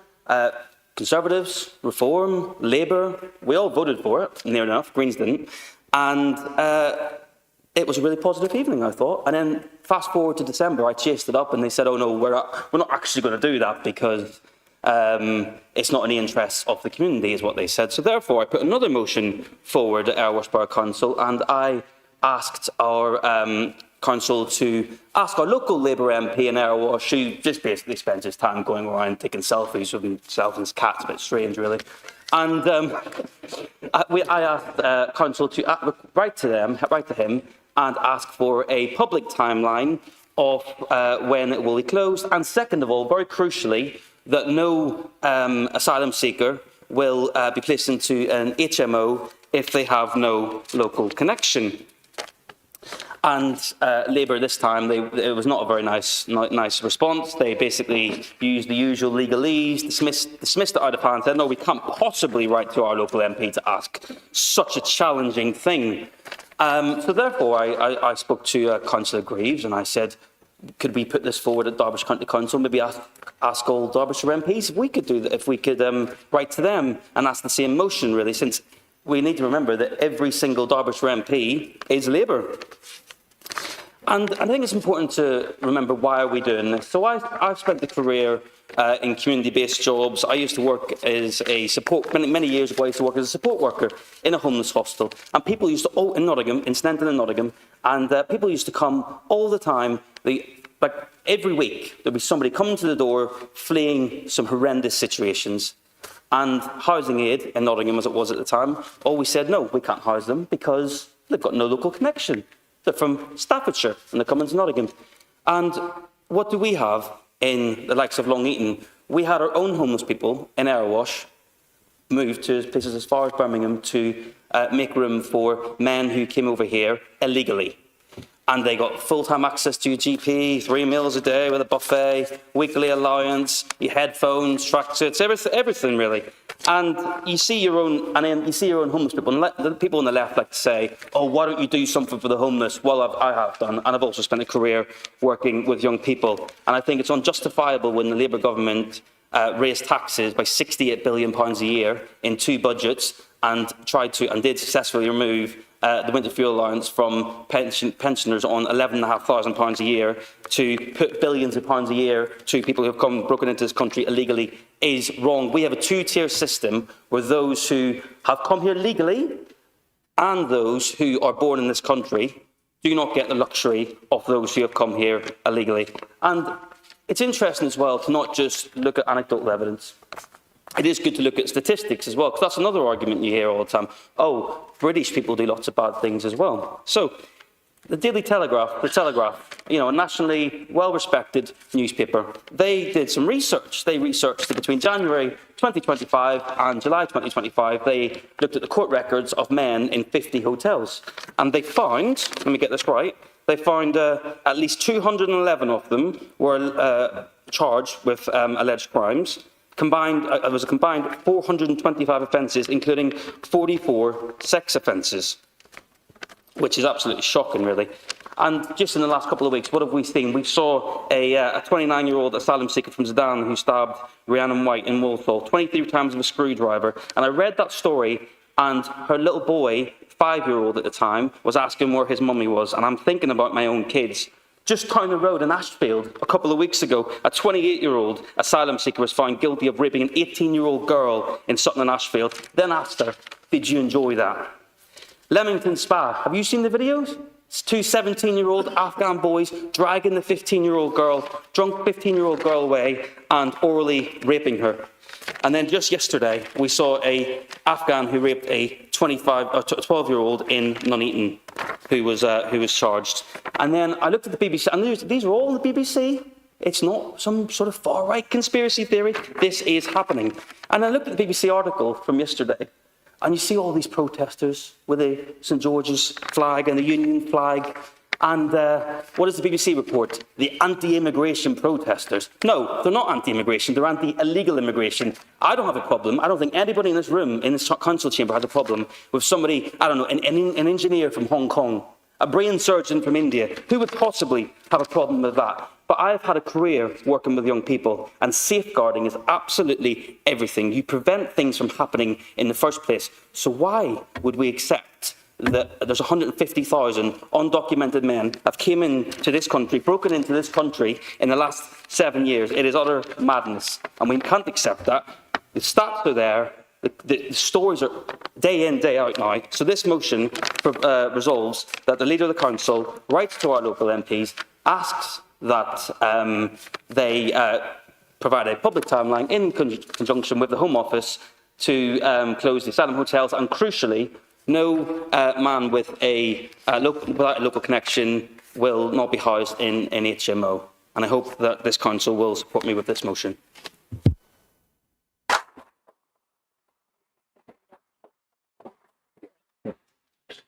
Could I have a seconder, please?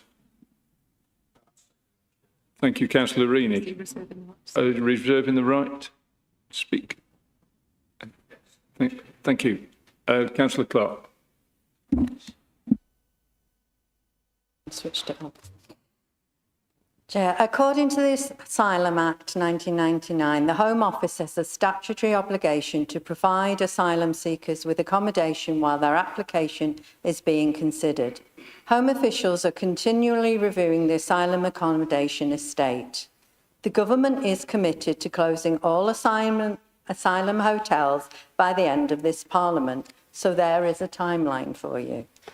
The Home Office is committed to working in collaboration with local authorities to ensure the impact on the local area and services is reduced as much as possible. With regard to placement, boroughs follow the legislation that is set out to them. There's a slight irony that a former Conservative councillor has brought forward this motion when that government did little to address this issue. I believe that most members of the public understand that the present government is working to address this. Thank you. Thank you. Councillor Graves, please. Thank you, Mr. Chairman. Before I go on about the actual motion, it's very interesting that I had a great deal of members in this chamber saying, why don't we extend the meeting so that we can debate the things that we want to debate on here? I mean, even one of them has got a motion on here and he's buggered off, right? And look how many. Can we watch the language? Thank you. But members are leaving. They ask us to extend the meetings and they've gone. In fact, 66% of the Labour councillors have disappeared on important issues such as asylum seekers. I'm just flabbergasted by the fact that they talk about these things. As you can expect, I'm in support of this motion because it speaks directly to the concerns that are being raised repeatedly by residents across Derbyshire, and concerns that this council cannot and should not simply ignore. These numbers are not abstract numbers. These placements are happening in the heart of our communities, often without consultation, transparency or clear timescales. And my councillors are receiving growing numbers of complaints. Community tensions are real, and pretending otherwise helps no one. The government was elected on a clear promise to end the use of asylum hotels. It's interesting that Councillor Clark uses the legislation. This motion is actually asking the people that create that legislation to change it and deal with it. Every Derbyshire MP stood on that manifesto commitment. Yet, according to the Home Office's own figures, as you'll be surprised about this, the number of asylum seekers in hotels has actually increased by 23% since Labour came to power. So the question residents are asking is a simple one. When will these hotels actually close? Despite early attempts by councils to challenge this situation, whether through planning enforcement, reports from officers, or discussions about legal action, progress has stalled. Injunctions have been ruled out, planning breaches have not been acted upon, and local authorities are being left to manage the consequences of decisions taken elsewhere. Let me be clear, Mr. Chairman, the motion does not ask for confrontation. It asks for clarity and accountability. The public need a clear timeline for when asylum hotels will be closed, and for reassurance that Derbyshire will not continue to be used as a convenient overflow. That, I believe, is a reasonable question. At a time when this government has raised taxes by 68 billion in a year and has previously removed winter fuel payments from elderly residents, spending billions of pounds annually on hotel accommodation is simply not a defensible use of public money. That is not compassion, it's poor governance. The motion also addresses the proposed use of houses of multiple occupation to accommodate asylum-seeking men with no local connection. So here's the issue. Is it fair? If a British citizen moves from one part of the country to another, they are not entitled to housing support unless they can demonstrate a local connection. People who have worked, paid tax, followed the rules, are rightly expected to meet that test. Yet we are now operating a two-tier care system where asylum-seeking men can be housed without any local connection, while local people and those who came here legally cannot. This motion does not call for special treatment. It calls for an equal playing field. If housing rules apply to residents, they should apply consistently. Local connection should matter, not just fairness, but for community stability and public confidence in the system. Mr. Chairman, this is a measured, reasonable motion. It reflects what residents are telling us. It reflects the limits of local government, and it asks central government to honour the promises it made. Reform UK believes in fairness, responsibility and honesty with the taxpayers. Supporting this motion is entirely consistent with those principles, and I urge members to support it. Councillor Price, please. Thank you, Chair. This is the fifth motion I've supported of Councillor McGuinness in opposition to the hotels housing illegal migrants. I just want one thing, and so do the people of Erewash and Derbyshire, a clear timeline of when these hotels will be shut down.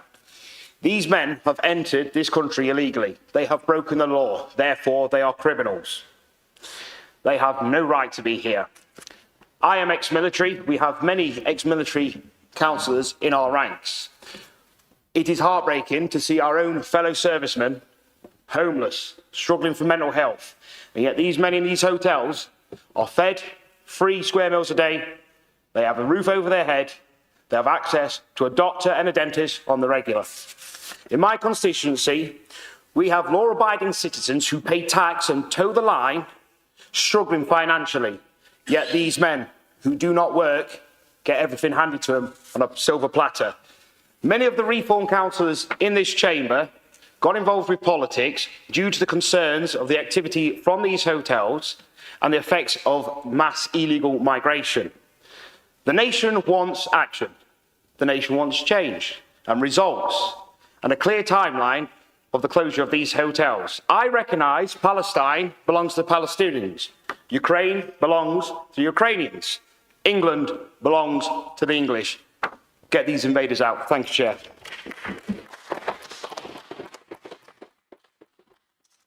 Thank you. Councillor Smith, please.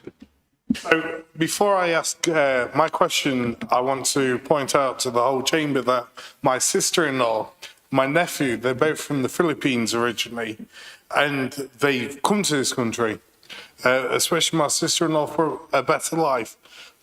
She was married to my brother-in-law for many years. Unfortunately, my brother-in-law's no longer with us. However, my sister-in-law and both my nephews, they were incredibly hard. they contribute to this country. So when are we going to stop the boats, which is the Labour policy? I'm sure Keir Starmer has said, we're going to stop the boats. Equally, these people, these men, what are in the asylum hotels, what do they contribute to the country? Absolutely nothing. They roam our streets. We do not know where they're from, what they do. And that is quite a scary thought. When I've got my niece who is 18, I am worried for her. So again, my question is, when are we going to stop the boats and close these asylum hotels? Thank you. Councillor Hart, please. Thank you, Mr. Chairman. I'll actually say something that I think Councillor Major would have said, and I will apologise. Councillor Major has actually got an important planning meeting at Erewash, and he's speaking on a very important planning application. That's why he's had to leave. And it has been refused to extend the hours over the last couple of meetings, so he thought that probably he would be wanting to do the same and finish at 5. His concern was, and we voted for this motion at Erewash Borough Council, his concern was about not putting somebody who is given permission to stop, not being housed in a HMO. Well, that is fine, but the trouble is that if you say you've got a family and you've got an immigrant that's been given a chance to stop, and you've got a house or you've got an HMO, it's better that the family go in the house, and unfortunately then it might be that the only place for the immigrant who's now legal to go into the HMO. So that was just a concern that was raised, and I think that would need to be checked out and looked at on the housing, because we are borough councils do have to find accommodation for homeless people. So that was his concern when the motion went. But we did vote for the motion, and we will be doing the same. Thank you. Thank you. And Councillor Dale? Yeah, thank you, Chair. And just to thank Councillor McGuinness for the introduction of the motion. I thought you spoke very powerfully in introducing the motion, and our group absolutely will be supporting. As a local councillor myself in Dronfield, my patch neighbours, the Sandpiper Hotel, myself and all the other councillors in Dronfield, I think at the time, unanimously wrote to our own government Home Office Minister to ask that they do not use that hotel, and unfortunately that happened, and we've previously, as a Conservative administration, highlighted our concerns around the continued use of the hotels, particularly in Erewash, with our own government. We've had that debate, so it's absolutely right that we support this motion calling on the Labour government to be true to their word. And I think it's empty rhetoric around smashing the gangs. We know it's not working. We know that the problem is getting worse. We're having record numbers of illegal immigration crossings since Labour have come to power. So I think it's absolutely right that we hold our MPs to account. So we'll absolutely be supporting the motion. Thank you, Chair. Thank you. Councillor Hill, please.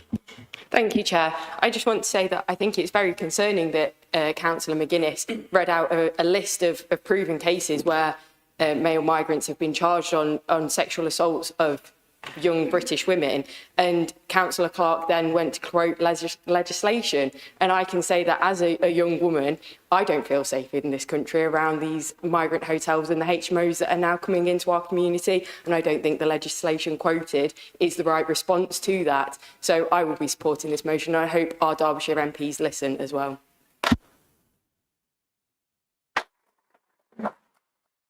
Thank you. Councillor Kinsella. Yeah, some organisations have sought to make this an inflammatory issue, and we can see the height of the emotion from some of the members opposite. So we welcome this opportunity to deal with some of the facts, because unlike the council leader, given his earlier slur on the Green Party and an individual within the Green Party, we don't believe everything we see on social media. We are what you might call curious. So just before I go on to say what I set out to say, just a couple of points on facts. So I think it was back in June I'd written to Derbyshire Police Constabulary and asked a very specific question about asylum seekers, refugees, and the issue of the preponderance towards crime, particularly sexual offences, because I think that's been the issue that's been brought up. So the police said to me, and also I've looked on ONS data as well, but the police is backing that. The police has said to me there is no evidence to show there is a preponderance among refugees, particularly people in hotels. There's no preponderance for them to be arrested or, because this is the distinction, isn't it? Arrested or have been convicted of sexual offences. So that's the first thing to say. And I think personally, I would rather believe the police, Derbyshire Police, than the Daily Telegraph. So the Daily Telegraph, a well-known right-wing paper owned by a rich millionaire. So that's my first point. But there is a degree of commonality here, because we also agree that asylum seekers shouldn't be placed in hotels. I mean, it is a ridiculous a concept and an idea, and it is totally appropriate for so many reasons. So I've just set out some of those reasons. So firstly, it is huge. We all know it is hugely expensive. So those hotel owners, and this you can verify this information from the BBC and other sources. Those hotel owners in 1 year receive £300 million. So a huge amount of money is being invested in hotel owners, and they're not just kind of individual family firms. These are big multinational companies that are getting huge amounts of taxpayers' money. So that's the first point. And the alternative that we've spoken about, the HMOs, that's primarily the alternative to, at the moment anyway, to putting people in hotels. Well, we've seen that, again, similar argument really. We know that the likes of Serco and Mears, these huge multinational companies, are raking it in millions of pounds, basically managing these hotels. That, again, to my mind, is not a good use of taxpayers' money.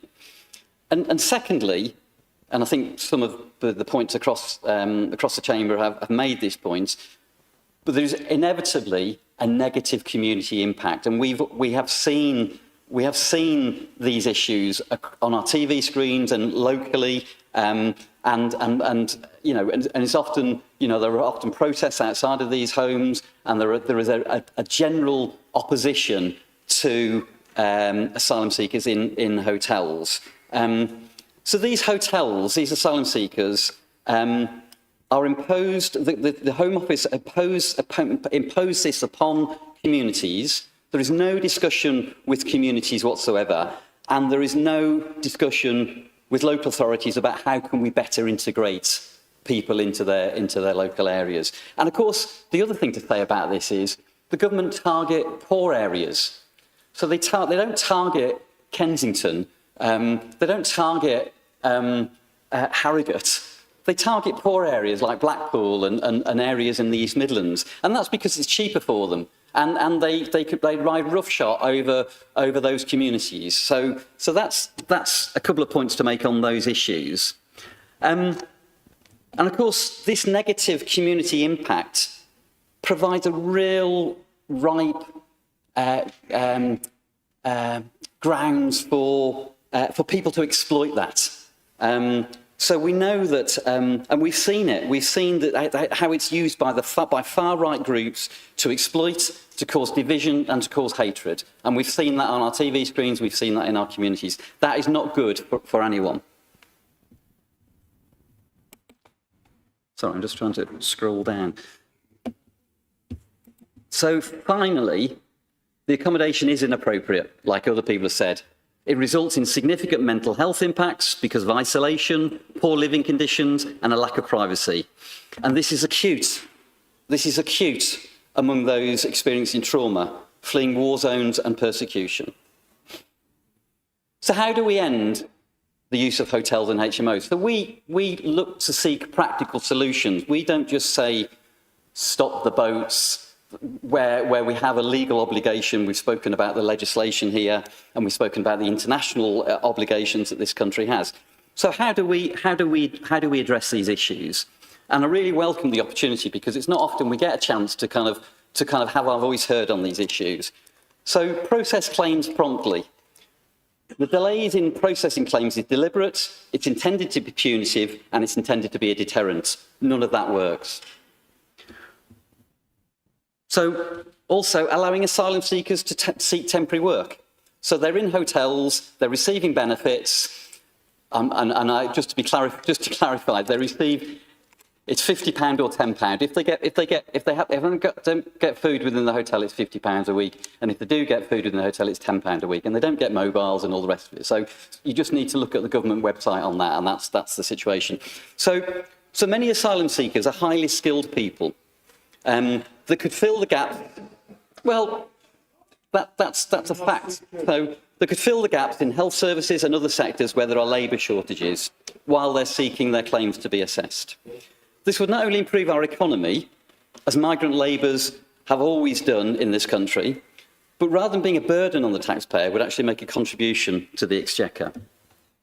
And then critically, this issue of illegal migration. People talk about illegal migration and legal migration. And interestingly, Reform are looking at people who have the right to remain in this country, maybe up to 20 years, and actually sending those people back. So your neighbours that have been in this country for 20 years, Reform are saying, we don't want you in this country. So there's a blurring now of that distinction between legal and illegal migration. But we believe, again, to solve this problem of safe and legal routes.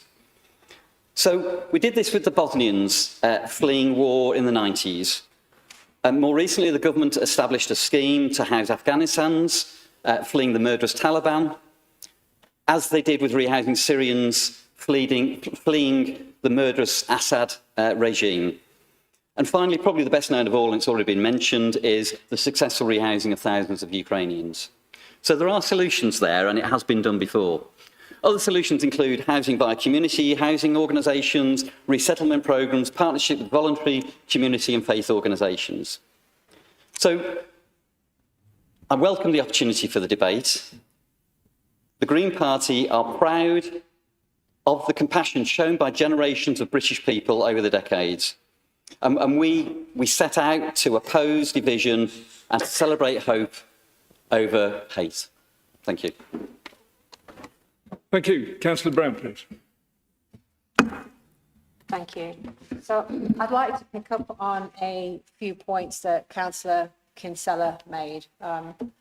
Relying on police figures and statistics is extremely unreliable, and I'll tell you why. In my first 4 weeks of being a councillor, I was contacted by the parents of 18 girls who had been harassed by residents of the hotel who had not gone to the police because they thought, what's the point? And the reason they thought, what's the point is because girls have been getting on the buses, using the bus service that passes by the hotel, that picks up a number of migrants and takes them to work somewhere in Nottingham. And they were being harassed on the bus. And when the police went to Trent Barton buses, who I've requested a meeting with, by the way, and asked Trent Barton buses to see the cameras weren't working those days.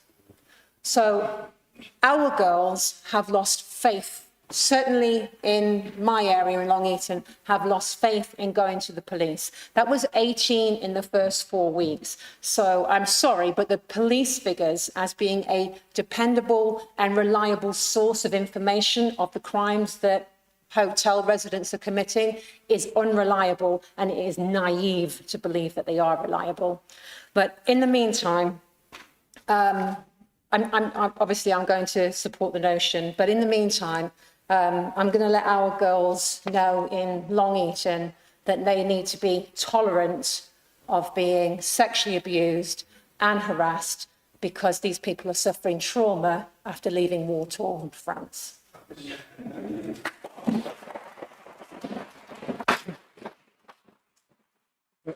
Thank you. Councillor Reid, please.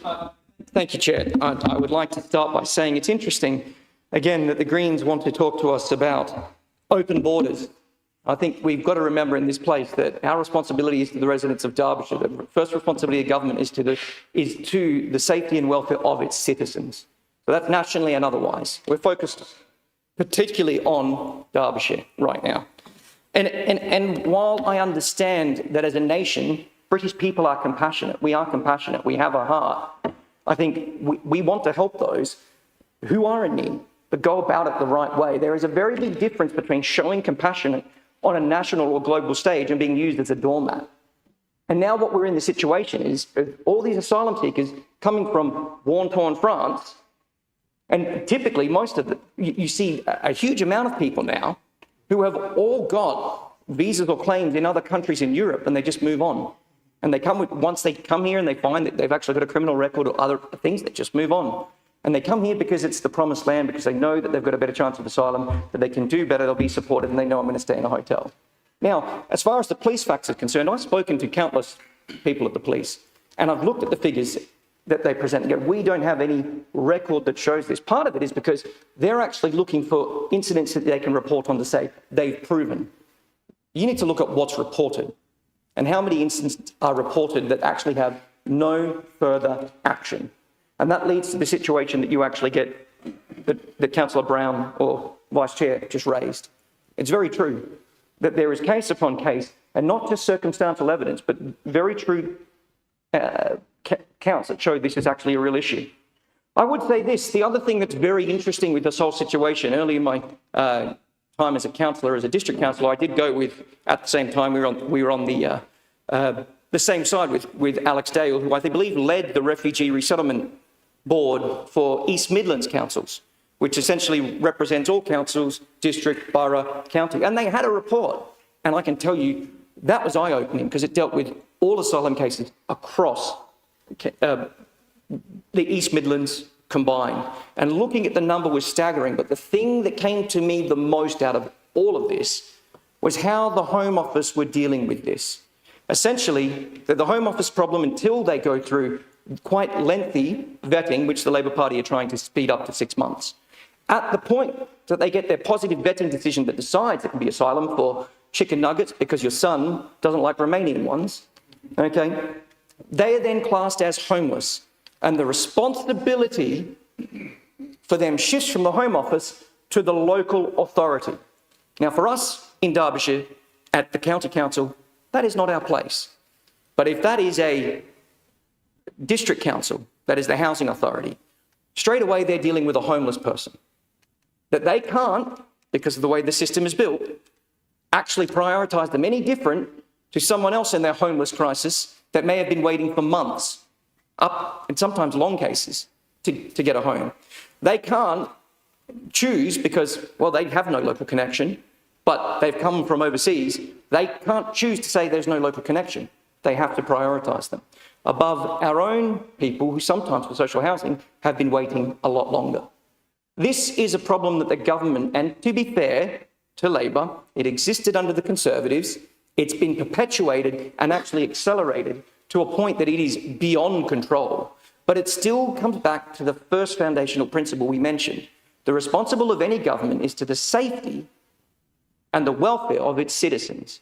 And that is not happening. So unfortunately, as much as I would like to agree with Councillor Kinsella on having a compassionate approach, I think the residents of Derbyshire, the citizens of this country, have been tolerant and compassionate enough. They have a compassionate heart, but they don't want to be taken advantage for. And there is a difference between the dictionary definition of tolerance and what the left would like us to think tolerance is. We're not going to bend over and accept it when they say tolerance means you have to champion this and agree with this. No, I think the public have tolerated the actions when it comes to asylum seekers long enough, and the public demands answers. And we are elected by the public, and I think the last election spoke about that, on what the public actually want. So we demand answers of our MPs, and we need to support this because this cannot continue. Thank you. Thank you, Councillor Millward. Thank you, Chair. I'll be supporting this motion. One of the biggest impacts would be following from what Councillor Dale said about Sandpiper Hotel. There's been a viral video going about hundreds of thousands of views of a person unsheathing himself and doing explicit things. Now, there's schools in close proximity to the Sandpiper Hotel. And if any children was to see this, it'd probably scar them. So I'm in favour.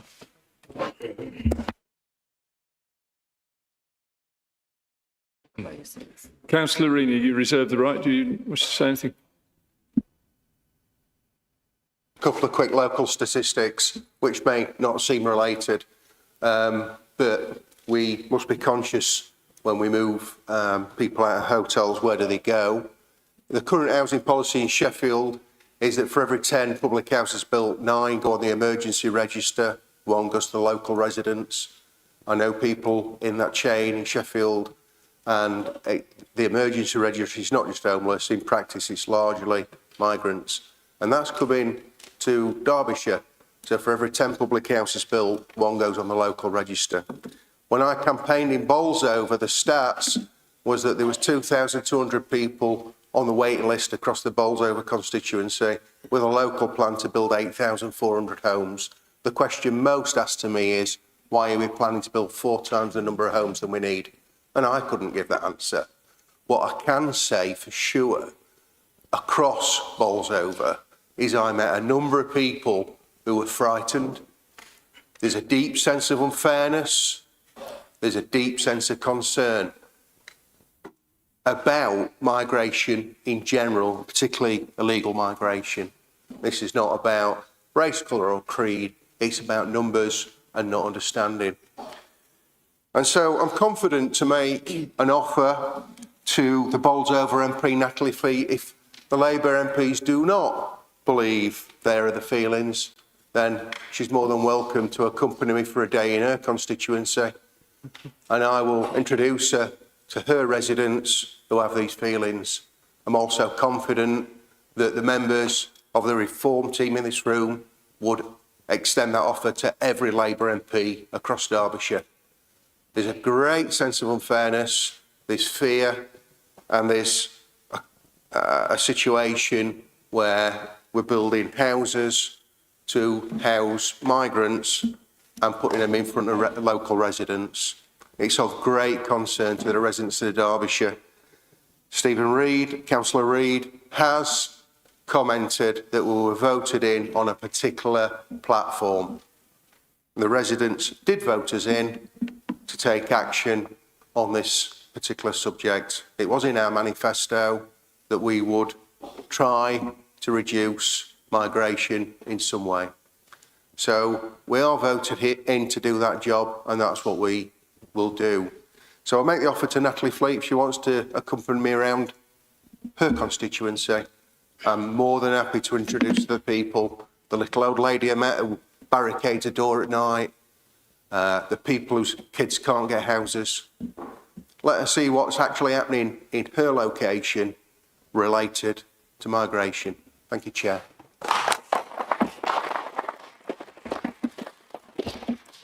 Thank you. No further speakers. Can I move to Councillor McGuinness to close the debate, please? When I hear Councillor Kinsella talk about there's no preponderance for those asylum-seeking men who come over here to commit sex crimes, I go back to Rhiannon White's little boy. I go back to Rhiannon White's little boy, okay?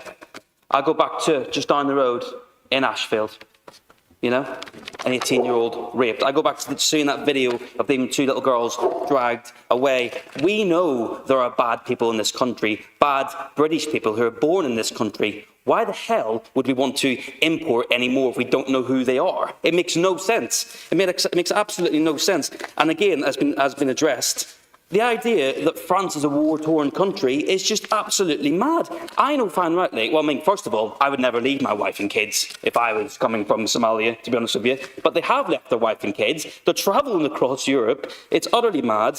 And of course, we talk about Ukraine. Ukrainians come from quite a similar culture.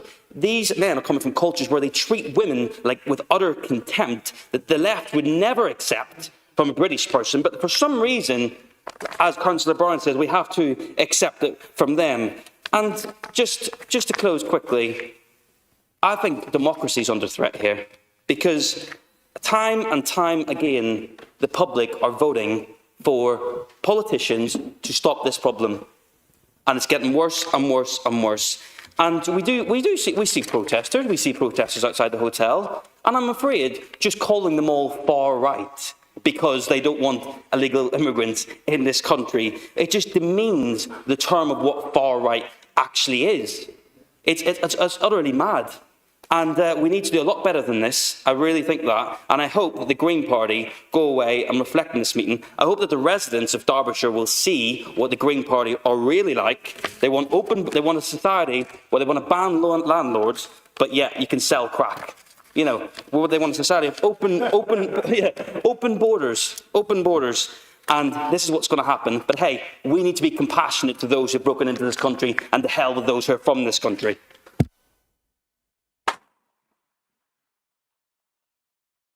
Thank you. And with that, can we move to the vote, please? I need 5 members to stand for a recorded vote. I think that's nearly 5. Yeah, thank you. Alex will now take the names. Bear with me, because you'll have to bear with me because quite a few have left, and I don't know if we kept track of it. So, Councillor Adams. Yes. 4.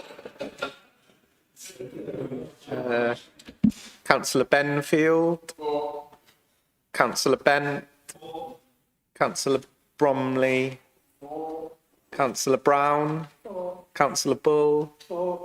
Councillor Chambers. Councillor Clark. Councillor Cliff. Councillor Dale. Councillor Elsdon. Councillor Ferran. Gone. Councillor Ford. Councillor Furness.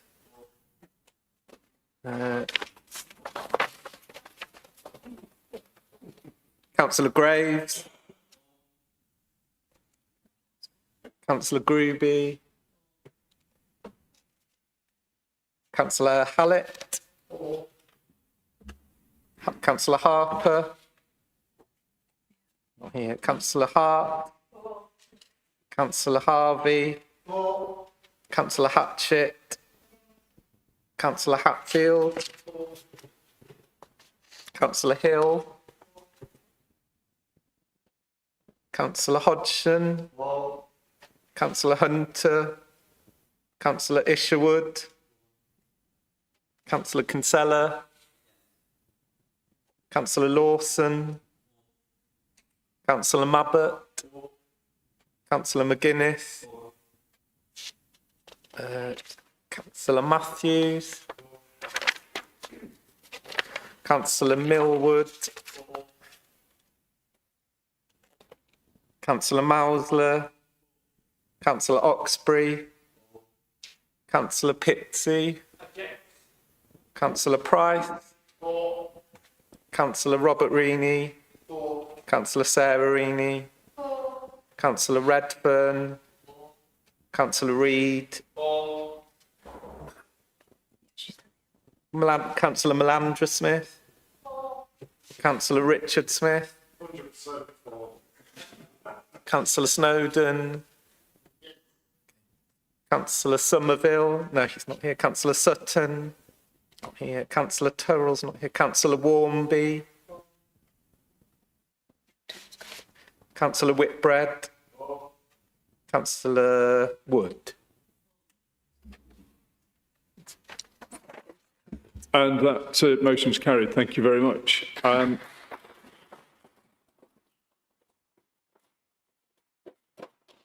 And I'm pleased to say that we haven't needed the full 3-hour extension that we'd agreed. But thank you all for your persistent stamina. Those of you who stayed, I wish you a safe journey home. Meeting's closed.